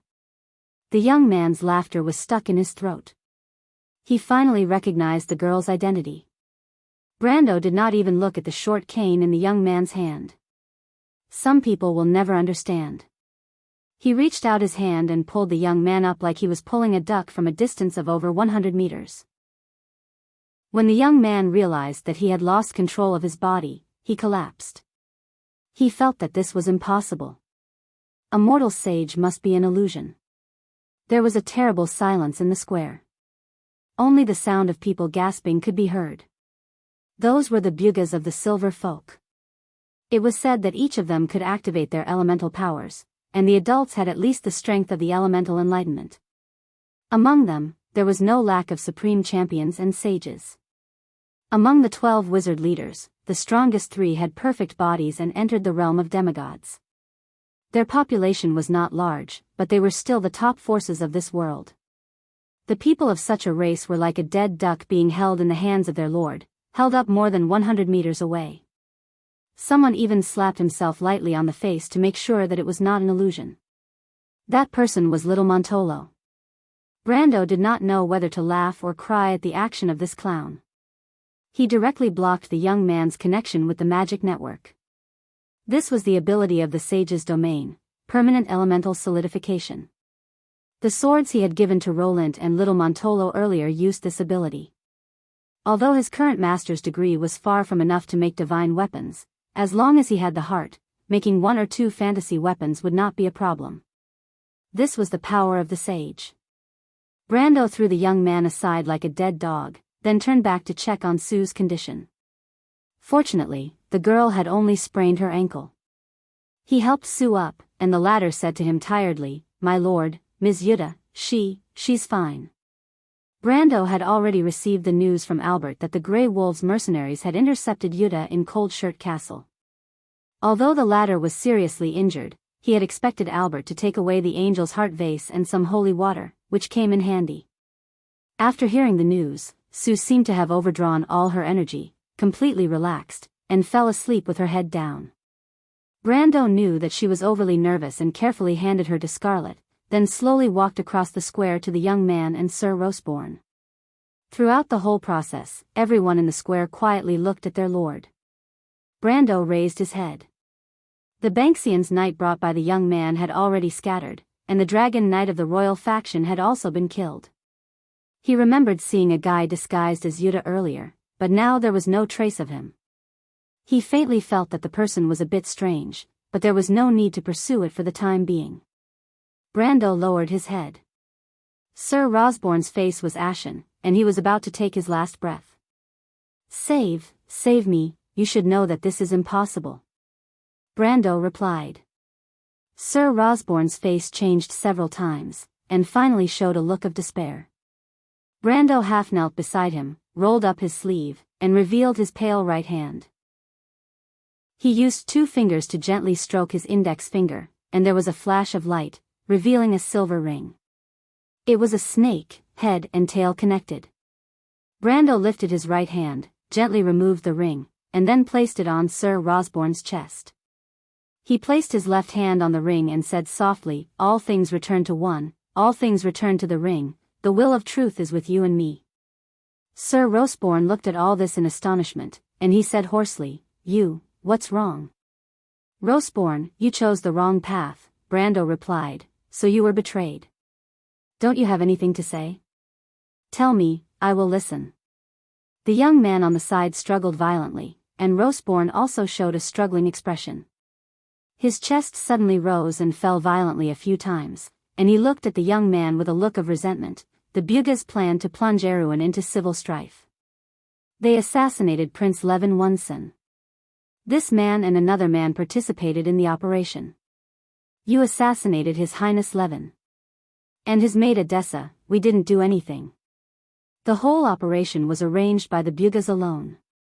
Roseborn gasped like a broken bellows, and dark red blood overflowed from his mouth and nose. Brando didn't say anything. He recalled the king's eldest son whom he had met once in Ampere Seal. The other party described his expectations for the future of Erewhon in his letter.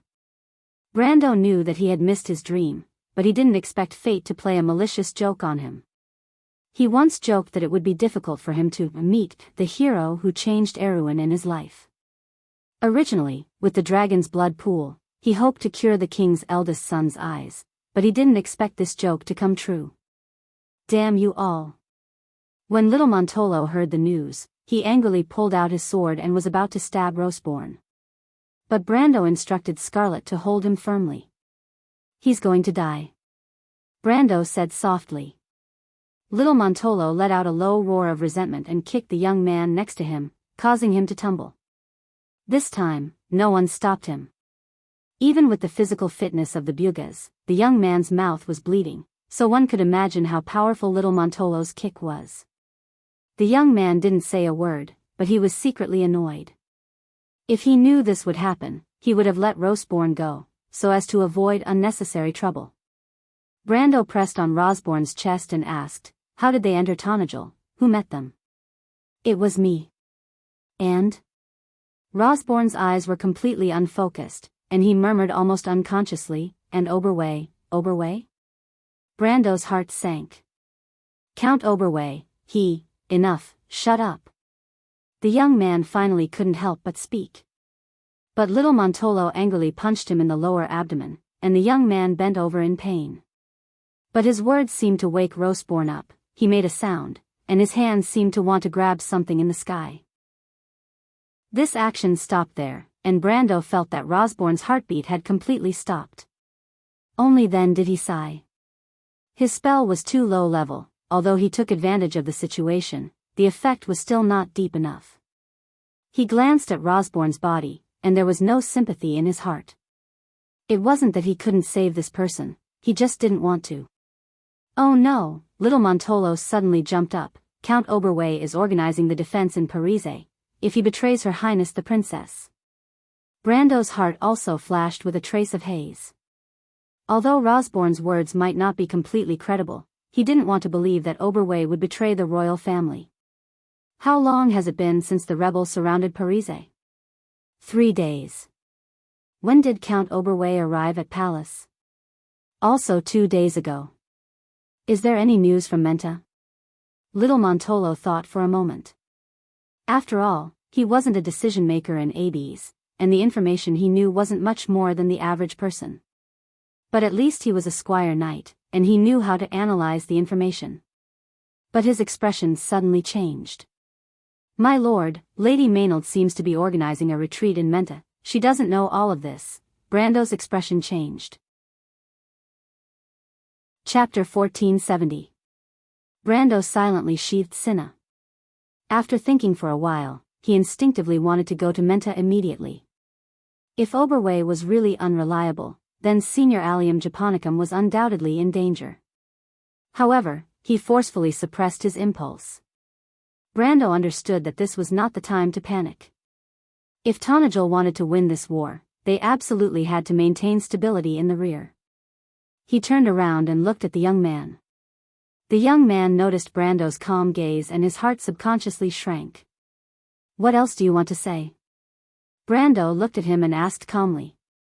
"Wait, you can't kill me," the young man screamed. "I'm the son of Sard Barbarossa. It's not me who will kill you, it's all the crimes you've committed." Brando did not seem to hear him and replied calmly, "Say your last words, for the sake of Lady Martha." "No, I didn't do anything wrong." Realizing that the mortal in front of him was not joking, the young man finally panicked. "I'm a Buga, my father can decide the war in Erewhon." "Wait, don't you understand?" The young man suddenly shut his mouth. Brando's slightly cold hand pressed on his forehead. If you kill me, there's no possibility of this war ending. From the moment you hurt the people of Erewhon, there's no possibility of this war ending," Brando replied calmly. "I sentence you on the charge of murdering a member of the royal family. As a noble of Erewhon, and as the lord of Tonajul, I grant this sacred right. With Martha as my witness, I declare that you will be sentenced to death." The young man's eyes were filled with infinite fear. He struggled violently, but with a bang, the back of his head suddenly exploded, and red and white matter scattered on the ground. The young man's body twitched and fell on his back. The square was silent. Everyone stared at the scene in a daze. Although Brando had killed 7 or 8 Bugas before, the shock was far less than this scene. This was a public declaration of war against the Bugas, the Sisaldans. Brando turned his head. Every pair of eyes in the square was focused on him. He sighed and raised his hand. Following his movement, the crowd was in a commotion. One hand, two hands, and more hands were raised into fists. Tanajul. It was unknown who shouted loudly. Following which, more voices rang out. My lord. People waved their fists and shouted the name of this territory and his name. Brendel watched all of this in silence, but he gestured with his hand, and everyone quieted down again. I'm not a Tanajul man. After a moment of silence, Brando. His first sentence caused the square to fall into silence again. People gradually put down their hands and looked at their lord in confusion. What does the lord want to say? Brando's gaze was also focused on his people. Although he had never invested too much effort in the territory, everything that Tanajul had now was mostly due to the Roman and Amandina's efforts. Although the merchant lady was trapped on the other side of the world crystal wall, and Amandina and the princess were also trapped in Randner and had no news of them. But Brando's heart was not gloomy. Erwin was not just one hero. It was the efforts of many people who had created the scene today. Although some of them may never see all of this again, such as His Highness Levin Ornessen, and the heroes who had been buried in the previous wars to protect Erwin. Although many people were deep in the mire, fighting and killing with the difficulties and obstacles now and in the future. He continued, his voice steady and calm, but it was enough to spread throughout the square. I'm not an Elsenian. The blood of the Highland Knight flows in my veins. I'm also not a Kaligo man, because I grew up in the mountains of Buchi. But I'm a Erwin man. He pointed at everyone. You too. You should not only be proud of Tanajul, but also of Erwin. Because without this ancient kingdom, Tanajul is nothing. This is a land where heroes grew up. Everything you have today is the efforts of the people of the past. And everything that Erwin has in the future depends on our efforts now. Is it the royal faction and the nobles of Erwin's past who gave you everything? Brando shook his head. Proud Erwin men, why do you let others decide the fate of the kingdom? This is not a laughable palace struggle, but the road to the kingdom's revival. He looked at everyone in the square with a calm and profound gaze, and said to them, people of Erwin, go and revive this kingdom. From now on, it will no longer belong to those short-sighted nobles and lords who colluded with foreign enemies. This is a war that belongs to each and every one of you. When you set foot on this land, your pride will drive you to fight. When you understand that this is a war of Erwin men, and not a laughable fight between nobles, glory will belong to each and every one of you. And glory, Brando replied softly, will belong to our country. He raised his right hand. Erwin. Everyone in the square had tears in their eyes. They shouted wildly, as if they were about to throw themselves into this holy war. It was as if some kind of fire had been ignited in the darkness, shining in everyone's hearts. Roant looked deeply at this scene. It was a scene that appeared repeatedly in his dreams. The glorious flag, the battle of his father's generation, the Erwin in his dreams. Little Montolo was already so excited that he could not control himself. He said loudly, please let me follow you, my lord. I want to go to Maxon Hill immediately. Brando only glanced at them. Go to Valhalla. Everything you want is there. In the inn, Heinf and the swordswoman Claudia were lying on the floor, gasping for breath. The black-armored knight had already retreated. They quietly listened to the cheers in the square. Heinf suddenly turned around and noticed that the swordswoman was also looking at him. Her dark eyes were filled with affection. He reached out his hand and clasped the swordswoman's slender fingers. Marry me, Lady Claudia. No matter what, I want to marry you. Heinf took a deep breath and said softly. But we've only met once, Mr. Noble. Besides, I'm just a mercenary. Is that still important? The two silently looked at each other. Then they hugged and kissed. Martha above, those fellows from Canage did not lie to us. There really is a world tree here. A wizard could not help but exclaim. 7 to 8 grey-robed wizards were standing in the bleak winter shrubs. They were all looking at the magnificent scene in the valley not far away in amazement. A towering tree stood in the middle of the valley. It was so huge and slender that its branches were even taller than the mountains. The hills of Schaflund were nothing but shallow mounds under its roots. A city was faintly discernible under the huge roots of the giant tree. It was surrounded by tall city walls, towers and fortresses, streets and buildings, and patches of red and green roofs.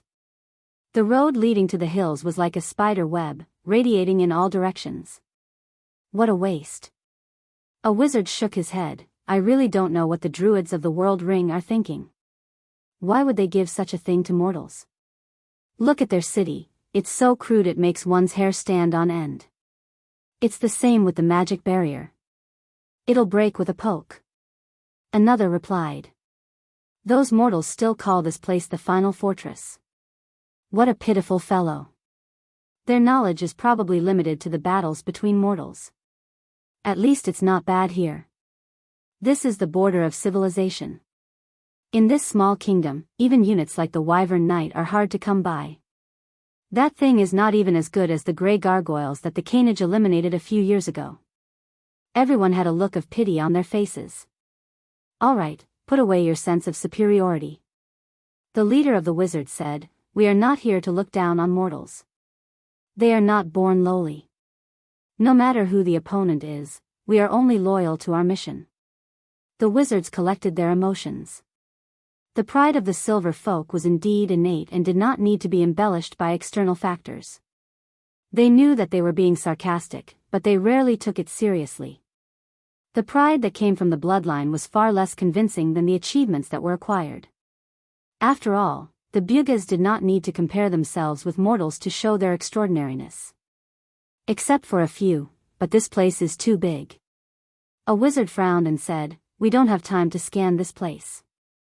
Although they still had a choice, they could use string magic to completely destroy the city and achieve their goal. But this was a civilized world after all, and their enemy was not the barbarians. Using magic to kill tens of thousands of civilians was an option that the wizards subconsciously ruled out in their minds. Like us, mortals take pride in being close to the sky. That's why they built their religious buildings so tall and big. The leader of the wizards replied, let's search from top to bottom. I saw a square in the canopy. It's obviously not an insignificant place. How are we going to get there? Are we going to fly there? No, are you crazy? Another wizard retorted, that's too conspicuous. The leader of the wizards shook his head as well. He looked at one side of the canopy, where huge branches grew horizontally like a bridge. A spherical cavity was naturally formed in the canopy, where countless silver floating battleships were moored.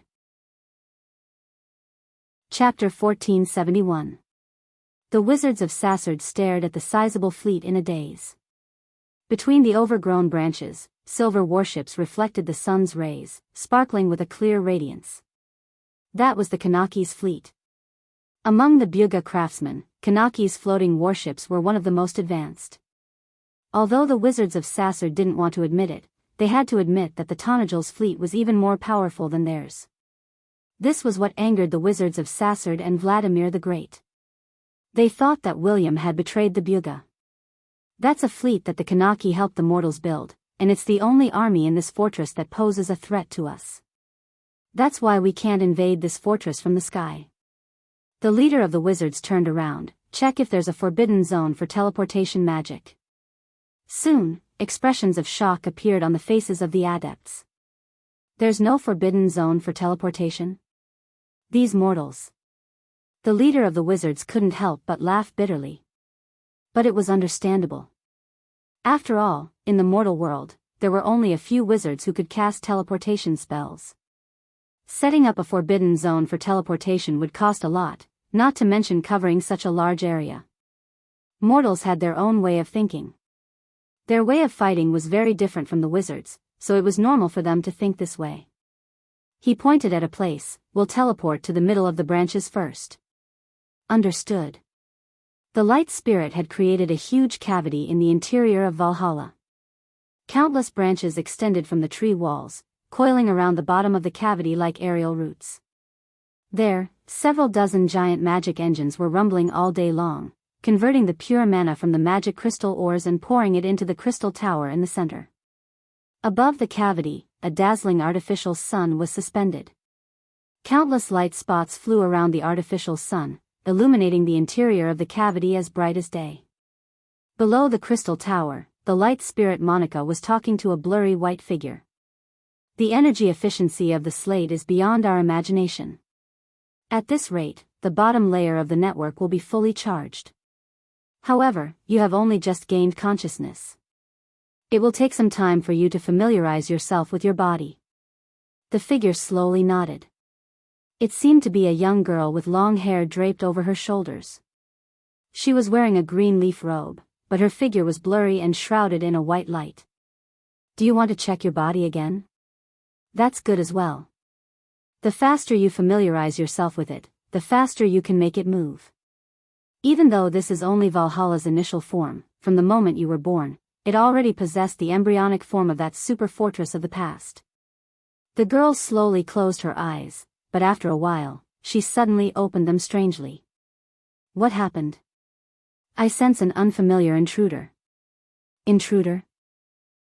Monica was stunned. What kind of person is he? They seem to be the Silver Folk, but their bloodline seems to have deteriorated greatly.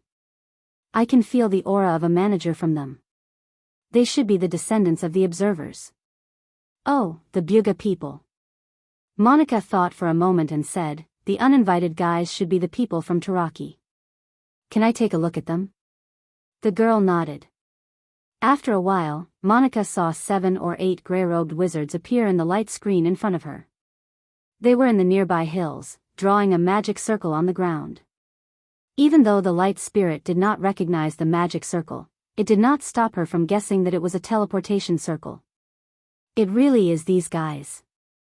Monica, I don't like these people. They are spying on me without my permission. They seem to want to teleport into my body. Can I refuse their teleportation request? I don't like it either. Monica frowned. Can you deal with them? Yes. Oh, but wait. The light spirit suddenly thought of something. No need to go through so much trouble. Send them to Area 41. The girl thought for a while. Valhalla was like a body to her. However, Area 41 could only be regarded as a subsidiary building of this fortress and was not in her body. She thought for a while before she remembered that place. Mr. Babu, please allow me to disturb you for a moment. Lady Monica asked me to send some intruders to you. Is that okay? The giant craftsman Babu was completing his meditation for the day. The cloud giants did not need to eat and rarely needed to sleep. Tiamat's network would automatically transmit energy to them. However, in the morning of the day, they would meditate and pray. Such religious rituals had been passed down for thousands of years and had long become a tradition in the blood of every cloud giant. However, the girl's voice still made him look up. He replied gracefully, Lady World Tree, it is the honor of the giants to be able to serve you. Those intruders, where are they? As soon as the gray-robed wizard stepped into the teleportation circle, the scenery in front of them blurred. However, what reappeared in their vision was not the tree hall in the middle of Valhalla, but an even more magnificent, classical marble palace full of classical beauty. Every single one of the pillars that supported the vault was shockingly huge. They were so huge that one had to raise their heads to look at them. They were arranged one after another, densely packed together. The cloud patterns on the floor of the hall set off the floating clouds outside the rows of pillars. It was like a legendary temple in the clouds. Every piece of furniture in the hall set off the insignificance of the wizards. The gray-robed wizards were completely stunned. This was the residence of the legendary giants. What kind of place did their teleportation spell bring them to? However, they immediately understood. A giant in a white robe with curly hair slowly walked out of the darkness and came to them. The giant had long, bright golden hair and eyes as blue as the sea. His clothes were as white as snow, and every crease seemed to be filled with golden threads. They sparkled under the sunlight. His bearing was graceful and noble, like an elegant statue. This was not the legendary man-eating giant in the wilderness, nor was it the despicable and cruel descendant of the legendary giant gods. It was a real giant, a cloud giant. The giant looked down at these tiny invaders. Buga people, Taraki people, the giant said one by one. His voice was like thunder, echoing in the hall. Why did you come here with evil intentions? I can feel the depraved aura on you. Have the proud silver folk of the past also surrendered to the Twilight Dragon? The sorcerers were all stunned. They looked at each other. After a while, the leading wizard replied with trepidation, Sir, are you really a cloud giant? I still remember the days when I fought alongside the Taraki people. Barb closed his eyes and recalled. Ah. The leading wizard seemed to have been struck by lightning. You are the god of craftsmen, Barb. Yes, you are the descendant of Karakik. I feel the aura of the arcane realm's law on you, Barb replied. The leader of the wizards began to tremble. He replied cautiously, That was my grandfather, my lord. Descendant of Karakik, your grandfather died in the 6th war. He died together with a crystal cluster lord. It was I who personally sent his bones back to Taraki, Barb replied. Your grandfather's soul rose to the sky and turned into a star, watching the actions of his descendants.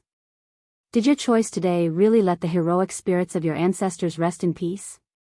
The adepts fell silent. We are trapped by our mission, sir. The leading wizard replied. Not every Taraki person supports the actions of Sir Wizard and Sir Vladimir the Great, but the Buga people have indeed fallen for a long time. The war slate is very important to us. We need to rely on it to achieve our former glory. What is true glory, descendant of Karakik? Barb replied. Your grandfather's generation lost the Great Silver Library, but no one dared to say that they were despicable. When their souls were sublimated in that war, they gained their own glory. What about you?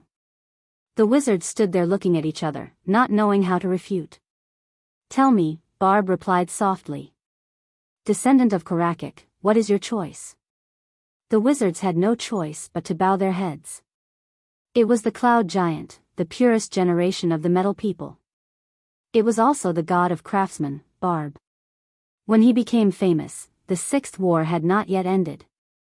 The 8 wizards knelt on one knee one by one and put their hands on their chests. We are willing to serve you, Sir Barb. Not for me, Barb shook his head. You will serve the ruler of this world. The wizards were slightly stunned, and their faces showed a stunned expression. In the hollow hall of the middle layer of Valhalla, the roar of machinery was still there. Monica could not help but wrinkle her nose after hearing the description from the girl in front of her. They actually surrendered. What cowards! The light spirit was very dissatisfied. If I knew this would happen, I would have rejected their teleportation request and thrown these despicable fellows into the turbulence of space. The girl who had just gained consciousness did not understand why Monica was angry. She just tilted her head and looked at the scene with some confusion. Forget it. Monica suddenly flew up and circled around the crystal tower. I knew Barb and the others would not do anything to the Buga people. But at this moment, she suddenly felt a heat in her chest. Monica's expression changed slightly. She hurriedly picked up a gemstone from the clothes woven by light.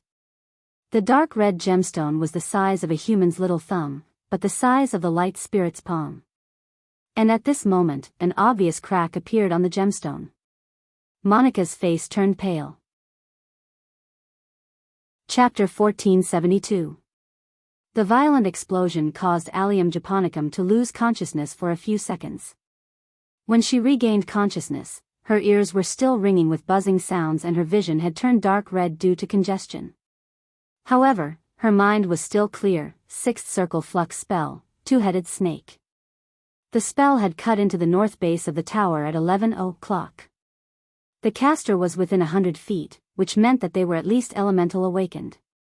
As an outstanding flux magician and elemental user, Allium Japonicum wasn't the slightest bit unfamiliar with magic. The battle between players was even more intense than this. She could also instantly determine the number of casters and their positions. This was an innate talent and also one of the reasons why she was called a first-rate caster. Allium Japonicum understood that two-headed snake was a multi-stage spell. The magic power would be compressed below the point of explosion and very quickly, a second explosion would occur. This was a spell specially used to deal with the enemy inside the stronghold. She still had a short moment of opportunity. The female knight used all her strength to lift off the rocks on her body. Enduring the stinging pain all over her body, she crawled up from the ruins. The sharp pain in her chest made her see stars and she didn't know how many of her ribs had been broken. Moreover, there was a large area of burn on her arm. Her originally snow-white skin was ashy black. The knight's uniform hung on her hand in tatters and the metal armor had also melted and distorted due to the high temperature. However, Allium Japonicum couldn't care less. She clenched her teeth and rolled down the tower which had long been turned into a pile of rubble. A muffled explosion came from the ground and an enormous force sent her flying. She fell heavily on the ground more than 10 meters away. She groaned and coughed out a mouthful of blood, but immediately crouched down.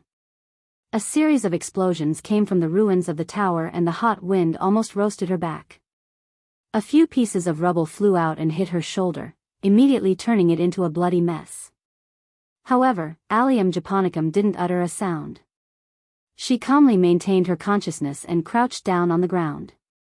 The ground was violently shaking. The opponent's spellcaster didn't seem to care about his own people.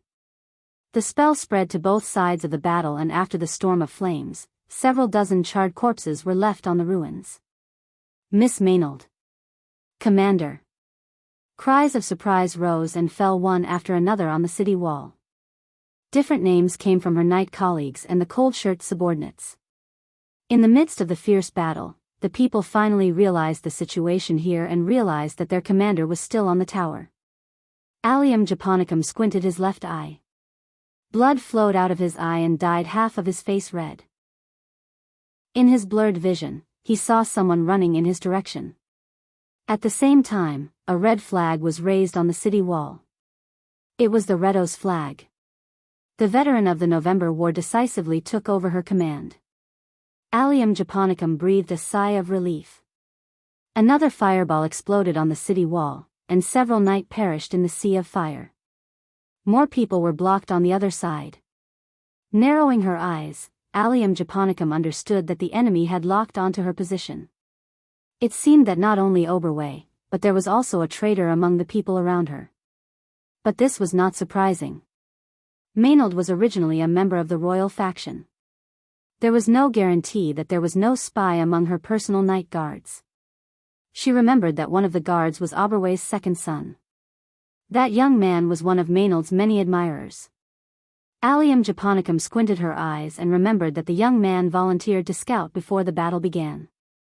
He had not returned yet. Presumably, he would not come back. Judging from the direction of the attack, the rebels had at least crossed the Orda River. It was impossible for them to sneak past Fort Paris without alerting anyone.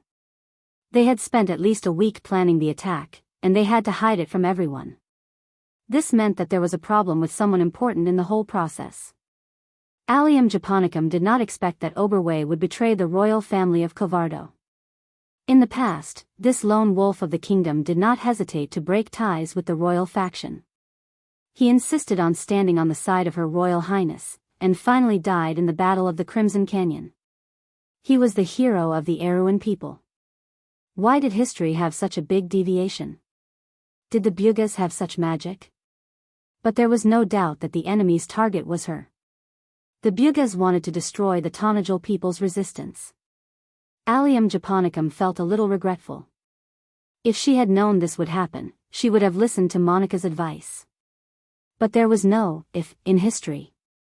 She could not have imagined that she would fall into such a trap when she was just helping the retreat of Minta.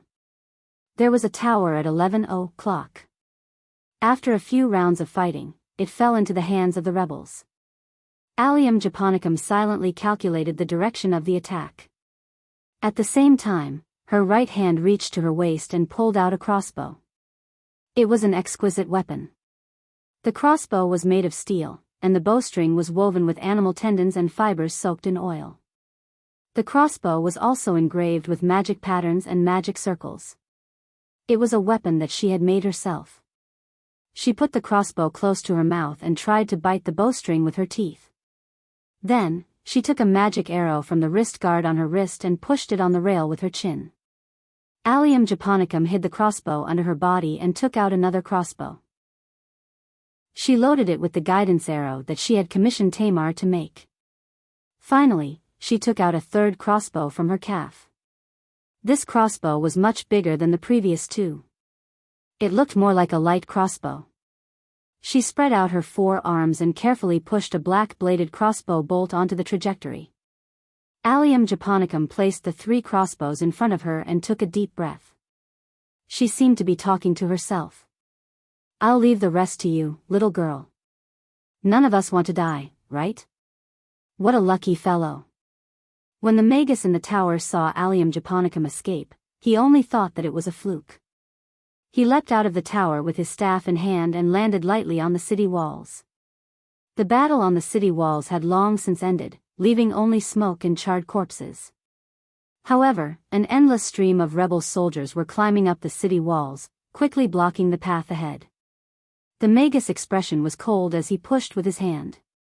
An invisible force threw the soldiers off the walls. The noble soldiers immediately broke out in an uproar, but the knight among them immediately reprimanded them to prevent them from throwing their lives away. The knight looked at the red-robed magus with some fear, and they spontaneously ordered their attendants to open up a path for him. A strange scene appeared on the city walls. A magus passed through the chaotic army in an orderly manner, neither too fast nor too slow. The streets near the city walls were already filled with smoke and dust. The magus slowly passed through the buildings that had been reduced to rubble, and soon saw the female knight lying motionless on the ground behind the smoke. He recognized that it was the main target of his trip. He shook his hand and a scroll slid down from his sleeve. He stopped 30 or 40 feet away and pointed his wand at Bai Jia while chanting in a low voice. However, the female knight had already gotten up from the ground, a crossbow in her hand. Without a second thought, she pulled the trigger. It was a movement that had been perfected over and over again. In any place in Awin, it would be difficult to find such a perfect tactical movement from any lord's knight. The owner of the crossbow had once graduated from the Royal Knight Academy with the best results. She was also the captain of Her Highness Knight Guards. At the age of 19, the female knight was already one of the best among her peers. Her name was Maynard. That lady knight who was as cold as ice, the dream lover of countless knights who were unable to obtain her. With the crossbow in her hands, her battle instincts returned to her. She shot out a bait arrow, and it was aimed at her opponent. He was an elemental ranker, which meant that she only had one chance to attack.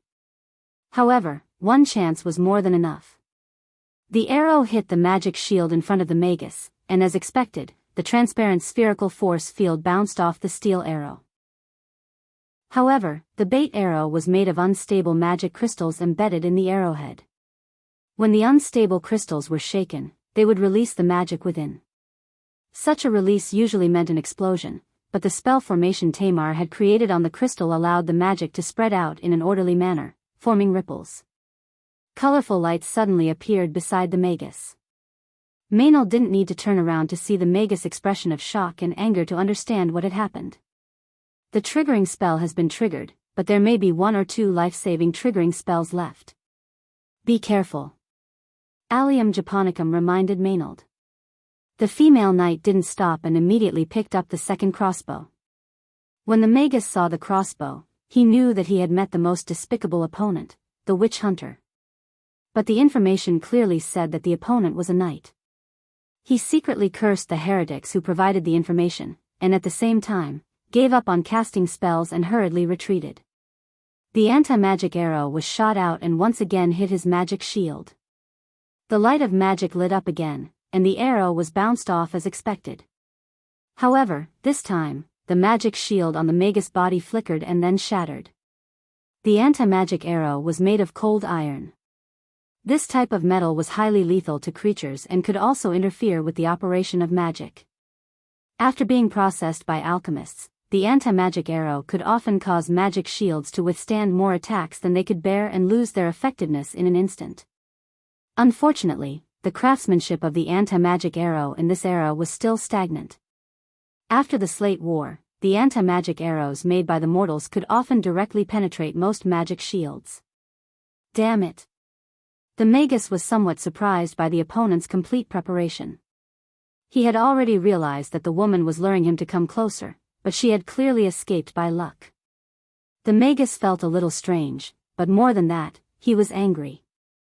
The witch hunter was undoubtedly a despicable profession in the eyes of the Magus. It only took 3 to 5 years to train a witch hunter, but the time for an excellent Magus to grow was easily calculated by 10 years. Being threatened by a witch hunter was like a noble gentleman being challenged by a lowly person.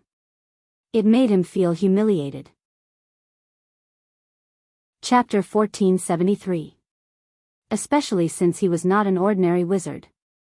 The anger in his heart burned, and he was angry that he had been miscalculated by a mortal twice in a row. Did the other party think that they could deal with the descendants of the silver with their pitiful tricks? The Buga's sky kingdom should have been destroyed long ago.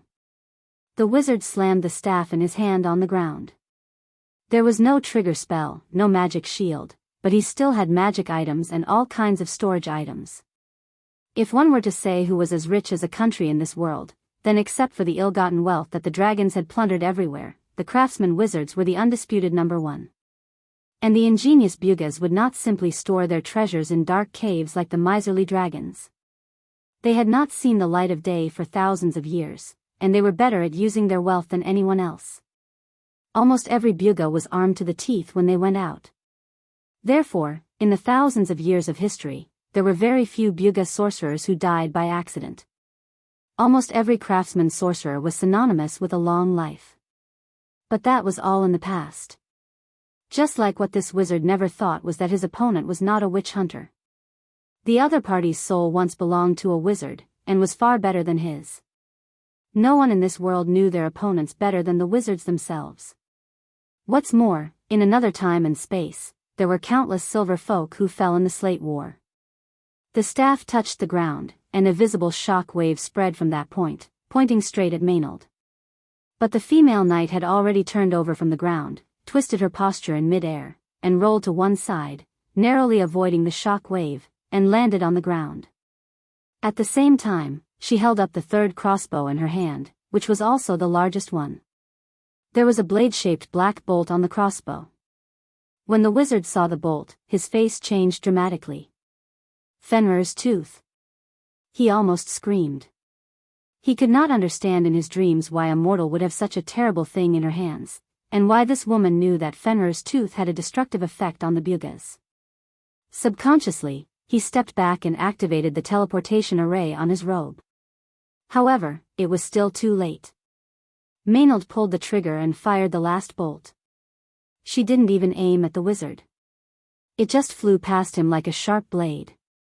The lines of law that had just lit up around the wizard seemed to have been cut off by this blade, and they all dimmed.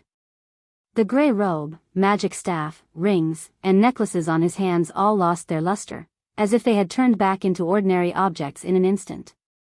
The demonic wolf Fenrir's fangs, which had the power to bite through all the laws, instantly erased the connection between the Tiamat law network and all the magical items in its path. Other than the divine weapons that had their own set of laws, all the items below the level of ancient items were rendered ineffective. But if any random Buga wizard had a divine artifact, Allium Japonicum felt that he could die without regrets. Clearly, the other party didn't. There was a look of extreme horror on the wizard's face. He threw away the magic staff in his hand in a panic. At this moment, it had become an ordinary wooden root, and then turned to flee. He now regretted it. Because of his previous arrogance and rudeness, the mortal soldiers and knight were too far away from him.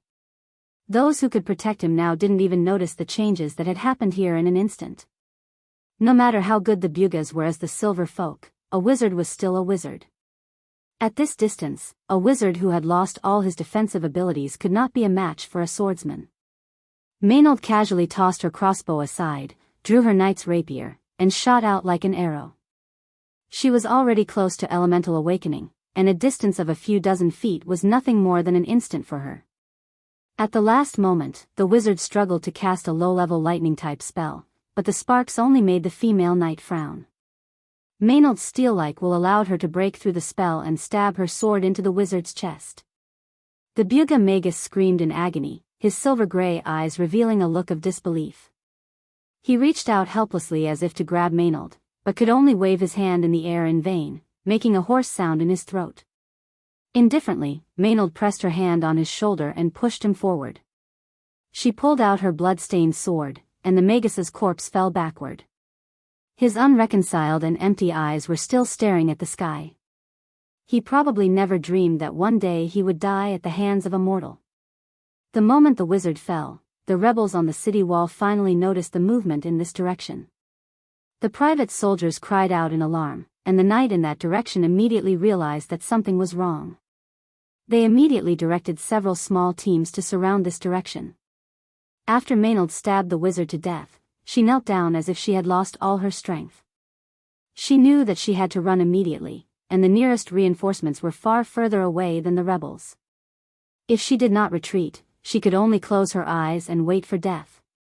But she could not move a step no matter what. The previous explosion had already seriously injured her, and killing the Buga wizard had exhausted her last bit of strength. She could only watch as the rebel soldiers rushed towards her. Maynard could even clearly see the excited expression on the face of the soldier closest to her. He raised his spear and tried to stab her, but Maynard only gently moved to the side. Her left hand gripped the shaft of the spear, and she threw the sword in her hand forward with all her might. The sword pierced through the soldier's face. The soldier screamed in pain and fell on his back. The female knight switched the spear in her left hand to her right, knelt on the ground, and swept the soldiers in front of her to the ground. She was already an arrow at the end of its flight. She only wanted to buy a moment, either to be saved, or to die fighting. Maynard felt that she had no regrets in her heart. It was just that she could no longer see the ideal heroine that Guy had promised, and she could no longer see whether he had achieved all this out of his own ambition or out of faith. She really hoped that Her Royal Highness could live on and see all this for her. A knight finally rushed to the front. Maynard was slightly disdainful. These noble knights had long fallen. Many of them had inherited this identity from their fathers, but how many of them had the spirit and strength of the first generation of knights? Looking at the guy in front of her, he seemed to be fully armed, but his footsteps were light. At first glance, it was obvious that he had not undergone much systematic training. The female knight crossed the spear, and with a slight feint, she deceived the other party's attention. She pushed forward, and the spear directly pierced the armor on the other party's chest. The man groaned, probably not expecting to die in such a situation. He stared at Maynard in horror. The female knight's heart was as calm as a dry well. 1. She thought in her heart.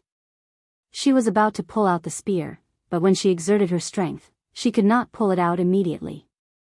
When she looked up, she was shocked to find that the descendant of the noble knight, whom she regarded as a playboy, was holding the spear that she had pierced into his chest, preventing her from pulling it out. Maynard's heart was suddenly alarmed. The guy in front of her did not seem to have such willpower.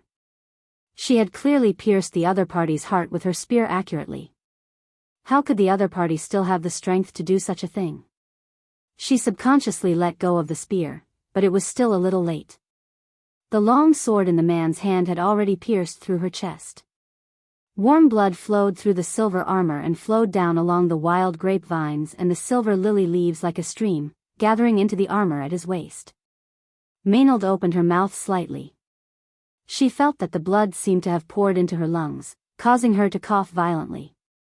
She felt the long sword being pulled out of her breastplate little by little, just like the flame of her life fading little by little. The world seemed to be gradually falling into darkness. In the last sight, the female knight saw her opponent pull the spear out of his chest lightly, without even a drop of blood. So this is the monster from Yanbao. Maynard felt herself falling into a deep sleep as her consciousness blurred. She fell heavily on the ground covered in rubble. Am I going to die? So this is the feeling of death. It's actually a little warm, she thought. Duke Grenoir's expression was like a vulture surveying its dying prey in the shadows. He watched the entire battlefield from the old plains to the Tegan Valley in the west of Menta.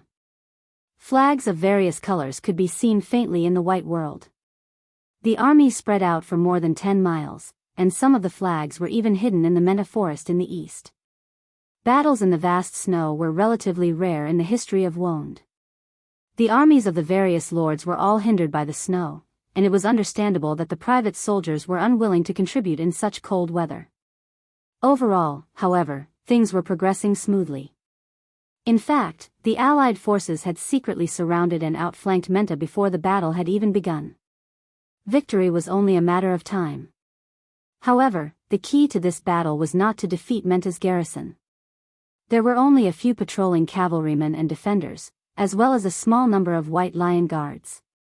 The key to this battle was to realize the arrangements of All for One, and lure the beautiful knight to Menta Castle. Everything seemed to be going well for now.